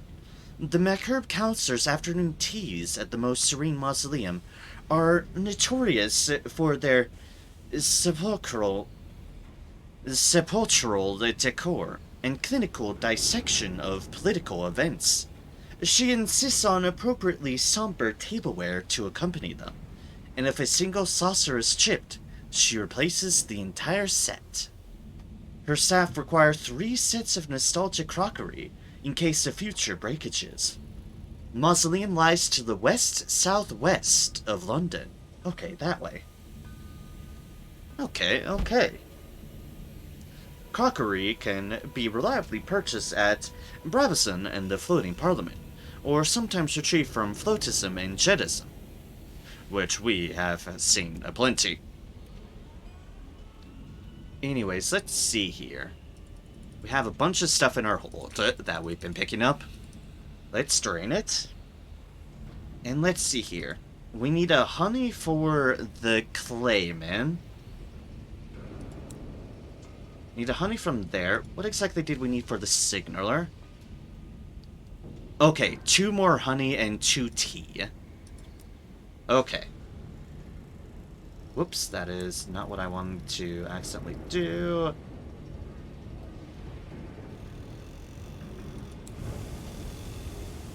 G for Explorer, okay. Alright, so to the bank, we want 2 more teas, and 2 more of these. Alright. See what our officers have going for them. Restore the clay conductor's voice. You've overheard him attempting to sing, but he gave up quickly. His voice was gravelly and out of practice. Some nectar might help lubricate the vocal cords. A friend in need. The clay conductor fetches a spoon and several lumps of sugar. He mashes the lumps into the honey, then gargles the concoction. When he is done, you wrangle a little of his past from him. The clay conductor was in the clay choirs. His dead companion was a very talented clay chorister. I have hopes of finding someone with as good a voice again. One cannot be a chorus alone. I've heard tell of a clayman in the most serene mausoleum. The clay conductor tails off, clearly desiring your assistance, but unsure how to formulate the question. He stares at his feet instead. The clay conductor wants to visit the most serene mausoleum. Ah, how fitting. And now, ask the repentant devil about his possible enemies. If he's attracting assassins onto your locomotive, you deserve to know everything. Though, he'll see that point of view better if plied with tea. Also, we have the most eclectic bunch of officers at the moment, and I am all for it. Account of past acquaintances. I have had 3 particular friends, he says. 2 of them, I think, are dead. And as for the 3rd, it would not be her style to look for me. But if I were to trace this matter, it would take me to Carillion and to London, and to the Well of the Wolf. He catches the corner of your glance. You ask about my enemies, I know, he says. But when you get to my age, it's the same thing. Villian and the Well of the Wolf. The Well of the Wolf, the place we visited before, or was that somewhere else? No, that was Old Tom's Well. The Well of the Wolf is something different. That might be here. Ask the repentant devil about his former friend at Carillion. Or at least the friend he would expect to find there.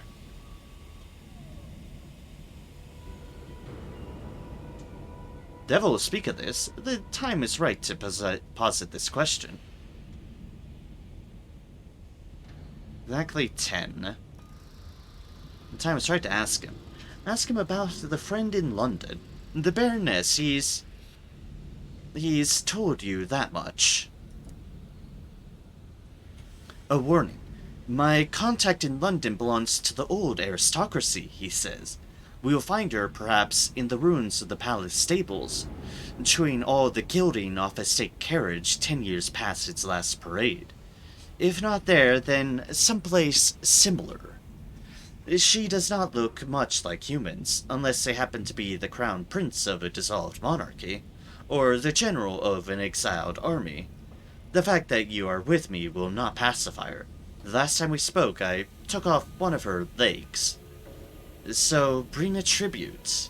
Immaculate souls. Ah, I don't think we have any of those. Ask him about the repentant devil, about his former friend at Carillion. Or at least the friend you would expect to find there. Dismissive. I don't want to make a habit of visiting Carillion, the devil says. It would be much better not to attempt soul purification at all, than do such a clumsy job of it. Besides, there's risk that I would be recognized there, if I give my name. I am the one who devised the original methods they're currently executing in parody. And, well, he considers the top of the table. Hero worship from the incompetent is always awkward. Ask him about the Well of the Wolf. He looks his most forbidding when you pry into this question. Friends past. There's a friend, a colleague from the earliest part of my life. She died, as far as I know, in the fighting before the devils went to Catechus and escaped the judgments. But that was then. If she's less dead now, I would expect to find her at the Well of the Wolf. She always did have a taste for dramatic protests. He looks unapproachably morose for a few minutes, then adds, I have no taste for places that celebrate defeat, but I will go where I must. Symbol of devil's evidence. And we need panes of glass for that as well. Interesting.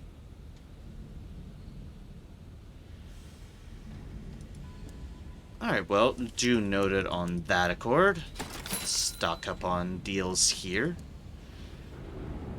It's here. Yep, we do not have immaculate souls. We have undistinguished souls. So, in principle, If we were to say go here, explore London, yep, to look for the Baroness of Hell, we would need a selection of Immaculate Souls, so something to keep in mind. 2 prospects are there. But first things first, train. Train. We have this. More crew members, more hull by a lot. Plating, and a switch up of weapons. Terror of the skies, the harbinger of conflict.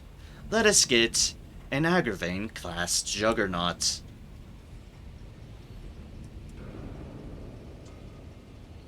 Name your locomotive. The Drostia, the Luminous, the Candid, the Baskerville, Serpentine. Ah yes, the good old locomotive, the Cocksure. The Ifanengia, Pavane. There's Menada back. I could give that name a go around again. Rubito, Baskerville. Asymptomatic. Ah, that's a name for a train. Sylph. Sylph, actually. Surrey. We got Surrey twice. I did indeed press a random name, and we got that again. Clyde Timerestra. The Lorelei. The Astronomian. Topaz. Hecuba. Theseus. Pilgrim. Cornandel. Hope. Hecuba. Temperance. Hecuba again. A Salamander. Candid. Rubito. Candid.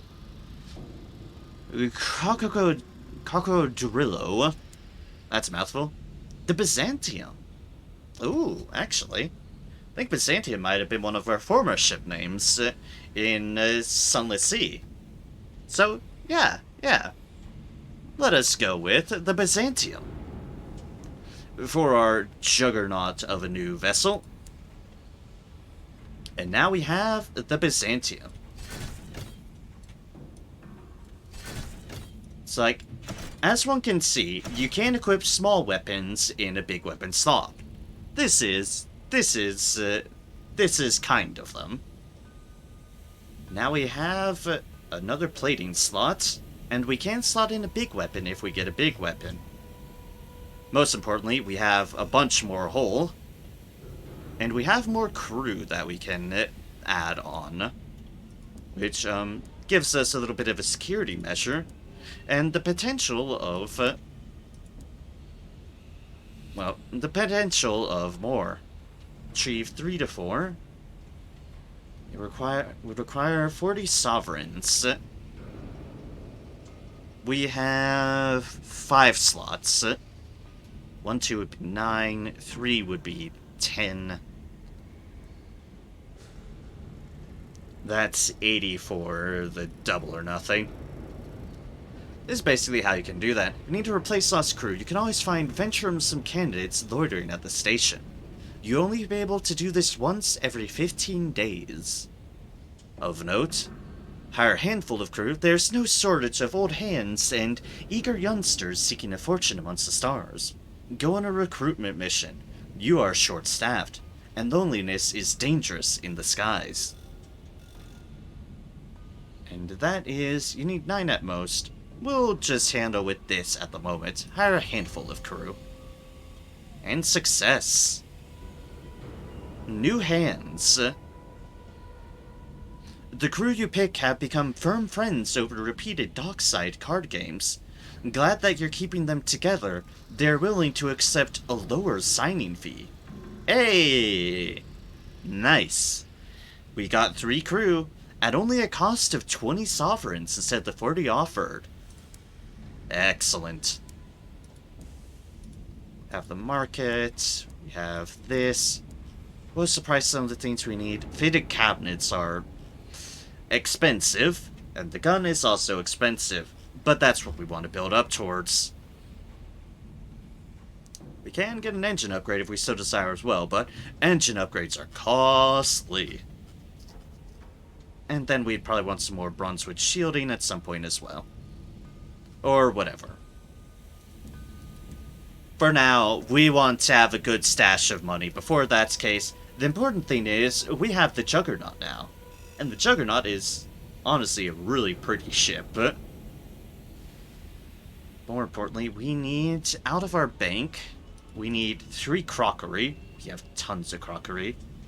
And we would also need 5 consignments of bronzewood. But that is north, and for the most serene mausoleum, we will be heading west-southwest. So, we'll be stopping by London anyways to go back that way, so we might as well keep our room available on our new fancy train.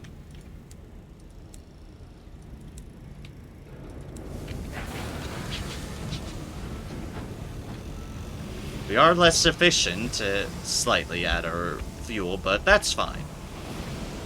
Look how beautifully this ship gleams, once we're out of the full-on light, so never eats. Alright, that's southwest, west-southwest would be this way. Also, the music of London.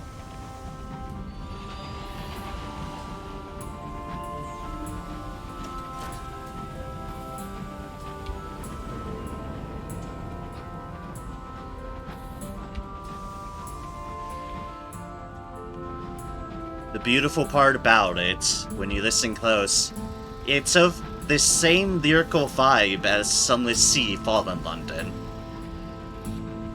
but definitely of its own atmosphere.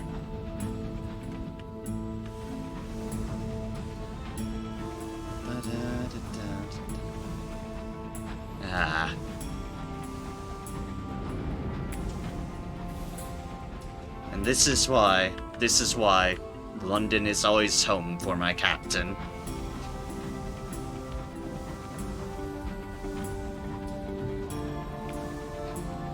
For Specialist Narem, London is where they belong in their hearts.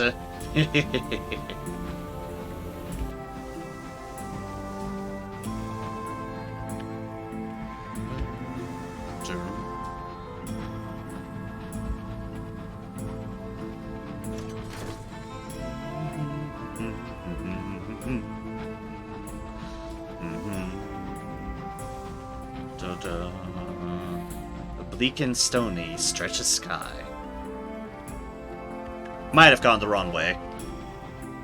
I'm heading more southwest than west-southwest. But whatever, we just might come in on the back way of it. It's fine.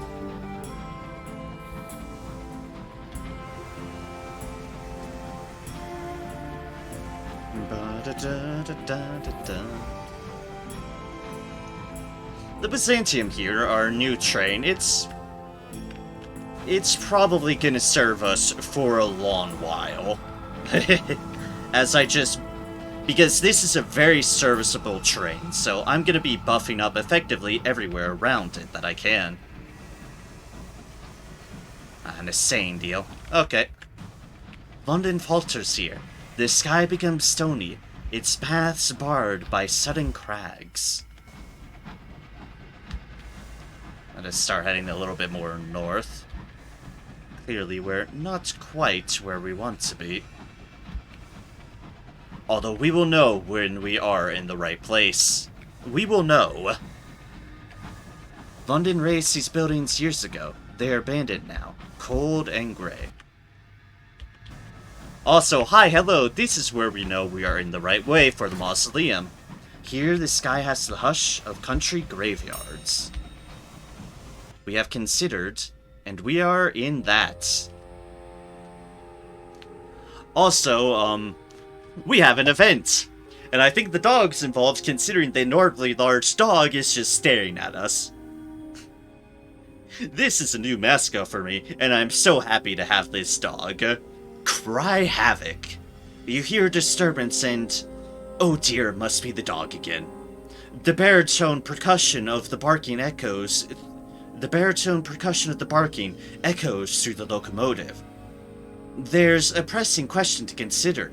Where's the noise coming from? Giant dog. Yep, I found the giant dog for the first time. And I'm so happy to have the giant dog on board. Giant doggo. You could check the hold. Where else would he go? Or the driver's cabin. Someone whoops from the direction of the driver's cabin. In possession of a driver. Let's see that. Put to work. The locomotive shudders and shakes like a racehorse on the cusp of their last great adventure.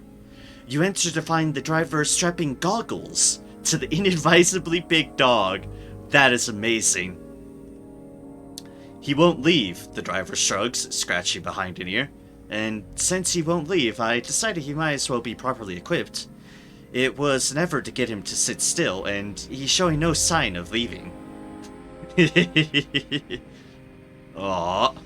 Steer the dog out by his goggles. It isn't as elegant as a leash, but one makes do. Or make a spectacular distraction outside. If you can tempt the inadvisably big dog's attention, he might leave. What could possibly go wrong? You exit the cabin with the driver and begin to raise a ruckus. You sing a giddy duet while banging a rhythm into the front door frame. Luckily for everyone else, it does not take long for the inadvisably big dog to emerge, ears perked in the direction of the noise.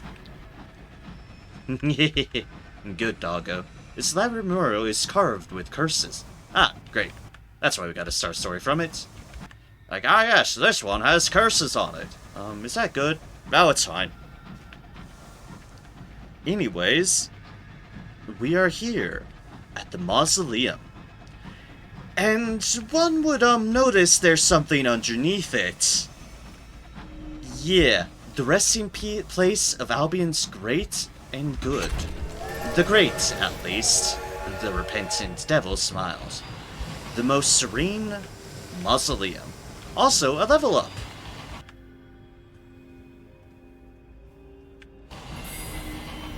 Carnage Station. And a ceremonious bonk into the side of the place. And we're in. That happens to me way too often. The Nave. The soaring sepulchral hearts of the most serene mausoleum. Constructed over the cooling embers of Albion's murdered son. The mausoleum was built to house London's most glorious dead. So yeah, that thing underneath us, that is Albion's son. Or rather, it used to be Albion's son. But before we delve into matters, we have a faucet to take. We have our past to continue going into. There's still this seance, a mentor, a metamorphosis, below stairs. I think we're below August, so that would make sense for me. And a settler. For a time, you lived the hand-to-mouth existence of a homesteader, carving a home on the frontier of the Reach.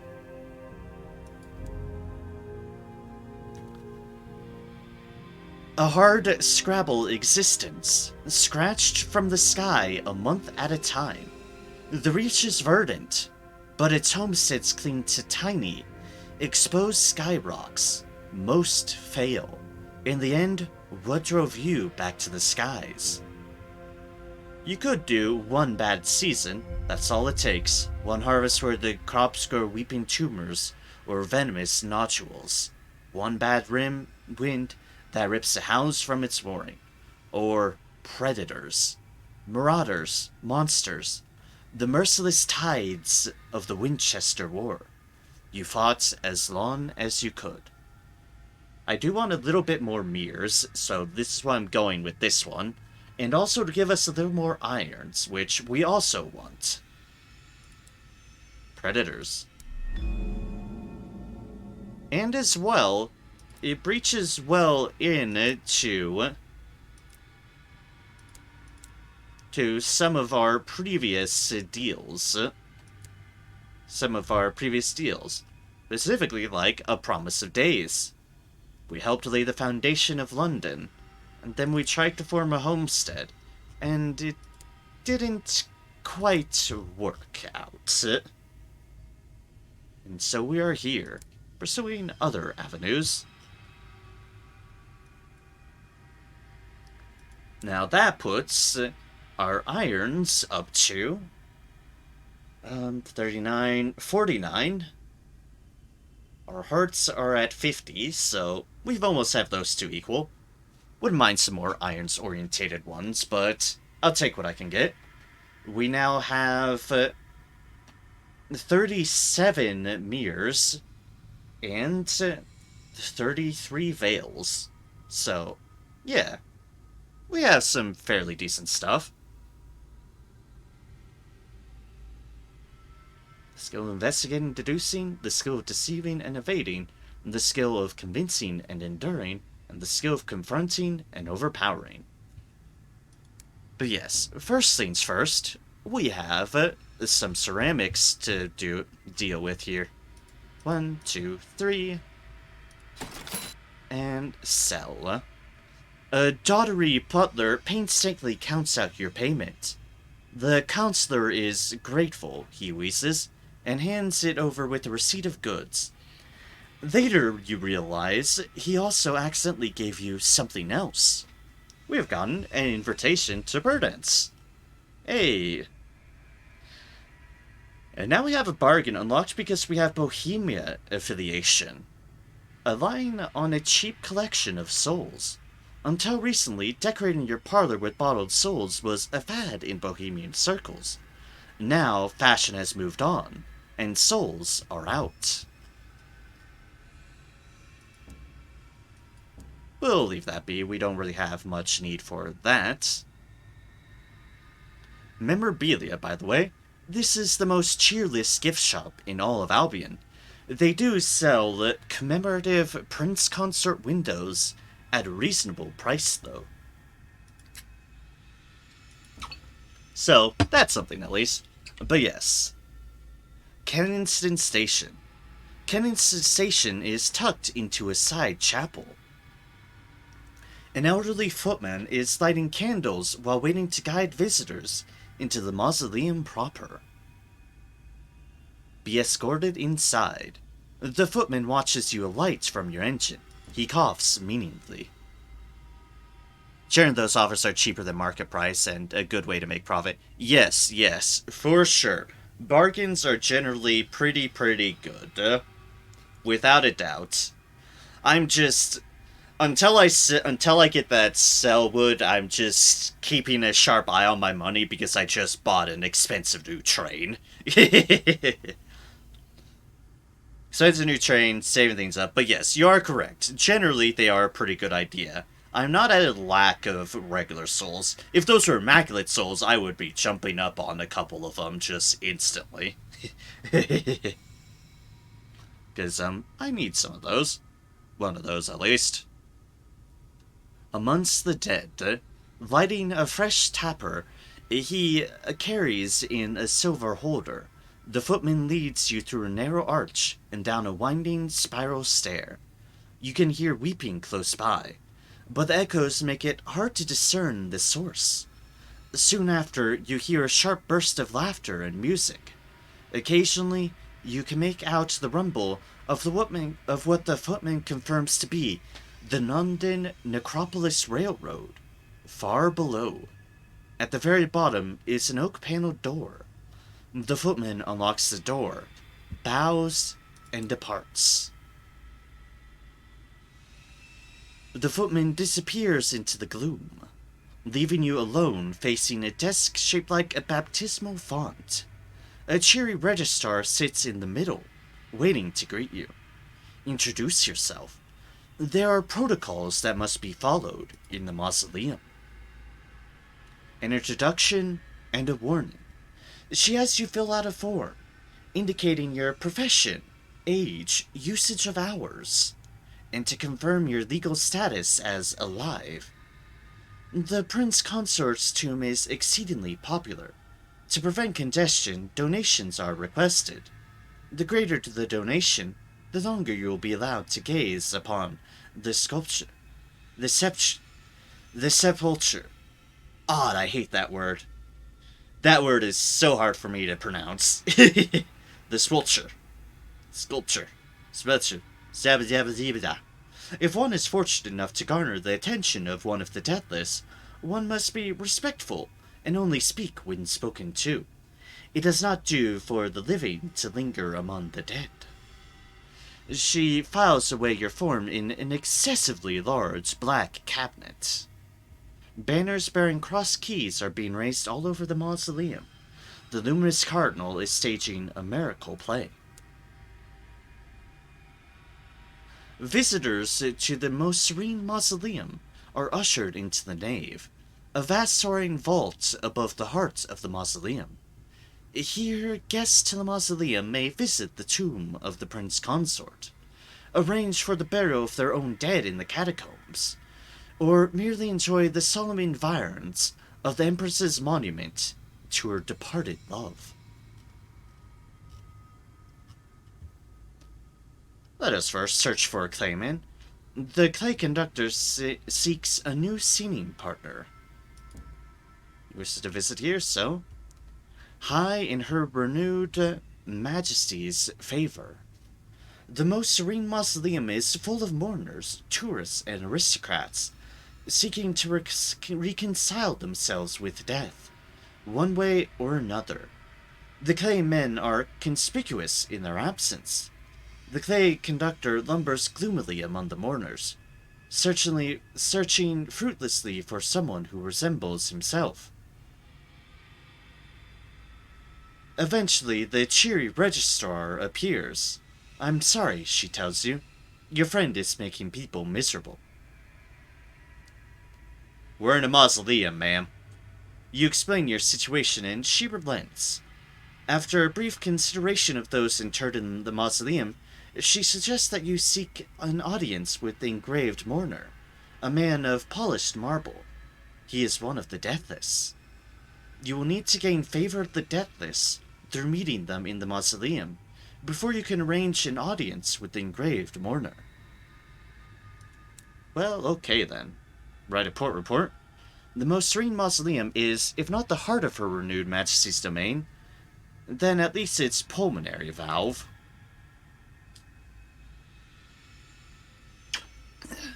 The most serene mausoleum endures.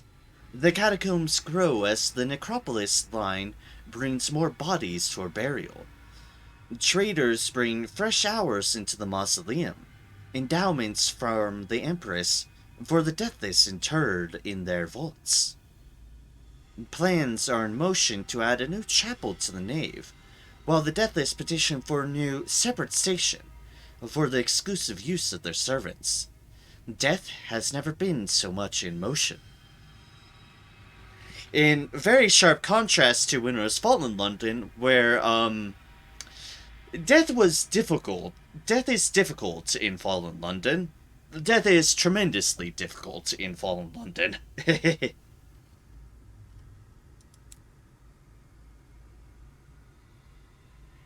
You could visit the memorial to the Prince Consort, the most dearly beloved corpse in all Albion. We have no need to do so. Approach the deathless. Her renewed majesty's most favored courtiers prefer the upper climes of the nave. Pardon me? Away from excitable members of the public. Inter a member of your crew. The mausoleum accepts remains or mementos of the dead in the vaults. For those who can afford it, of course. For everyone else, there's always the sky. What does that do, I wonder? The nave. I like getting rid of our crew for something. Or is it actually related with the fact that we have someone dead? I'm trying to actually recall that.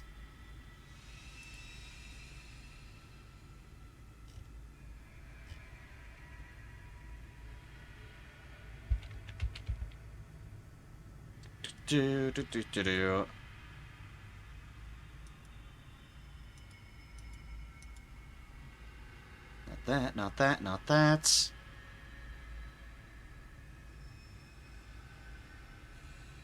Okay, nothing to worry about. Boop. Think of those terror, but requires Tector. Yeah, that seems to be the case, yeah. Thank you for confirming that for me. Which, I mean, we had one unfortunate death, but we're currently fine on terror, so no need to worry about that. Oh, um, speaking of a good way of getting terror, they contemplate the dead sun. The corpse of Albion's old son is visible from the great rose-colored windows. The remnants of a martyred sun smolder before the mausoleum. Fuck it. For lore. For lore. Oh, we failed. On a 74. That is tragic. The burnished light of the clockwork sun gleams on the window. You raise a hand to your brow and squint. Through the gold-flecked glass, you can make out the shattered bulk of Albion's former son far below. When Her Majesty's armies entered Albion, they conquered the territory by slaying its son. A weapon of appalling power was built for the task, the proof of which is the smoking, ash-clogged remains below. The sun is quenched, and in its absence, London has built its own. You now have 5 terror. Can't do that again. 74% chance and I get to fail. Seems about right.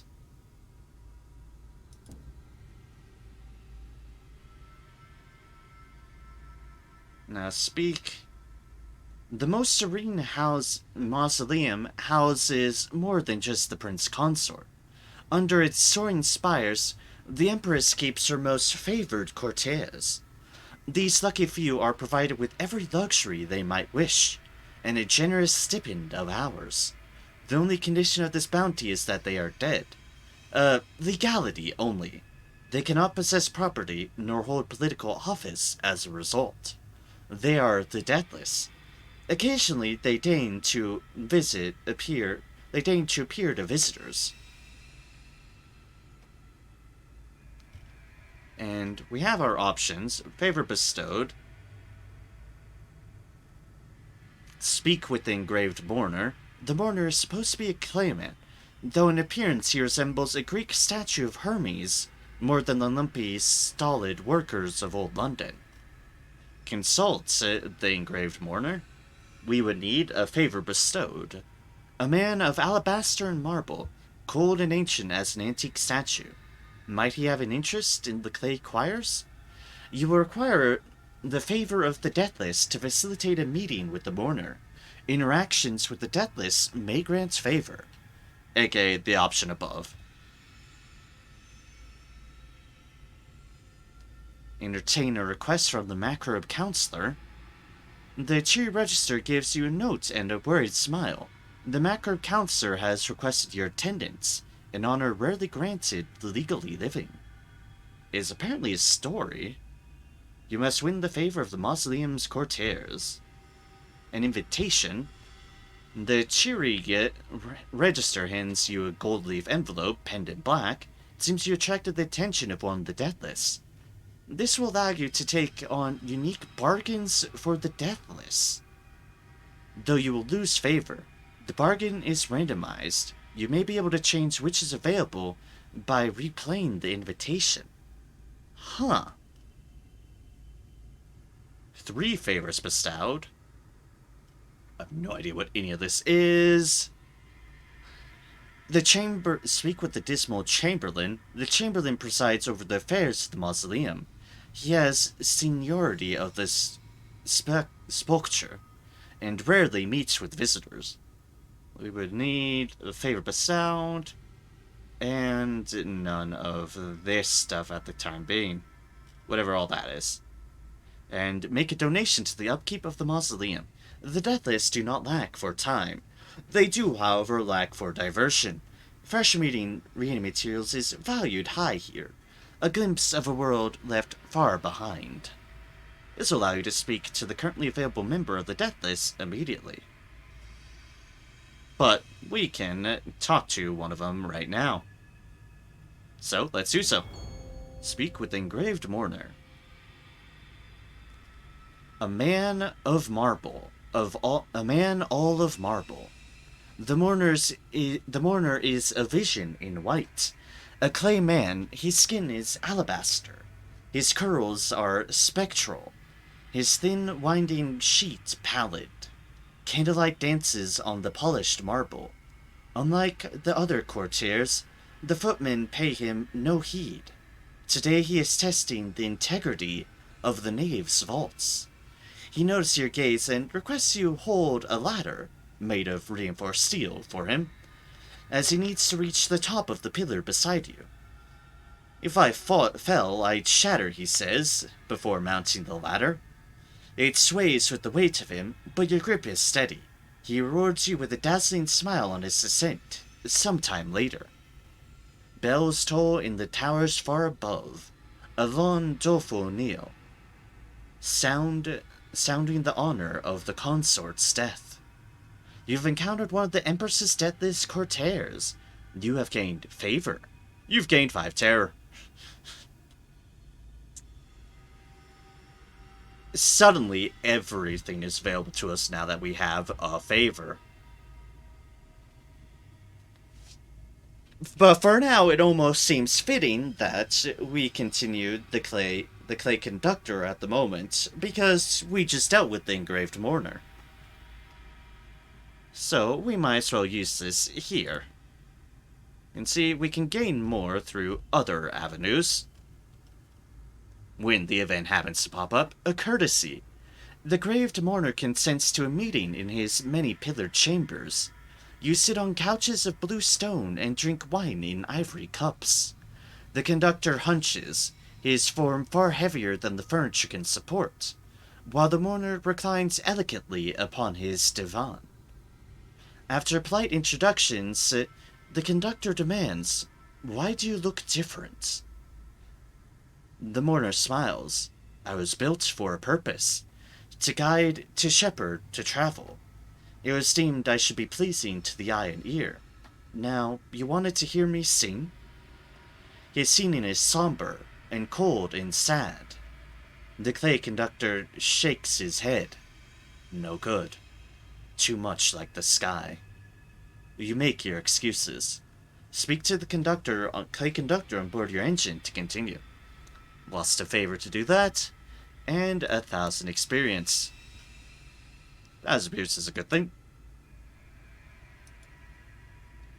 The nave. Not much else here for us to do. We just have this purchase, which would run us only 275. Honestly, yeah, let's pick it up. Sure.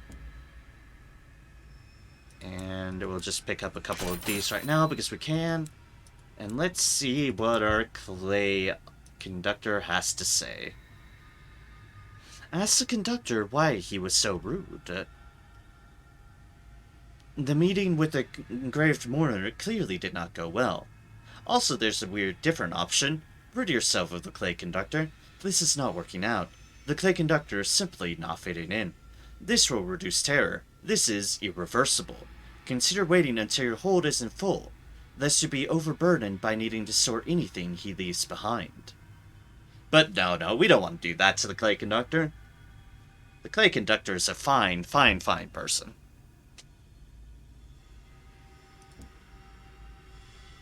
The House of Small Comforter. He's defective, plain to hear. No wonder he lives surrounded by humans. If they only knew true clay music. The conductor grimaces.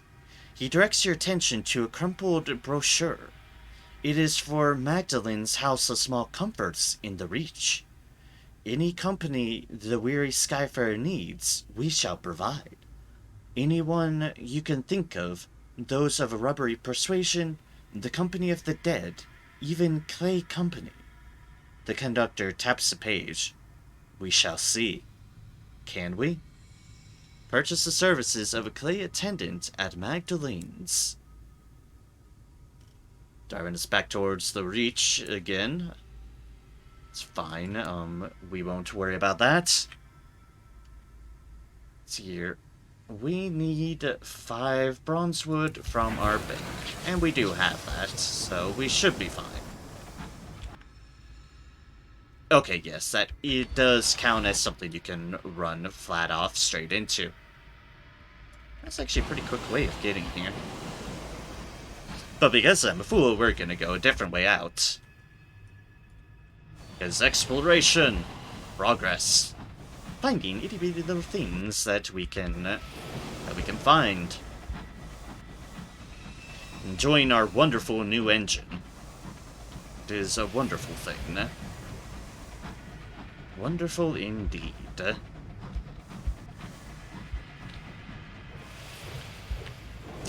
us move away from the mausoleum and its dead sun. And trying to find a different route back to London. Just so we have it explored. Never hurts to have our options, and it never hurts to explore, because the more you explore, the more likely you'll find things. London's dead rest peacefully here, unless the resurrection men come for them.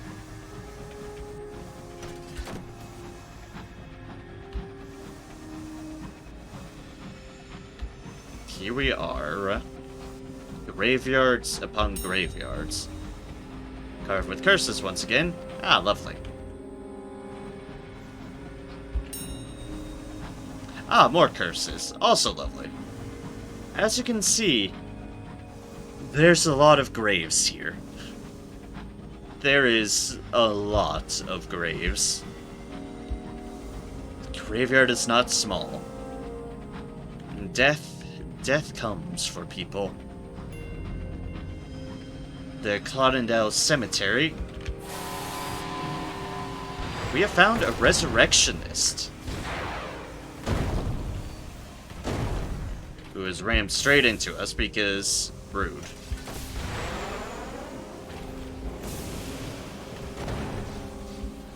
They also have a hell of a weapon. As you can see, it explodes at the end of it.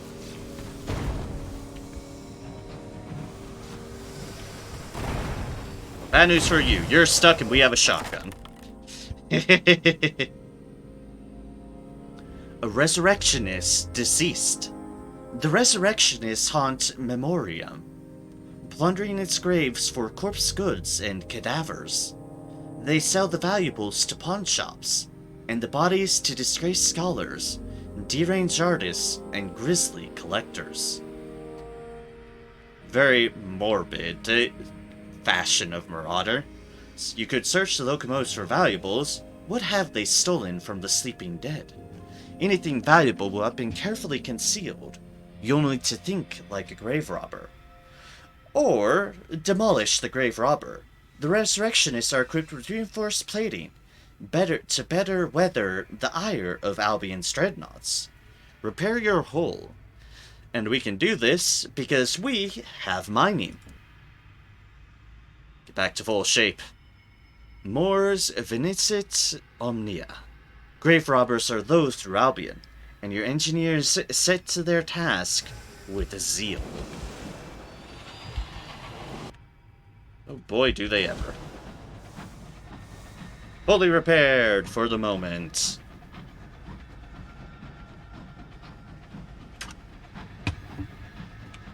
Almost out of water, very much so.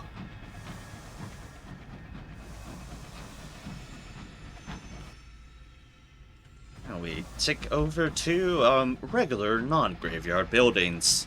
This is nothing but a good thing.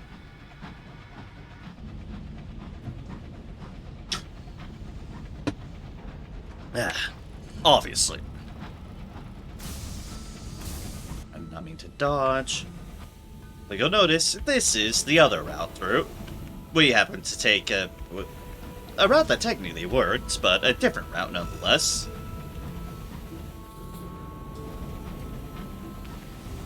But this is a way to explore things, and to see a glorious dreadnought that we are not in any way, shape, or form going to fuck with. Hi there. Chorn protecting the skies of London, I see. Fair play, fair play. And take care, oh, the sun, the sun, the sun.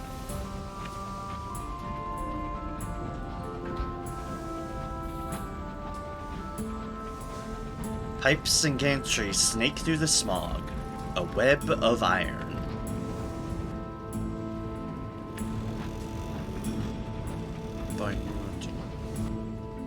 Next one. Oh, I just have to remind myself, which dock I need to go in.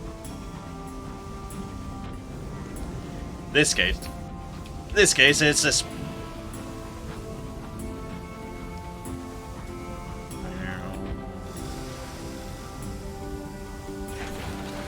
Alright, we need 5 bronze wood. Shops, bank. Ditch the souls, which we now have 16 of. And grab the bronze wood, which we now only have 2 of in our bank.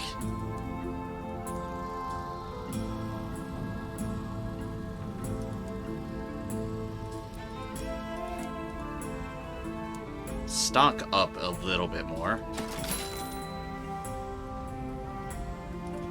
Then 1 more on that accord. That should do us for not only getting there, but also doing some exploration, which I do want to do. Ah! Another prospect. In Memoriam. Gemstones for the mausoleum. Her renewed majesty has ordered the construction of a memorial chapel for the laborers who, during the Promised Days, gave their lives to lay the foundations of Albion. 5 casts of Navarantine gemstones are required for its grand mural to depict the blood, the sweat, and the tears. Mausoleum lies to the west-southwest of London. We do not have any of those. Navarantine gemstones can reliably be purchased at Peransi and the Forge of Souls. They can also be mined from skyrocks in the Blue Kingdom, or found in ruins if you have insane equipment.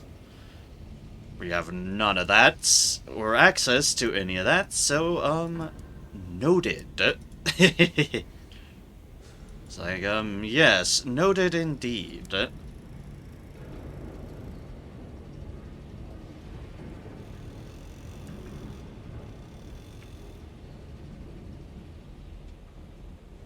A day in London. The streets around St. Dominic's are thronged with crowds. A senior minister is to be tried for corruption. Anger cries go up from the mob, calling for the midnight cells. But okay, we have our 5 wood, and it is 5 wood we need, so let us head off to the floating parliament once again.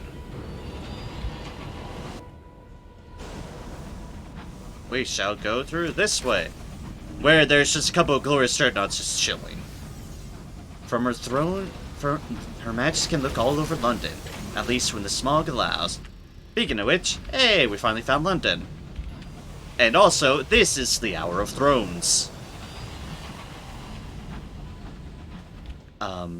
Yeah. This is where Her Majesty Queen Victoria is present. Where she reigns over London. Ochre fogs rise from your locomotive. Oh, god damn it. Burrow below again. Fuck off. I don't care if I lose fuel and supplies. Get out of here. Stop haunting me. Ugh. All because I didn't want to didn't want my people continually griping over their goddamn fucking oaths. Remember. Not sacrificing people for you. Yeah, get.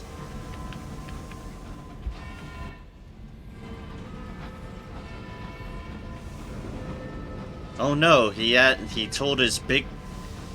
They told their bickering workers upon their train about who were bickering about their oath to shut the fuck up and get to work. I took that personally and shall haunt them to the ends of the goddamn heavens.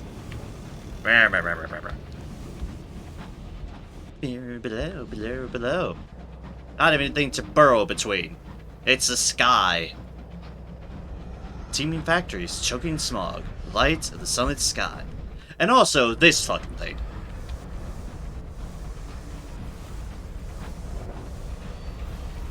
Say hi to, whatever the fuck this thing is. Also a deranged dreadnought. Oh right, your gun kit. That's right, I remember this thing. Its gun can swivel. Its gun can swivel.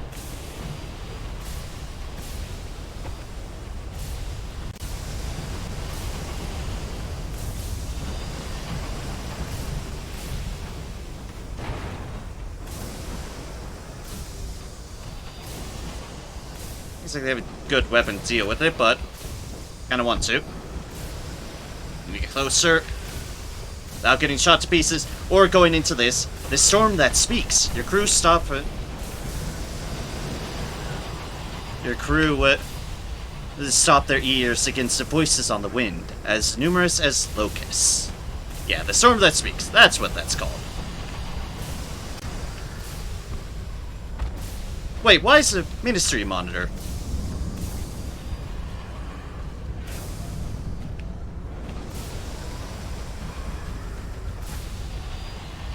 Want to kill this thing. It keeps on trying to drift into here. Yeah, accidentally hit off a stray shot. Fuck's sake. Come, let me get in fucking range, you piece of...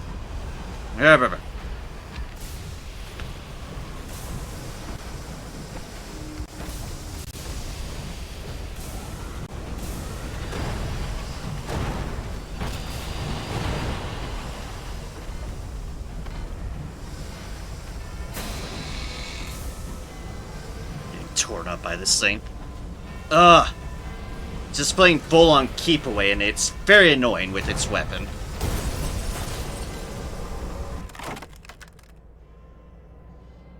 Making planes of glass, gain terror in addition to any other discoveries you make. Ah, this was not worth it. This was not worth it. The deranged dreadnought is defeated. The deranged dreadnought's rapid aggression is stilled now.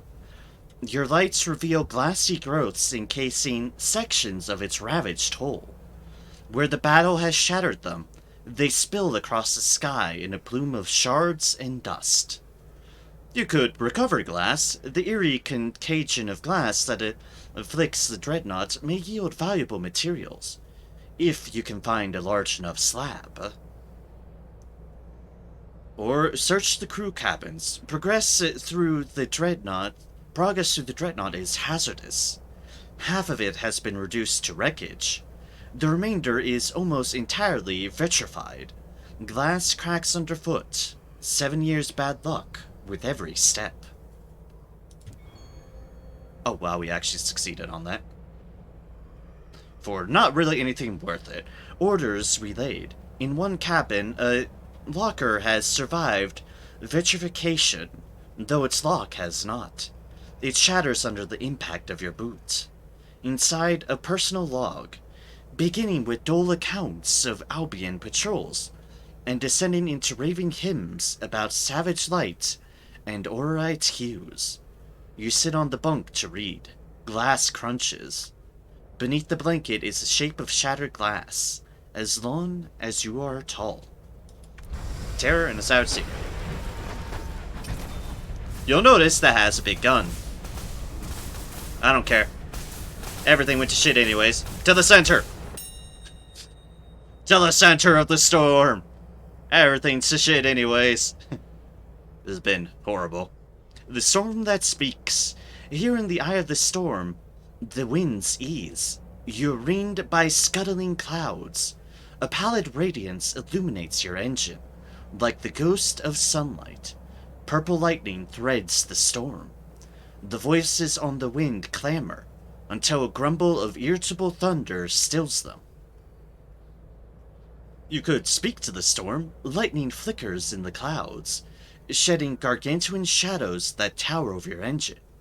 Are there secrets to be learned from the storm? 60% chance.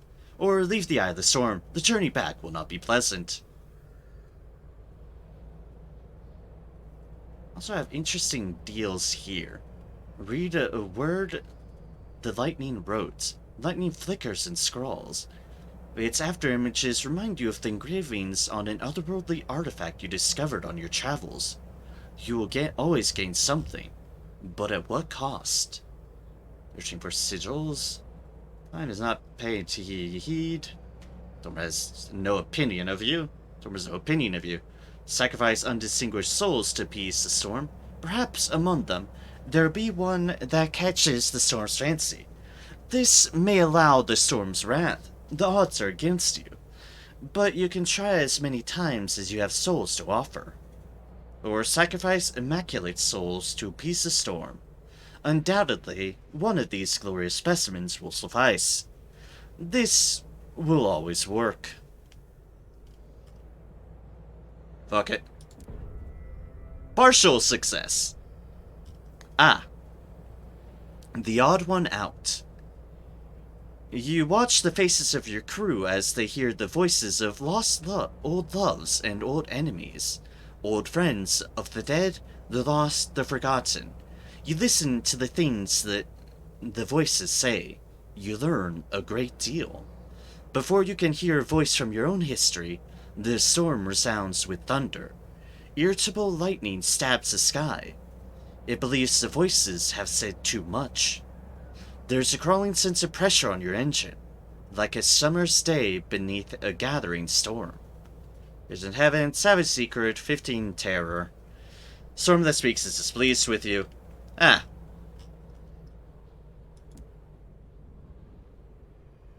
Away, you fasten your straps, fire the engines, and head back into the winds and thunder and lightning.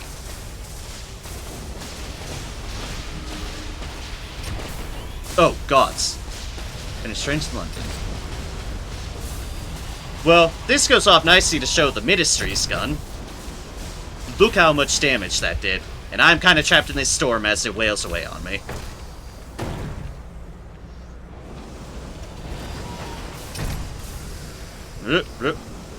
You know what? Deal with me. We'll mulligan that one.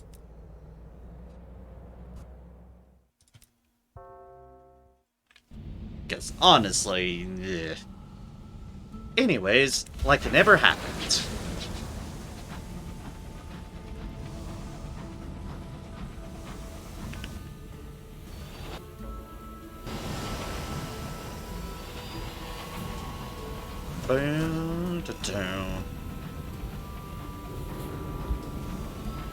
Little London experience and throne experience.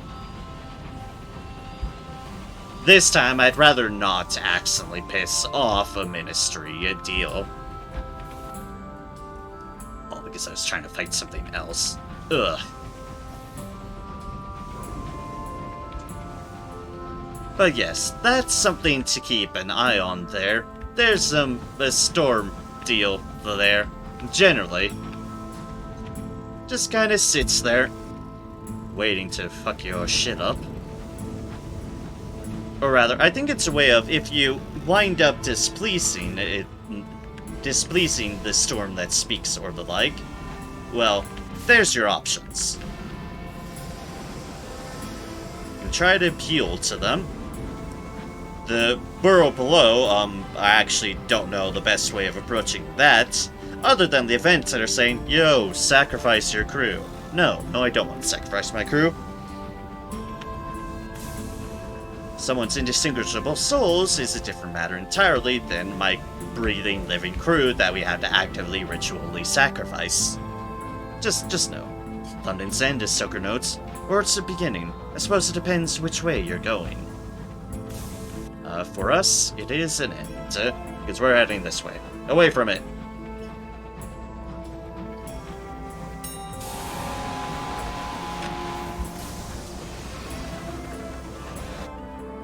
Attracting more attention, I see. Well, we'll just let it be stuck there. See, as we run into yet another friend. Hello, Marauder. Goodbye, Marauder. places to be, and I still want to find where the heck the identifier for Rassenberg work world is.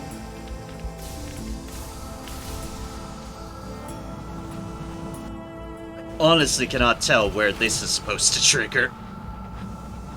Like, I just want my experience for finding this port. Just want the experience. Why will you not give it to me, game? Where must I go to appease thee?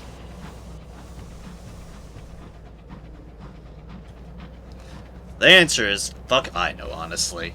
It's kind of weird that I've not been able to find its identifier. Like, London admittedly is a little bit away from its port, but it's on approach, so... Where's the approach for this one? It's a fantastic question. Well, we might as well stop by here.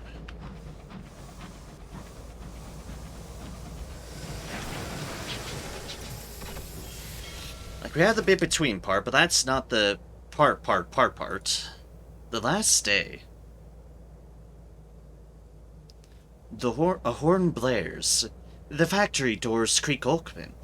Those work-worlders lucky enough to have reached the end of their service blink in the light of freedom. They were young when they first arrived. Now their skin is calloused and wrinkled, aged not only by hard labor, but the slow-burning light of the clockwork sun. We could help a work-worlder with their paperwork. They're due to be released, but Brabazon never makes it easy. Or recruit crew from the work world. Former workers, now old and exhausted. Brabazon does not pay for their journeys home. I'll get a crew. Welcome aboard. The now elderly crew shuffle aboard, almost relieved to be given orders. Their bones are brittle, but they will work hard. Working hard is all that they've known in their lifetime under the lash. A little bit of a more of a buffer there.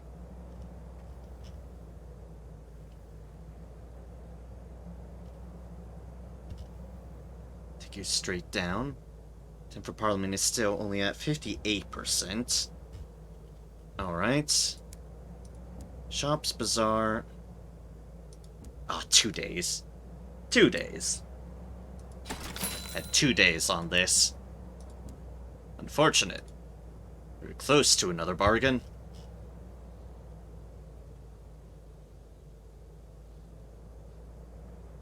Take you straight to the hideout of the revolutionaries. They demand a complicated handshake before they'll hand you a carriage clock. Same deal as on the tour. Stole you a pocket of time myself. Make good use of it. As they turn to smile innocently at another overseer, they shove you towards the maintenance hatch. Get through there, and someone will take you the rest of the way. And you go straight to the headquarters.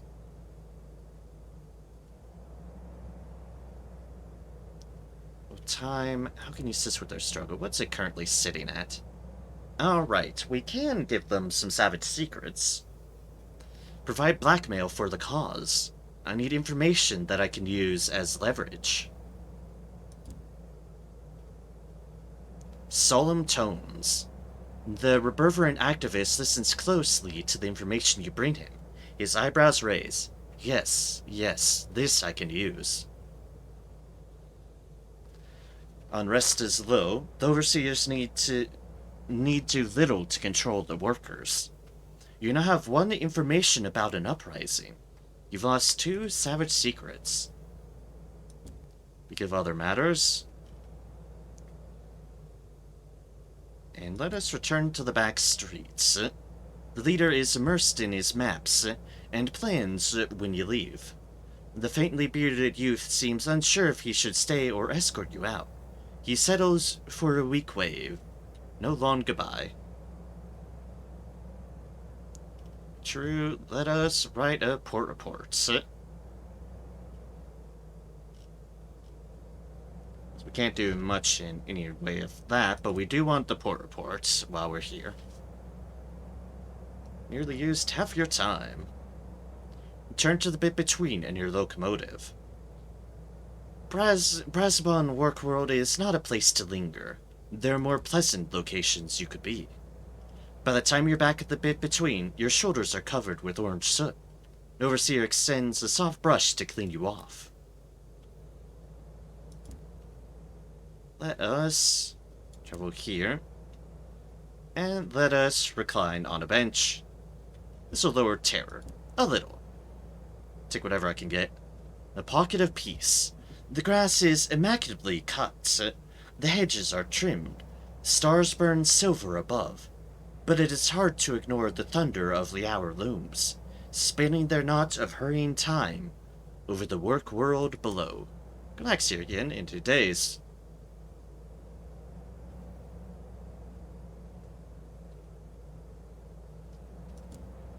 Return to the bit between. And that is that for now.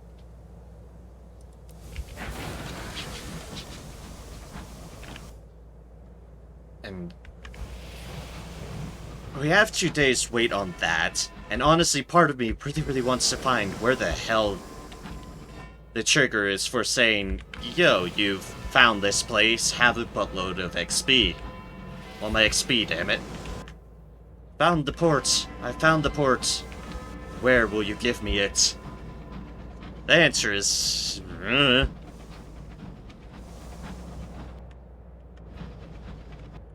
Answer is I'll look around. And dodge the ministry monitor that was barreling right towards me. Oh, there it is. Of all places, it's right there. Okay, well, at least I found it. Thank gods. It's apparently just right there, which is a little bit of an odd spot, but whatever, we found it. We found it, and that's what matters. Let us go to the floating parliament.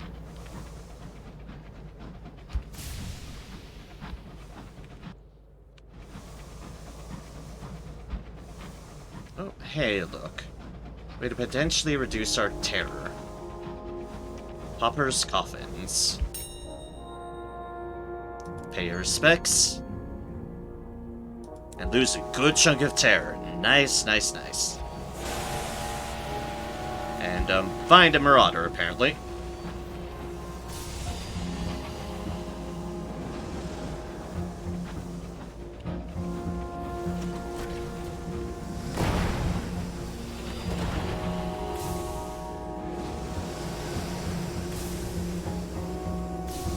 Dance with me, Marauder. Dance with me. Nope, you're dancing. The Albert Wash House. Apparently there's a wash house here.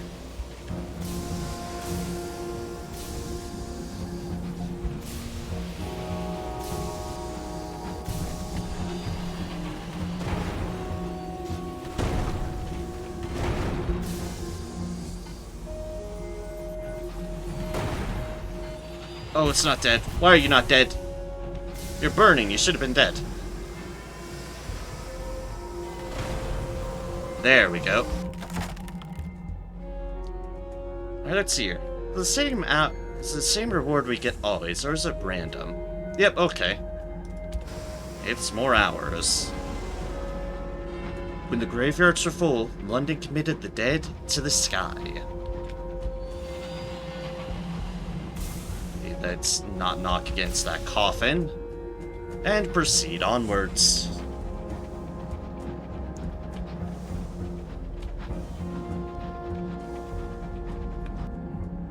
Back to the floating parliament, where we can sell a good amount of stuff.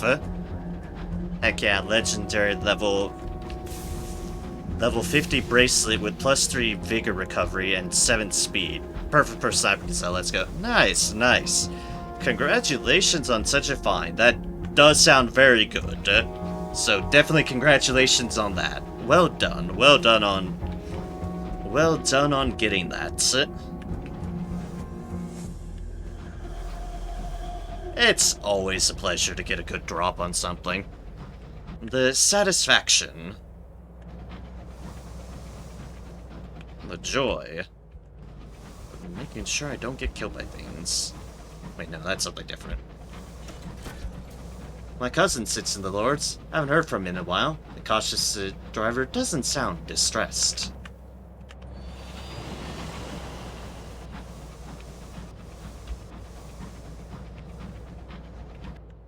Yeah, this time we're pulling in, not pursued by evil.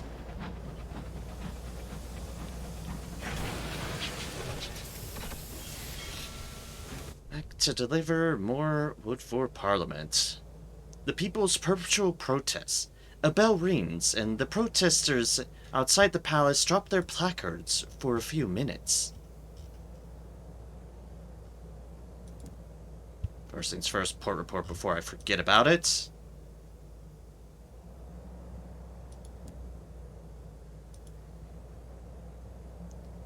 A bell rings, and the protesters outside the palace drop their placards for a few minutes.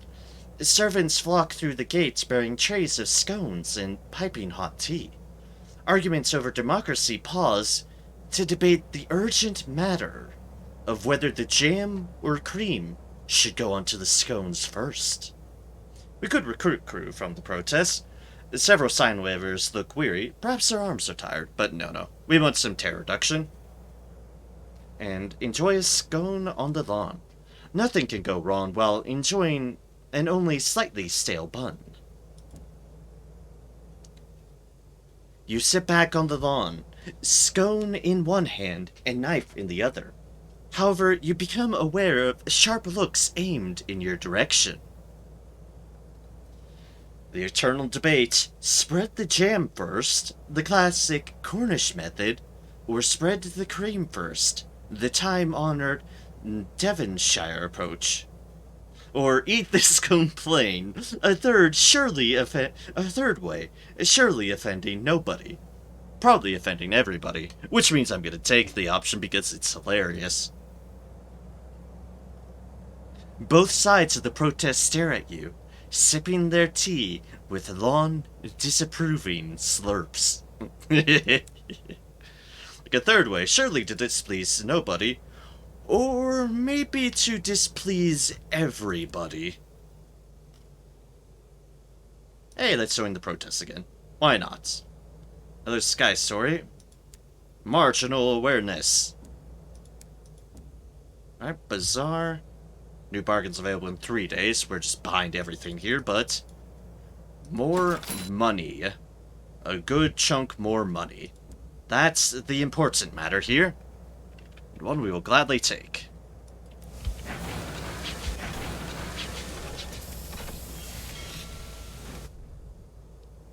Right, I want to do one thing before this. And just pick up a couple more supplies while I'm here. And onwards. And this time, I don't have any specific goal in mind. I'm just gonna see where the sky takes me. And just roam around the outer edge this way. For we've not explored this way, so we might as well. We kind of skirt along the sides of Parliament. That's just floating about here. They really, very much shunted Parliament off to the furthest corner of Albion that they could. All effective. No, please be gone from us. Buildings date to the first foundations of Albion. Now they're only home to shadows and wind. And let's get a little bit of a relief from the lovely Big Ben here. The Tower of Chimes. It's called the Tower of Chimes in Fallen London. It's a bit more intact in Fallen London than it is here. Which obviously isn't saying much, but it is. It's at least standing under its own power. That's saying something.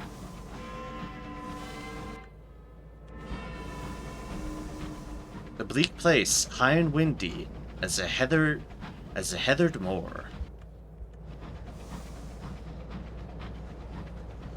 We're almost 6 hours streaming. Go for a little bit longer. I mean, obviously, I'm still exploring.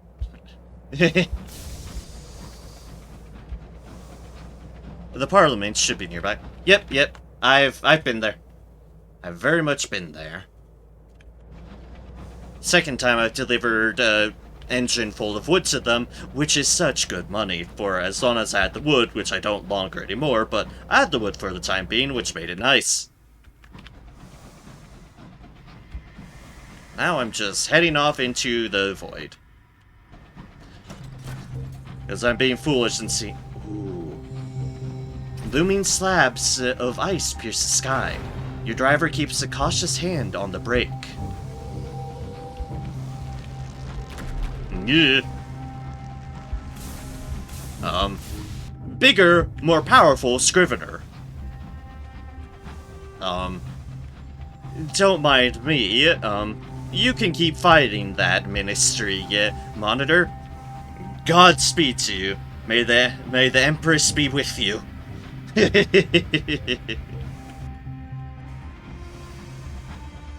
Nice, though. Part of me's hoping this is what I hope it is. And I know I'm being vague, it's intentional. But I am hoping. This is why I'm sticking to the outer edges.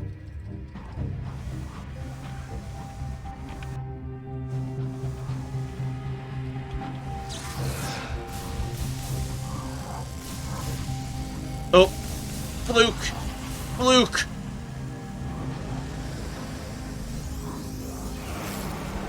Scorn Fluke! It's our old friends, the Flukes! And it's angry! It's very, very angry. Yep.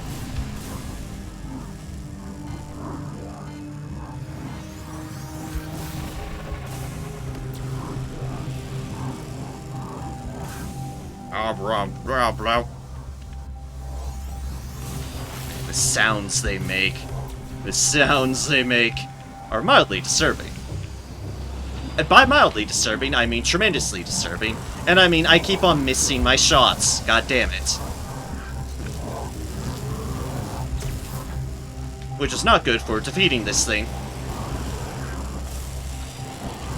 Not too close, not too close. That was just a horrible shot. That was a horrible shot of all horrible shots. Ooh. Try to prelude that. Sneaky little deal. I can hear the sea. A gristle crewman cries, listen, like cats a cream. A new port. Yep, this is what I want to find, but I also want to keep on dealing with this thing. Yeah, there we go. Here the sky remembers the sea. How dark it is. How damp. A scorn fluke. Defeated. The gelatinous flesh spasms. The broken spine rattles. The broken spines rattle. Its piping grows doleful. The fluke is dying. You could tear off a trophy. The fluke thrashes and undulates. That's not undulates, that's ululates. Ululates? Something like that. Fighting its end desperately, as if more than its own life depended on it. Success will substantially reduce your terror, we're fine on that accord. You could repair your hull to reinforce your damaged hull. The spines are thick as steel beams. Have your crew cut them from the fluke's collapsing carcass. Repair hull, gain terror. Your heart skill will affect how much hull you will repair. And don't worry about that. We can also investigate the scorn fluke. Drag the remnants of its victims off its spines. Collect their shattered treasures. Unlocked when commingling of choirs is, you've heard the last song of a scorn fluke. This will grant you otherworldly artifacts and gain you insight into scorn flukes. 44% chance? We're doing it. Yeah! Success! Lonely Song. Its unhuman music rages and sobs. The polyphonic scream brings your crew to shuddering tears. Discipline keeps them working.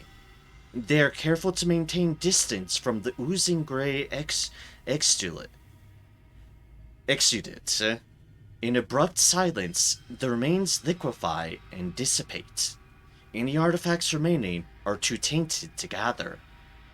You have gained one commingling of choirs. You've heard the last song of a scorn fluke.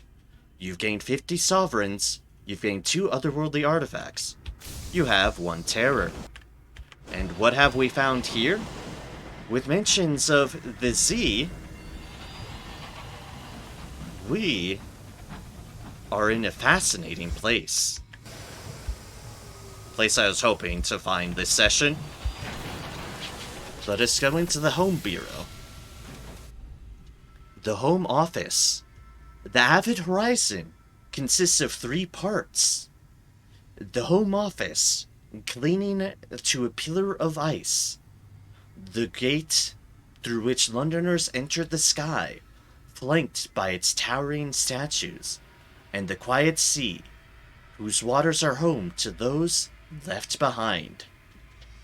We have found the Avid Horizon.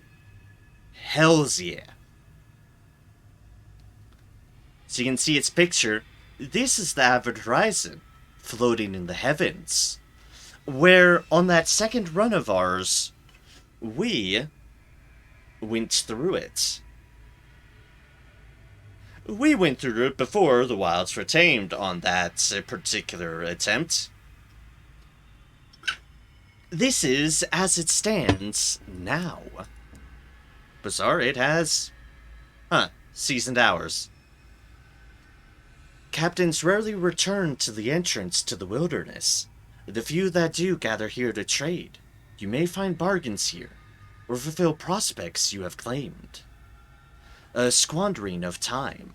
The acting senior probator has raided the back rooms for unused consignments of hours. Last thing anybody wants, he says, spend even more time here. We can buy more barrels of unseasoned hours, but honestly, those things we are the least lacking of. You can also buy supplies and tea. The Hungry Traveler. This little canteen has not seen much fresh stock in years. Some of the tea has practically fossilized. Let us go into the Home Office. Approaching the Avid Horizon, the very edge of the high wilderness. The border between now and then, here and there, the skies and earth. A few lonely buildings of the ports face the great gate of the Avid Horizon, bordered by 2 vast winged statues. The gate towers over the shrouded sea that divides the port and the gate. The other side of the gate opens far beneath the earth, on the bleak shore of a subterranean sea. London rested there for a while Her Majesty was indisposed with grief. A handful of years ago, though, she led an exodus of Londoners through the Avid Horizon and into the sky. You were among them. Do you remember how you came to this place? And this is the thing I think influenced by past, because as you can see, this is unlocked when our origin was a sailor, and you were an explorer. Very specifically to that, a memory of desire. The skies were full of opportunity. New opportunities, new horizons. Had you lived enough upon the sea, your appetites fulfilled and your curiosities sated. Beyond the horizon was a horizonless place. There was a sky more sunless. You took what crew would follow you into weirder waters, and turned your engine north. Her renewed majesty had opened the door to the high wilderness, to establish an empire among the stars. you would find your place there. Weeks later, through the northern ice and the dark beneath the world, you reached the gate. Its statues loomed like giants. The door was open, and the space within was filled with suns and stars and light. Gained a vision of the heaven.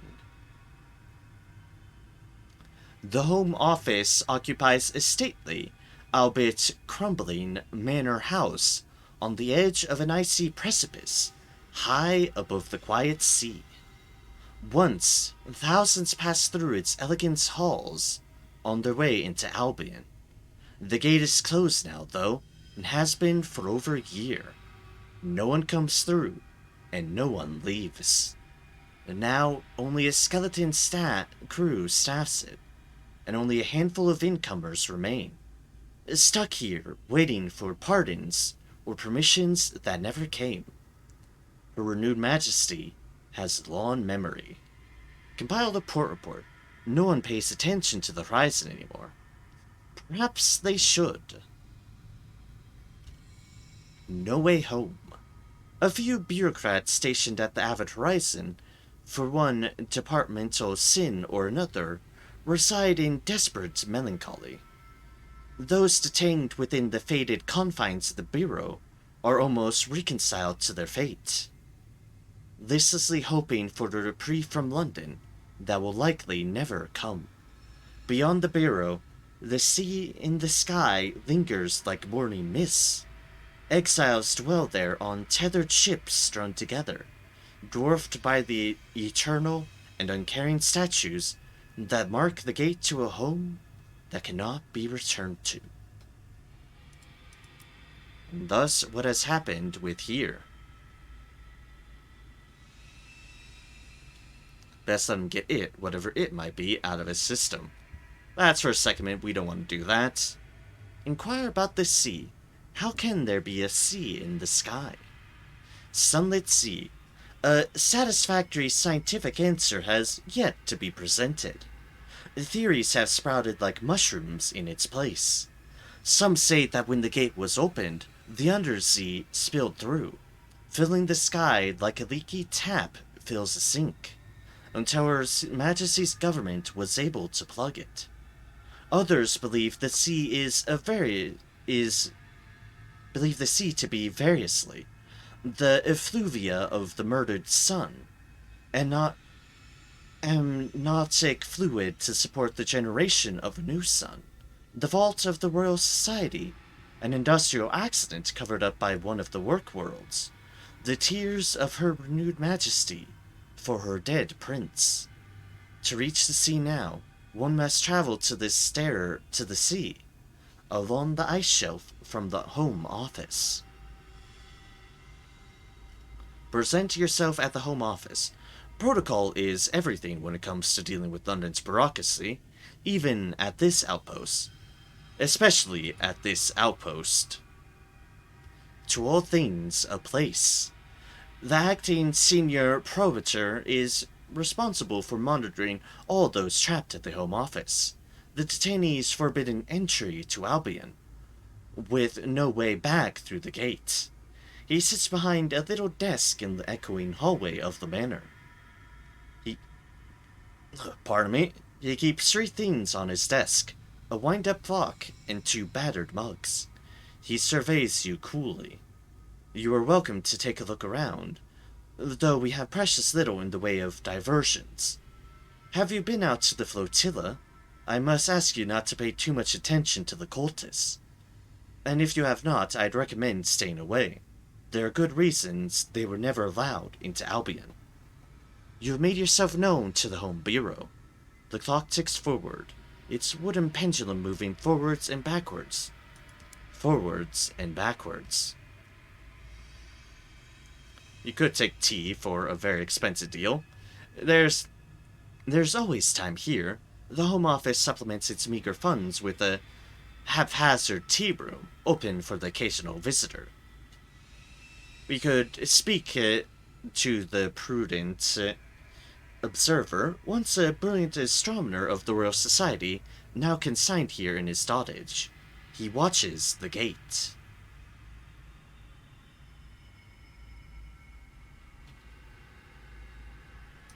Alright, let's speak to the Prudent Observer. Halted progress. The Prudent Observer is out on the observation deck, telescope in hand. He waves at you through the fog. Coming closer, you notice his table of logbooks. Date back to 1898. Those tallies mark people coming in. He leaves through a few pages to 1902, where sheaf after sheaf is revealed to be blank. Bar the dates. Wasted pages.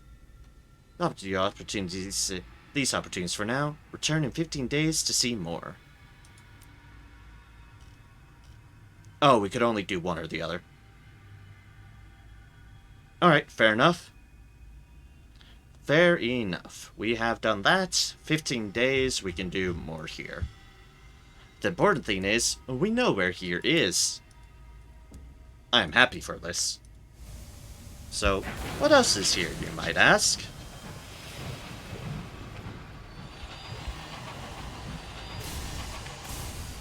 Was it here, or was it elsewhere? Elsewhere. Anything else I wanted to find here?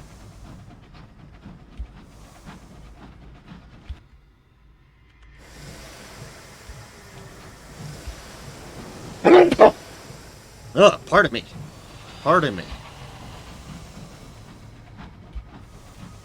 See, there's a vestige of things down below.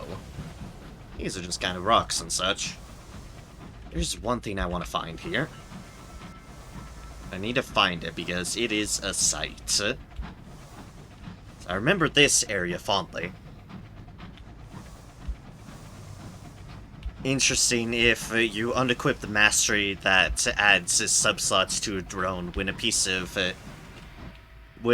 gear is equipped on that slot. I get the gear back instead of losing it. Huh. Awesome, thank you. The sneezes, they happen now and then. Here we are.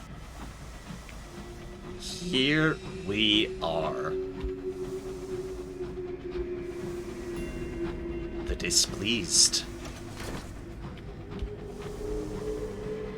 A stair zigzags down to the sea, where a flotilla of old ships lie moldering.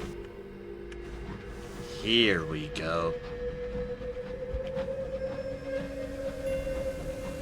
The stair to the sea.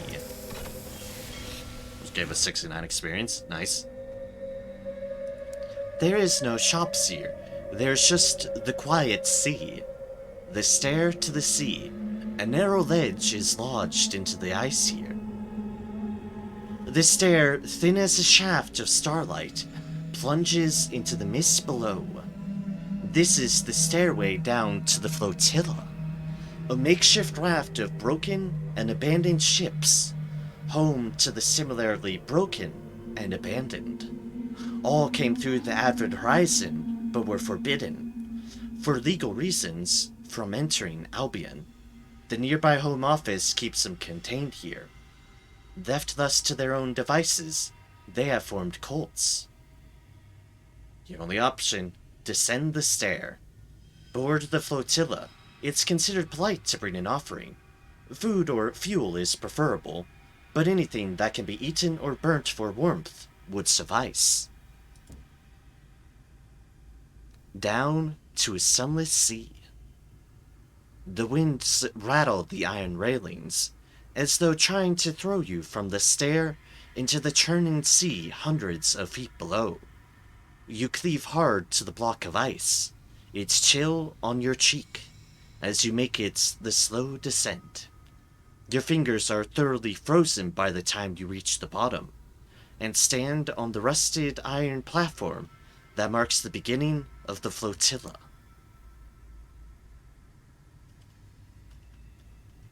The sea all around is shrouded in rolling mist.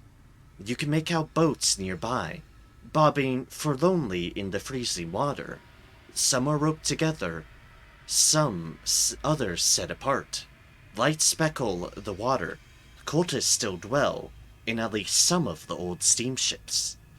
This platform is deathly silent, however. No one is here to greet you. can leave an offering. The sea is peopled with the forgotten and abandoned. It is customary to leave an offering at the flotilla. For help, for hope, for home. Perhaps someone will come to collect it. Unlocked when you do not have an offering made. Sit in contemplation. There is little else to do.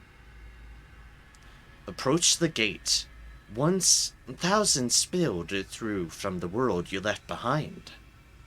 Now it is half submerged, and there has been no newcomers in more than a year. Your crew plead with you to stay. Ah, sacrifice hours to appease the burrow below. A half-mad Skyfarer once told you that the burrow devours time, and that the door to the horizon was sacred to her. Customary to leave an offering. At the height of its powers, the Home Office processed tens of thousands of petitioners seeking entry to Albion.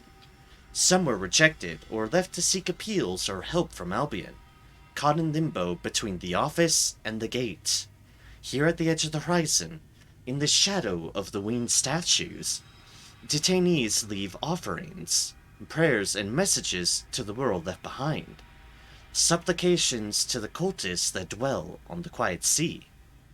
What will you leave behind?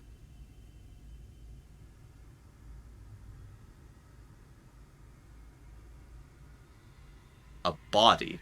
Ugh. Gold. Throw a fistful of coins bright as mellow suns. No use for that. A body. The sea does not forgive. Unlocked when you do not have Initiate of the Displeased. Unlocked when you do not have Entirely Displeased. Unlocked when you have 11 crew. You needed 2. I don't want to accidentally do this. Fuel. You will bring warmth to a cold place and light to a dark one. Unlocked when you do not have an Initiate of the Cult of Saints. And unlocked when you do not have Entirely Sanctified. Food. Unlocked when you do not have an Initiate of the Suralaparisans. Supralapsarians. Something. Unlocked when you do not have entirely Supralapsarian. Food. There's hunger here. We do have food to stop by, so we might as well. Your crew do not complain as you order a crate opened and emptied over the side of the flotilla. They stand by your side as cans and flasks splash into the water. You can see the reflected gazes staring into the depths. You've lost 1 supply. You've left food at the end of the horizon. You have gained 5 terror. A voice in the mist. A figure in an antiquated frock coat steps out of the mist. A fine evening to you. We were impressed with your offering. Locked by not having any initiated. Locked when you don't have initiate of the Supralapsarians. I, of course, had to choose the hardest one to say. And yada yada yada yada, offering made, food left. The man lowers his hood. His features are striking, made all the more so by the lattice of tattoos marking his face, like a verdant birthmark. He extends his hands, the word made flesh. And you have fed ours. We would be glad, the Supralapsarians and I, to welcome you to our little enclave in the flotilla. He lowers his cloak to expose his tattooed collarbone. But first, you must read. Like, you can accept, read the illuminated archives flesh. Also, I've never done any of this before, so I'm just bloody well winging it here. Decline, this is not for you.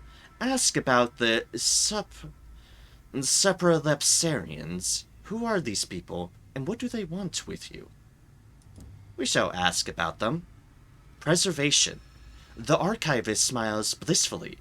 We are those who were left behind, so we have decided that we chose to stay. We keep with tradition. He waves airily about him. Ours is a remarkably liberating lifestyle. You helped us, however indirectly, with your gift. I'd like to return the favor. Amusingly, this is actually appealing because well, I'm a history person. Archiving is an interesting thing, although this is still a cult, so being wary of that, we will accept and read the illuminated archivist's flesh. Also, they only required food and not bodies. Precious fuel that I don't have much of at the moment. Is why almost 6.5 hours. Yeah. So my voice will probably head back to London, and that's where we'll call it. Off of this mysterious Avid Horizon business. But we'll get back to London. And we'll be passing by a certain landmark, the Avid Horizon itself, that I will try to find, because I'm a fool. Always coming home. The tattoos on his collar are a jumble of words and pictures. You make out a crab and a cave, a candle and a roof. You recite the words you find there. I am home. He embraces you, bony arms wrapped around your frame like stumbling into a coffin. Yes, you are home. Follow me. We're all at the flotilla at the moment. I dislike the arrangement, but there are too few of us to survive alone. If you like, I shall teach you to read. He says read with a weighty, portentous inflection. An initiate of the Supralepsarians. You've been initiated into the Supralepsarians. Bring 5 sheafs of ministry-approved literature to the illuminated archivist. Okay then. 5 sheaths of ministry-approved literature. Mists roll in, gray as unwashed ghosts. Starlight washes in like a tide. You are known to the mystics at the gate.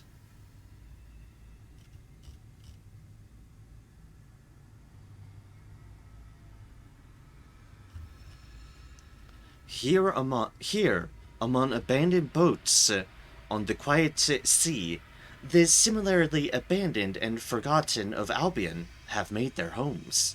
The cults share this space, for warmth and for shelter. Some boats are covered, others converted into makeshift anchorages, refectionaries, and cells. Hopeful acolytes flock to one ecstatic figure or another, raving about this doctrine or that. Your new friends are one cult among 3. The Sanctified, the loose collection of souls who follow the jolly anchorites, are communal, fraternal, jovial. The Supralepsarians, who follow the illuminating archivist, do everything by their book, when they can agree upon the interpretation. The displeased treat distrust as a virtue, and betrayal as a sacrament. Ugh. A woman is lying on a wheel that sits atop a pole that rises above the flotilla. She does not speak, but only watches the gate. Speak to the silent mystic. Her wheel is accessible by a flimsy rope ladder, rising up through the mist. She is rarely disturbed by the other acolytes, though they watch her intently.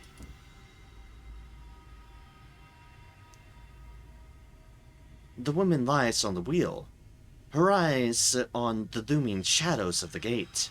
She does not bother to look your way as you reach the top of the ladder. Rotting fruits, dried flowers, and tarnished nameplates lie ignored at the edge of the wheel.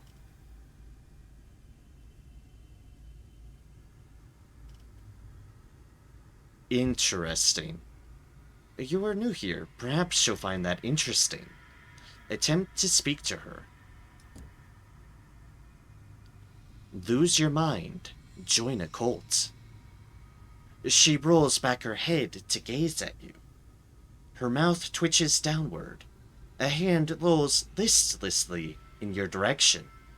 I do not sense the hunger of the true esoteric in you. Wear the name, the knife, wear the book. Begone and waste not my time. Her eyes roll back. Return when you have learned something. If only of the cults, if one of the cults claims you as their own full initiate, then I might be interested in speaking to you. Well then.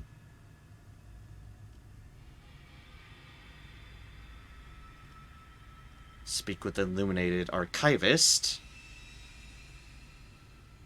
Where will you lay your head at night? Every acolyte has a favorite spot in the flotilla to take their kip. The politics of one's sleeping arrangement are complicated here. Your choices here will affect the disposition of the cults towards you. Favor with the cult can generate rewards, or occasionally open options while pursuing other objectives.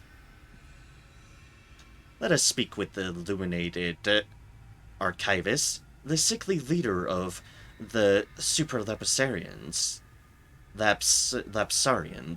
He inducted you into the first of their mysteries.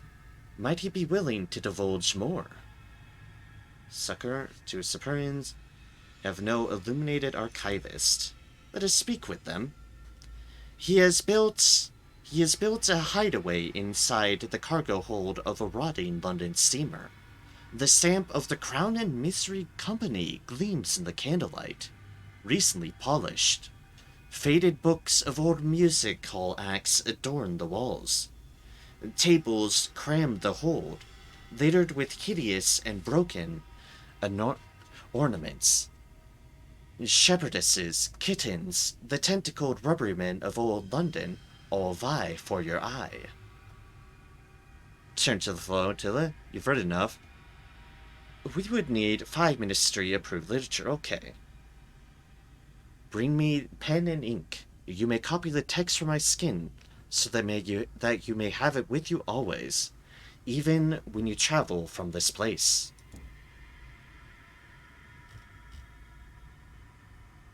It is the hour of slumbers. You will lose all your embrace qualities, but your initiated status will not be changed. Alright, we should probably have the books first before we do anything, so... Here's your open options while pursuing other objectives. Or we'll just see where this leads, why not? Your choices here will affect the dispositions of the cults towards you. Favor with the cults can generate rewards, or occasionally open options while pursuing other objectives. Because you were selected by one of the leaders of the mystics to uncover their sacred mysteries, you may sleep where you like. Everyone is eager to see what you choose. There isn't much to do here. A cozy berth near an open hearth, wine and candles, shared warmth and traded stories. You are strengthened by community. A crow's nest, a lonely eyrie far above the mists. You are strengthened by solitude, or whatever others are doing. Where they sleep, you sleep. You are strengthened by tradition.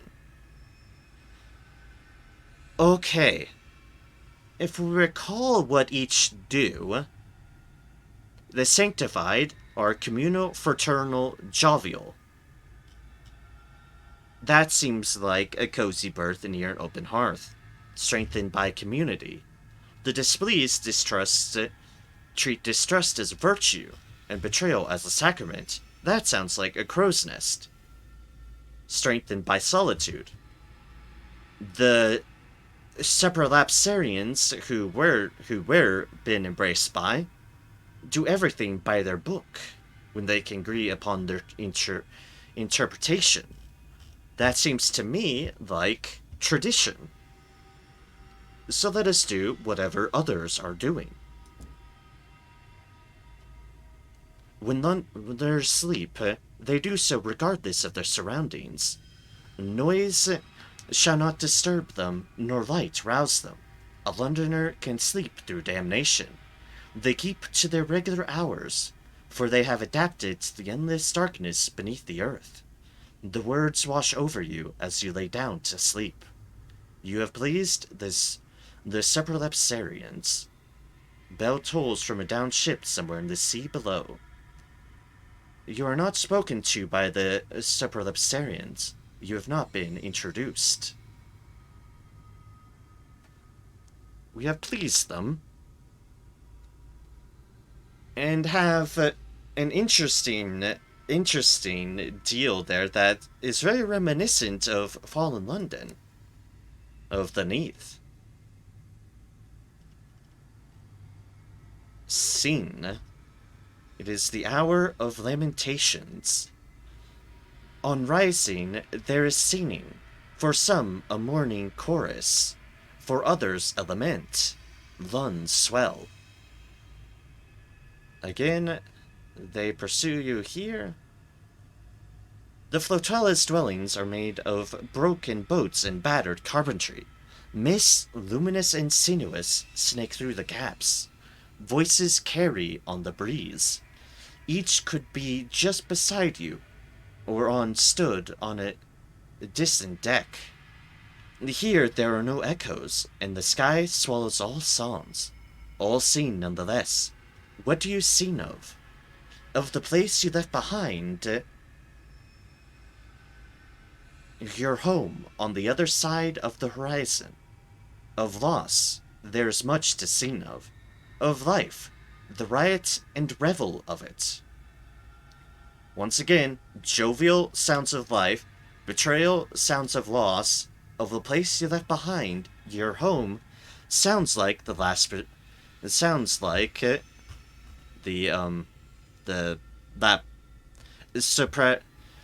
supralapsarians. Oh, that's a fucking mouthful. What? Fair enough. Fair enough. Not been introduced.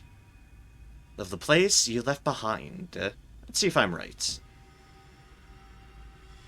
Yep, your voice joins the others in chorus.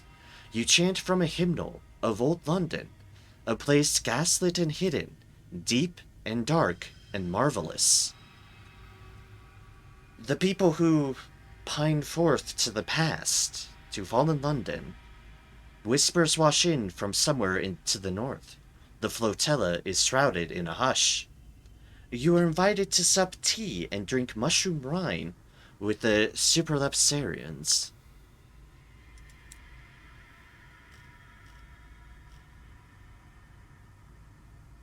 Fried sucker.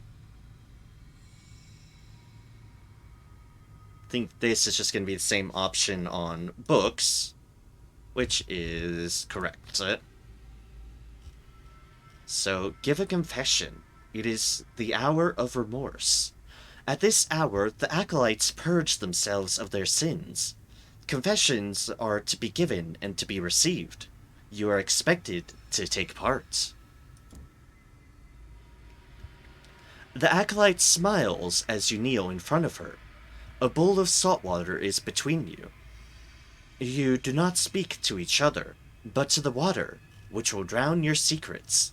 Your eyes meet in the bowl. Her smile widens in encouragement. Confess an error of yearning. You long for things to be as they were. Confess an error of despair. What hope is there left to you? Confess an error of sentiment. Sometimes your heart grows heavy. I think yearning is the answer we're looking for here. You long for things to be as they were. The acolyte nods encouragingly. She speaks a few words from the book. I, too, long for all manner of things. Her eyes widen as though she misspoke.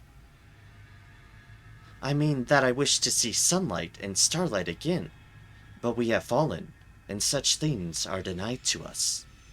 She leans in to whisper her own confession to the bowl. You have pleased the Supralapsarians. Scarlet's starlight from somewhere far distant casts a flotilla in red. Despite the modestness of your profession and the outlandish quality of your stories, you are accepted by the Superlepsarians.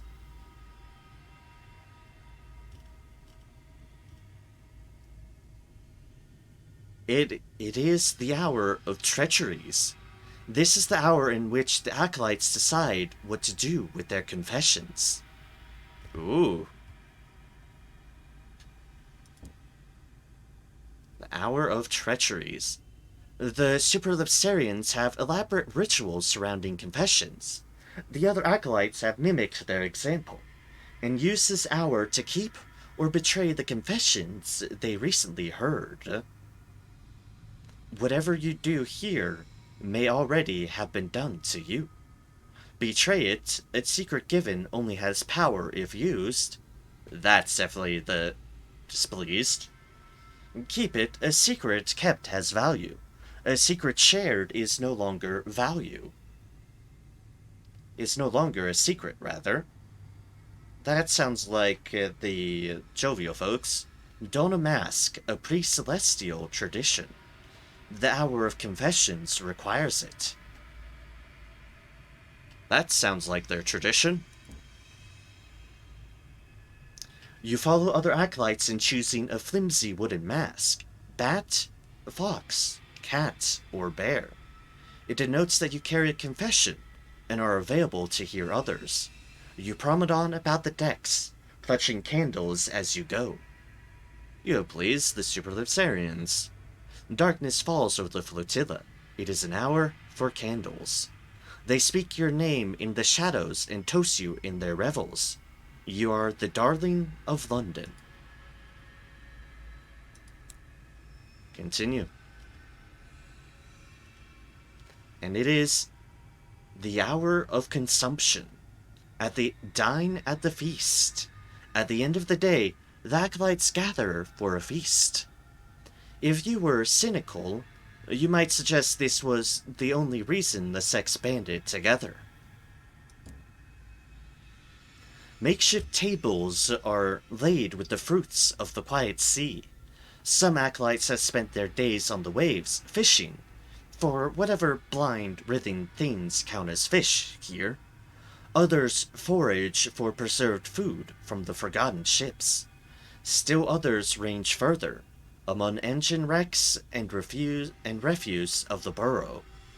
Wisely rationed, there's enough for one such feast every week or so. How will you dine? With traditional decorum, there are standards to maintain.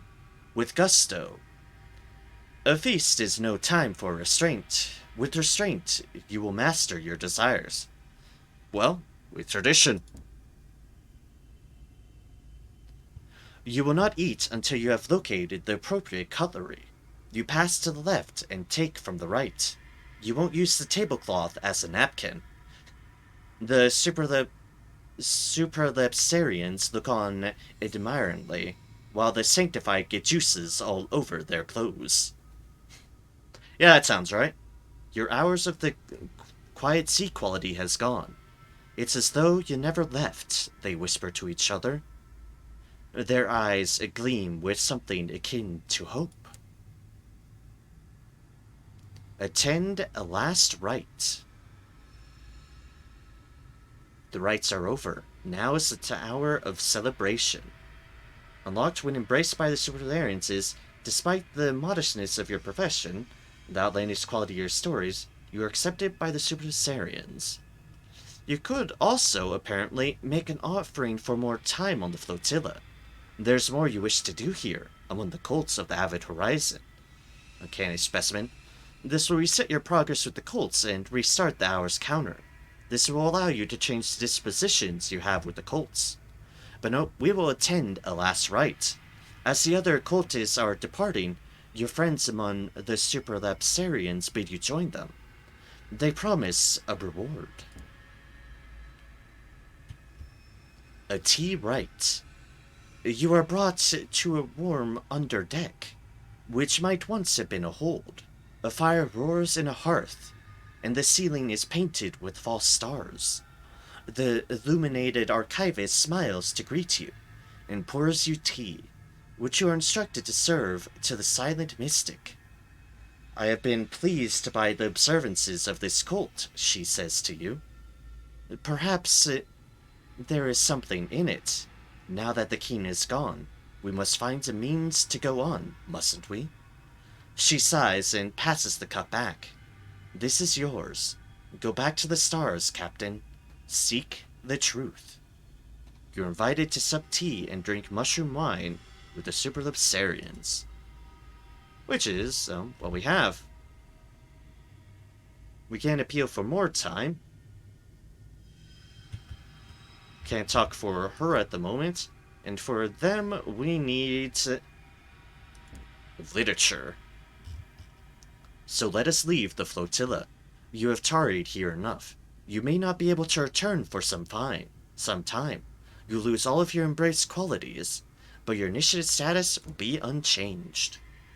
Away, you leave the flotilla, emerging back onto the ice and silence of the quiet sea. A few acolytes watch you leave. Perhaps someone waves, and then the winds drown all sound, and the flotilla is behind you. Perhaps you'll return. I'm gonna do something foolish here. You can now return to the flotilla. Lights in the mist suggest the various mystics have returned from their contemplations. You must wait a little bit longer. Your crew plead with you to stay. Let us do something foolish. On a sunless sea. The air is still and frigid. Your teeth chatter. Ice floes drift by in the mists. The gate is far from the flotilla. Your breath freezes in the air. A little craft loosely moored to the rest appears serviceable. Oars nest in the berth. You cut the rope and jump in, pushing out into the mist. The gate rises like a sepulchre. Its statues, twin-cowled figures, rise their wings in an arch. The gate between the statues is Gant, the color that remains when all other colors are devoured. It is sealed, sarcophagus tight. When you touch it, it sears your fingers with the bitterest cold. It will not open for you. This is the end of the sky. You can go no further. You've gained a sky story. You gain 15 terror. Woo! Sit in contemplation. There is little else to do here. Sure, this will get us terror, but... no it doesn't. Hic sunt dracons. Why are you here? At the edge of the horizon, on an all but empty flotilla. Far from the place where you were born. There's no way back, if you even wanted to return. How many waited for the gate to open? How many came through, unable to go further, unable to return? Where are they now? Are there any still there? You would need to fly to the gate itself to find out. The water burbles. You see your face emerge in the sea below, visible through the mist. Alright then, let us depart. What is there here for you? And let us go. Back to London is east. So let us head there. Although, if it's there, there is a detour I would like to take. Just a bit of a detour. This is the Displeased.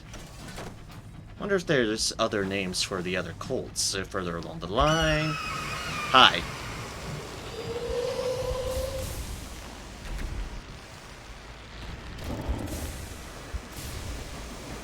Hi.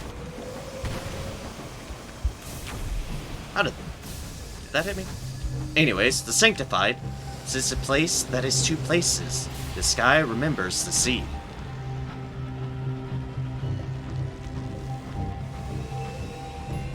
The Avid Horizon. The Avid Horizon. Note, our terror is going up substantially. This is a place of horrors. Unsurprisingly, The Avid Horizon. The two vast winged statues guard the Avid Horizon, the door through which Londoners passed from the Neath into the wilderness. It does not open. A wooden mooring post has been hammered into the ice before the Watchers. It is a gesture towards a tradition from before the wilderness, from a sunless sea, where the condemned could beg for forgiveness on the most distant shore. Explore the horizon's threshold. What might you find on this bleak waste? You could also leave. You are free to leave. Only those without such a choice remain. Hell frozen over.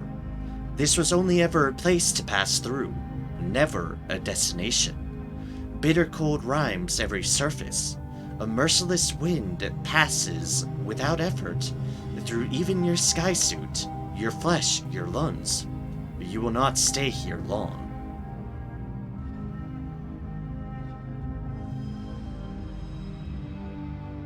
Here, two vast winged statues guard the Avid Horizon, the door through which Londoners passed from the Neath into the wilderness.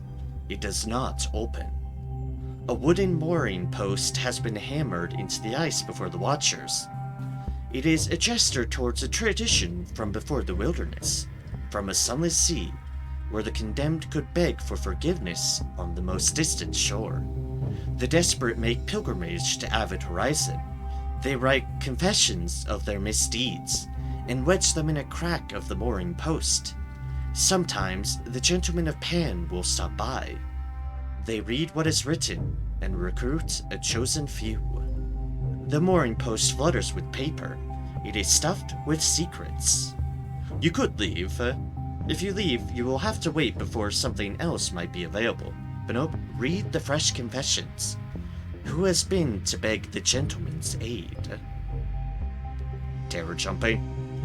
The last recourse. The post provides a list of murderers, traitors, and villains. To earn the trust of the gentleman, the confessions must convince as testaments of absolute truth. Some confessions are obscured by elaborate excuses and abject apologies, but none spare the reader.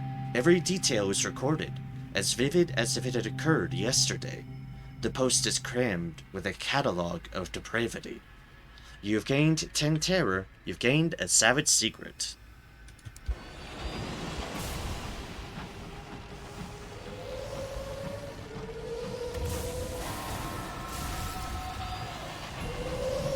Ah, there we go. The Superlissarians.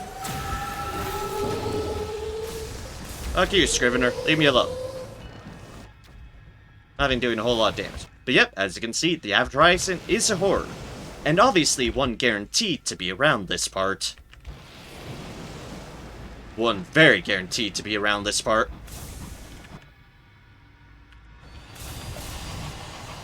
Let's see if we can't find a hole. A hole in the ice.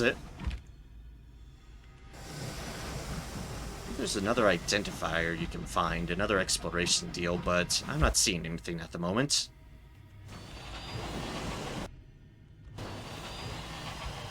We'll be back. We will definitely be back at some point.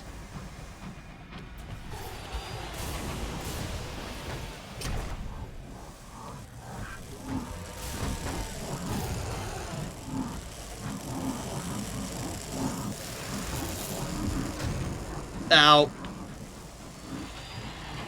Tempers fray.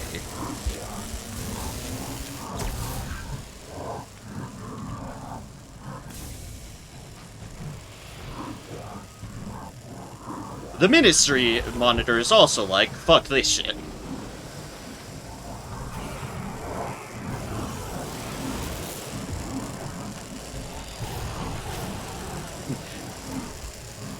Nope, nope.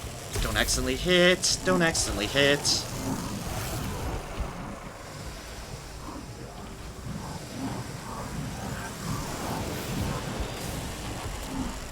Oh, I thought for a moment that was a different deal, but nope, nope, it was that.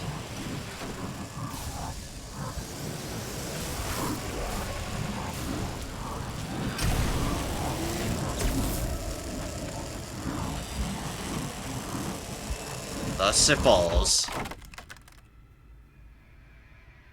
Let us try this again. To further commingle. Failure this time. Lonely song.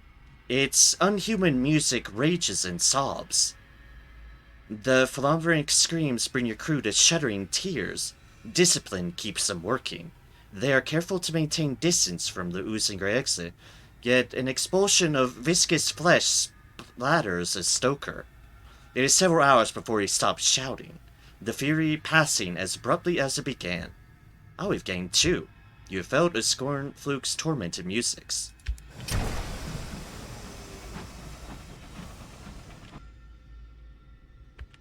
Okay. I'm not in the best position on terror, but hey, let's, Cold, cold, cold, whispers the incautious driver, pressing as close as they can to the furnace. I don't blame them. Let's quickly dock here. For preservation's sake. Seeing if there's anything we can do to reduce our terror. Nope, it is still way too soon. We can have tea here. That might reduce our terror by a little bit. Hey, excellent. A good brew. Steeped and stewed, the tea has lingered in the home office for a very long time. An elderly detainee leans in conspiratorially. Much better than a few years back. It's improved with age. Matured. The detainee is quickly shuffled away, so that you can enjoy your tea in peace. Fair enough. We are shy on fuel. It's something we are definitely very shy on.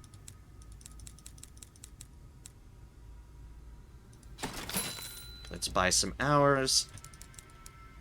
And a judicious amount of supplies. Yeah. Sure. Might as well invest in our journey back. As, we need to find a way through. Possible it's through that way. I've been poking around this way, hoping that there's a route in through here. I might be being foolish, but we shall see. Our terror is still high.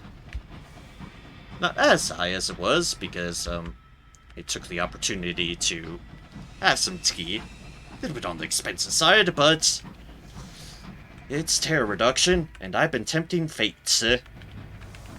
Oh boy, have I been tempting fate here.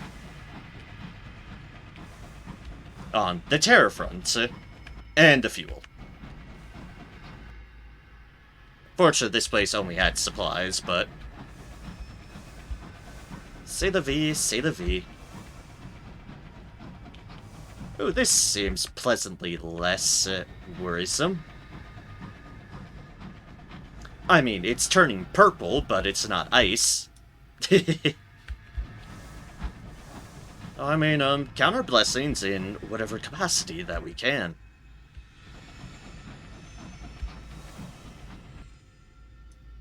And let us see if we can get anywhere with fuel. That has fuel. I'm not sure if it's exactly closer, but we shall see what we can do and head as straight as possible as we can to London. And try not to get distracted again. Because that's very much getting distracted.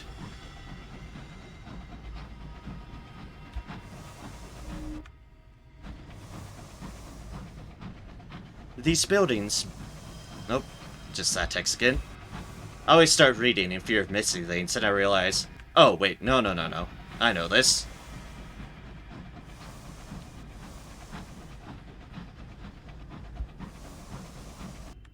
There's a building here. So give it an accidental love tap, I'll just add. Means this is promising for getting to London. Seeing these sort of structures.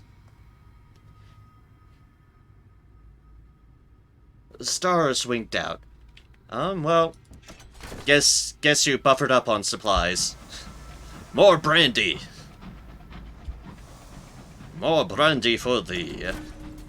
Our fuel's low, remarks Sir Pendevil. He does not point fingers, but he does sound surprised and disappointed.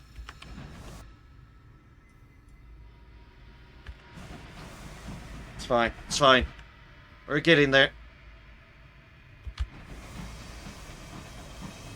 Oh, is this an actual... This is risky, but if this actually bridges the gap, the Most Serene Mausoleum might be the closer destination. As I bonk against more shit, because I'm a fool. Things are turning distinctly graveyardish.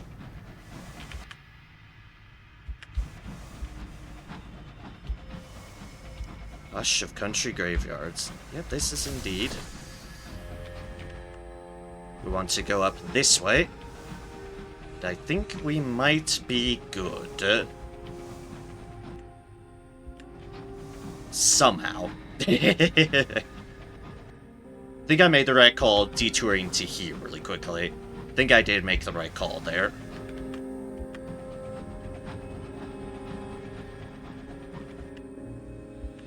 Because we are very much in range of here. And then we can just take one of our known routes back to London. Alright. Good. We're good. Have to limp the rest of the way through. And all shall be well. All shall be well indeed.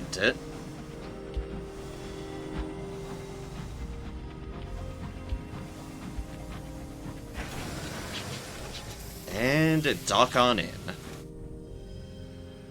Poof. Attending a funeral. Few mourners are willing to brave the long journey through the Reach to say goodbye to a loved one. Visitors are welcome to the extra chairs in the mausoleum's many chapels, provided they carry themselves appropriately. It is a calming way to spend a few hours, basking in lives well lived, or taking solace in still having a future. We could attend a miser's funeral. The chapel is empty. The corpse lies largely unmourned. Or 100 sovereigns to attend a deathless funeral. The funerals of those joining the deathless are rare.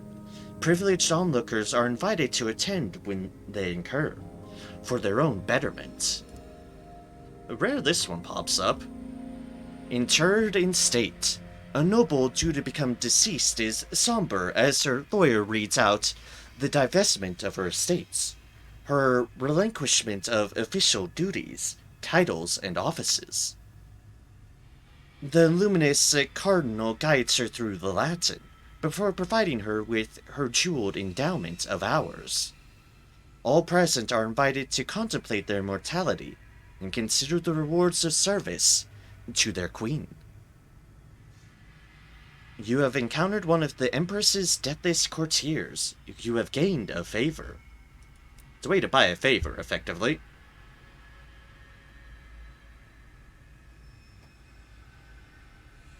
You know what? Sure. Inter a member of your crew. The mausoleum accepts remains or mementos of the dead in its vaults. For those who can afford it, of course. For everyone else, there's always the sky. Let's do this favor for our poor fallen. The tier register adopts an expression of practiced solemnity and calls for a footman. The footman asks a number of questions about the crew member. Name, occupation, bear or niche, candles and how often, flowers and what variety. Eventually he is satisfied, and leads you and those of your crew closest to the deceased into the catacombs of the mausoleum. You are guided to a vast tomb where candles have been lit and the scent of lilies is strong.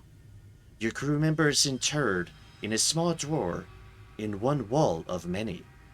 Here your crew member, or some part of them at least, will remain.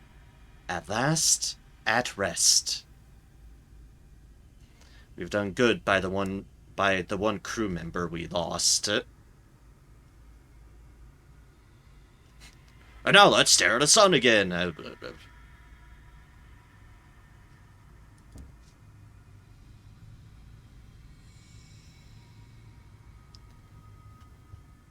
Figured I'd show this while we're here. You could also go to the Prince Consort's tomb, the most dearly beloved corpse in all Albion. The most serene mausoleum was built to commemorate Her Renewed Majesty's dead love. His tomb is the heart of the mausoleum. The vaults, chapels, mourners, and courtiers, all arteries and capillaries to his memory. To visit the tomb, one must speak to the cheery registrar. You can either join the reverent crowds at the prince's tomb for 3 sovereigns. A few sovereigns will buy you a few minutes at the sculpture. This will reduce a little to terror. You could deliver uncanny specimens to get access to the upper gallery. The cheery register will accept diverse meats in lieu of monetary donations. It is customary to leave offerings at the tomb, which are cleared away the next day. Moderate amount of terror lost, or donate souls for a private viewing of the tomb. A donation of suitably august souls will get you a private viewing. A significant amount of terror lost. Let's just do this. The cheery register marks your name in the account book before summoning a footman to guide you to the tomb. The tomb is sunk into a round chapel beyond the choir. An effigy of the Prince Consort rests on top. His long hands are folded in prayer. 4 sculpted sephirim support him, as though about to lift him up in flight. Pardon me. Crowds of visitors in mourning jostle for a better position. A lady in an inconceivable hat shoves her way to the front. You are afforded a brief glimpse of the prince's haunted marble face, before you are ushered away. That was a very little, but it shows it off. Turn to the nave. Approach the deathless.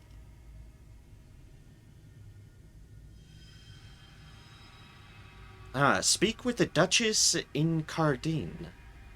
A childhood friend of Her Renewed Majesty, the Duchess Incarnadine was instrumental in the conquest of Albion. Her place in the mausoleum was her reward. You may now speak with the Duchess. A second Temora. The Duchess would be a small figure, were it not for the mounds of silk and brocade that comprise her dress. She glides along the flagstones, a great train of scarlet cloth following her like the telltale trail of blood in a penny dreadful. Today she is menacing the footmen, press-gaining them into her mock battles in the Tower Carmine. Fatalities are rare in her battles, maimings are not. She gives you a red-lipped smile. A footman intervenes and introduces you. She's pleased to encounter a genuine captain, and quizzes you on all the battles you fought in the wilderness. The gory details she demands you linger on. She parts with you only reluctantly. Coming known to the deathless few interred in the most serene mausoleum, you have gained favor. And with the favor, we can... What is the Bargain's Dead? Let's save up, huh? Let's save up.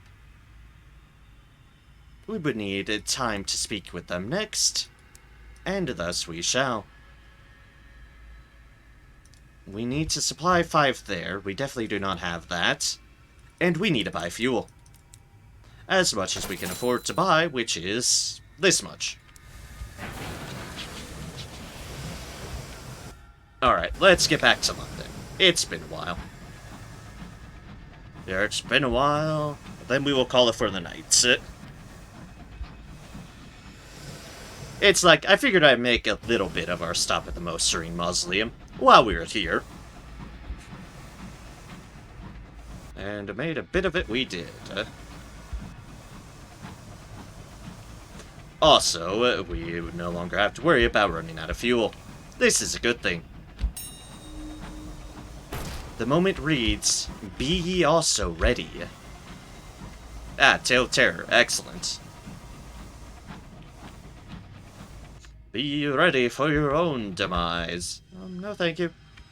Too bad. You've already lived multiple of them. You've just time shenaniganed out of them.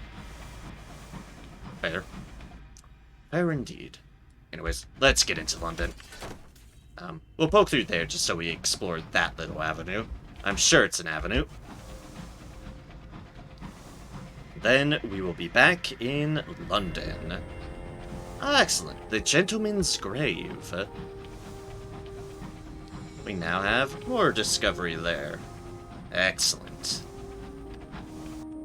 The more the merrier for experience. We're already actually over halfway up to the next level, which is pretty good. Because, as noted, the further in you go, the more difficult it is to gain level ups. As it be, as it be. We have found a resurrectionist. Oops, wrong place. If your mouse is in the wrong spot, then you can just accidentally click on something that said this. Misgather, soft as Elden down.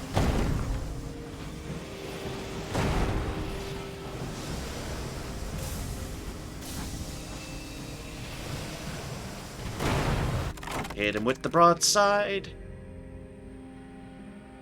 Ooh, investigate the bodies. A cabin has been packed with gravely sky ice to keep it cold. Corpses hang from a rail. Let's just repair. 17 hull. Excellent. And that's the only reason why I stopped to fight that guy. Because that's well worth the free repairs. We gained a fair bit out of that. And now we will lie into port. To London. Where we can think of all the horrors we just encountered along the way.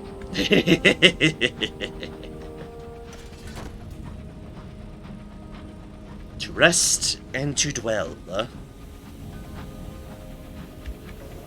That's why I need to actually be able to start earlier. So I'm not ending at like 4 in the morning once I'm satisfied to end, but so be it, really. So be it. It is how it is.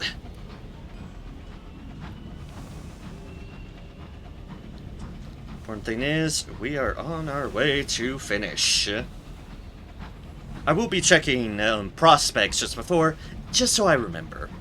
Like, basically, that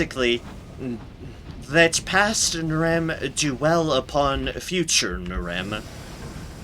For otherwise, future Narem will be cursing out past Narem, being like, what the fuck were you thinking? God bless her majesty, a crewman spontaneously declares. Patriotism or apotropsyism?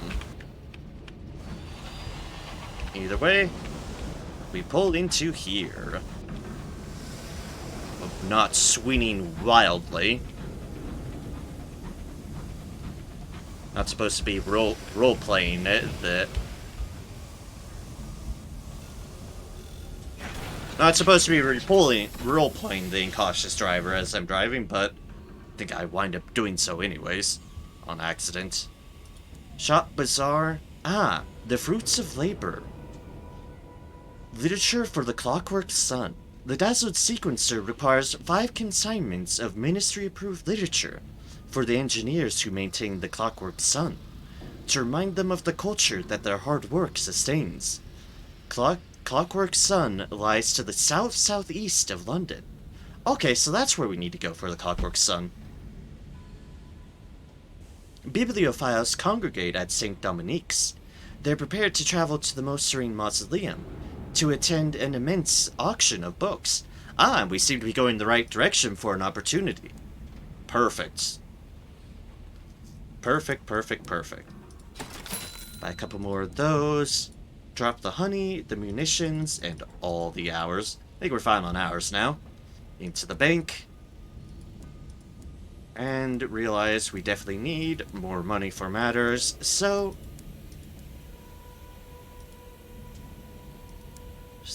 that shall be that. Thank you all so much for watching. I greatly appreciate everyone who stopped by, who watched, who chatted. Cybershot. Thank you very much. And for everyone who accompanied me for this fine journey into Sunless skies and our first delve into Albion. But there's plenty more in Albion that awaits us, and plenty in the Reach that keeps on appearing for us to return to. Once we're satisfied with Albion, we won't be for a bit. This is where we'll be here. Thank you for the stream. Thank you for watching and chatting, Cybershot. It is always a pleasure to have you around, and especially for sticking around for these ungodly hours. I appreciate it greatly, and thank you all so very much. Next stream, assuming that nothing horrible happens with me trying to fix technical difficulties, will in theory be Tuesday, which will be more Final Fantasy X HD Remaster, where we'll be tackling some post-game stuff. Specifically, for certain, the Omega Ruins in some avenue. It's bound to happen. We poked into it at one point, we need to poke at it some more. Next up is Thursday, which will be more Troubleshooter, Abandoned Children, where we will continue to... well, we will continue to mess around with Tama and robots, because... yay! I'm just having fun with the robots in there. Next up after that is Saturday, which shall be more Doom Eternal, in which we'll be continuing to proceed through Urdok, which we unfortunately had to stop in the middle of because the game was acting wonky. Hopefully I can fix that as well. Ugh, technical difficulties. Aplenty. And then after that, we wrap back around to next Sunday, which will be more Sunless skies, where we will continue to voyage through Albion.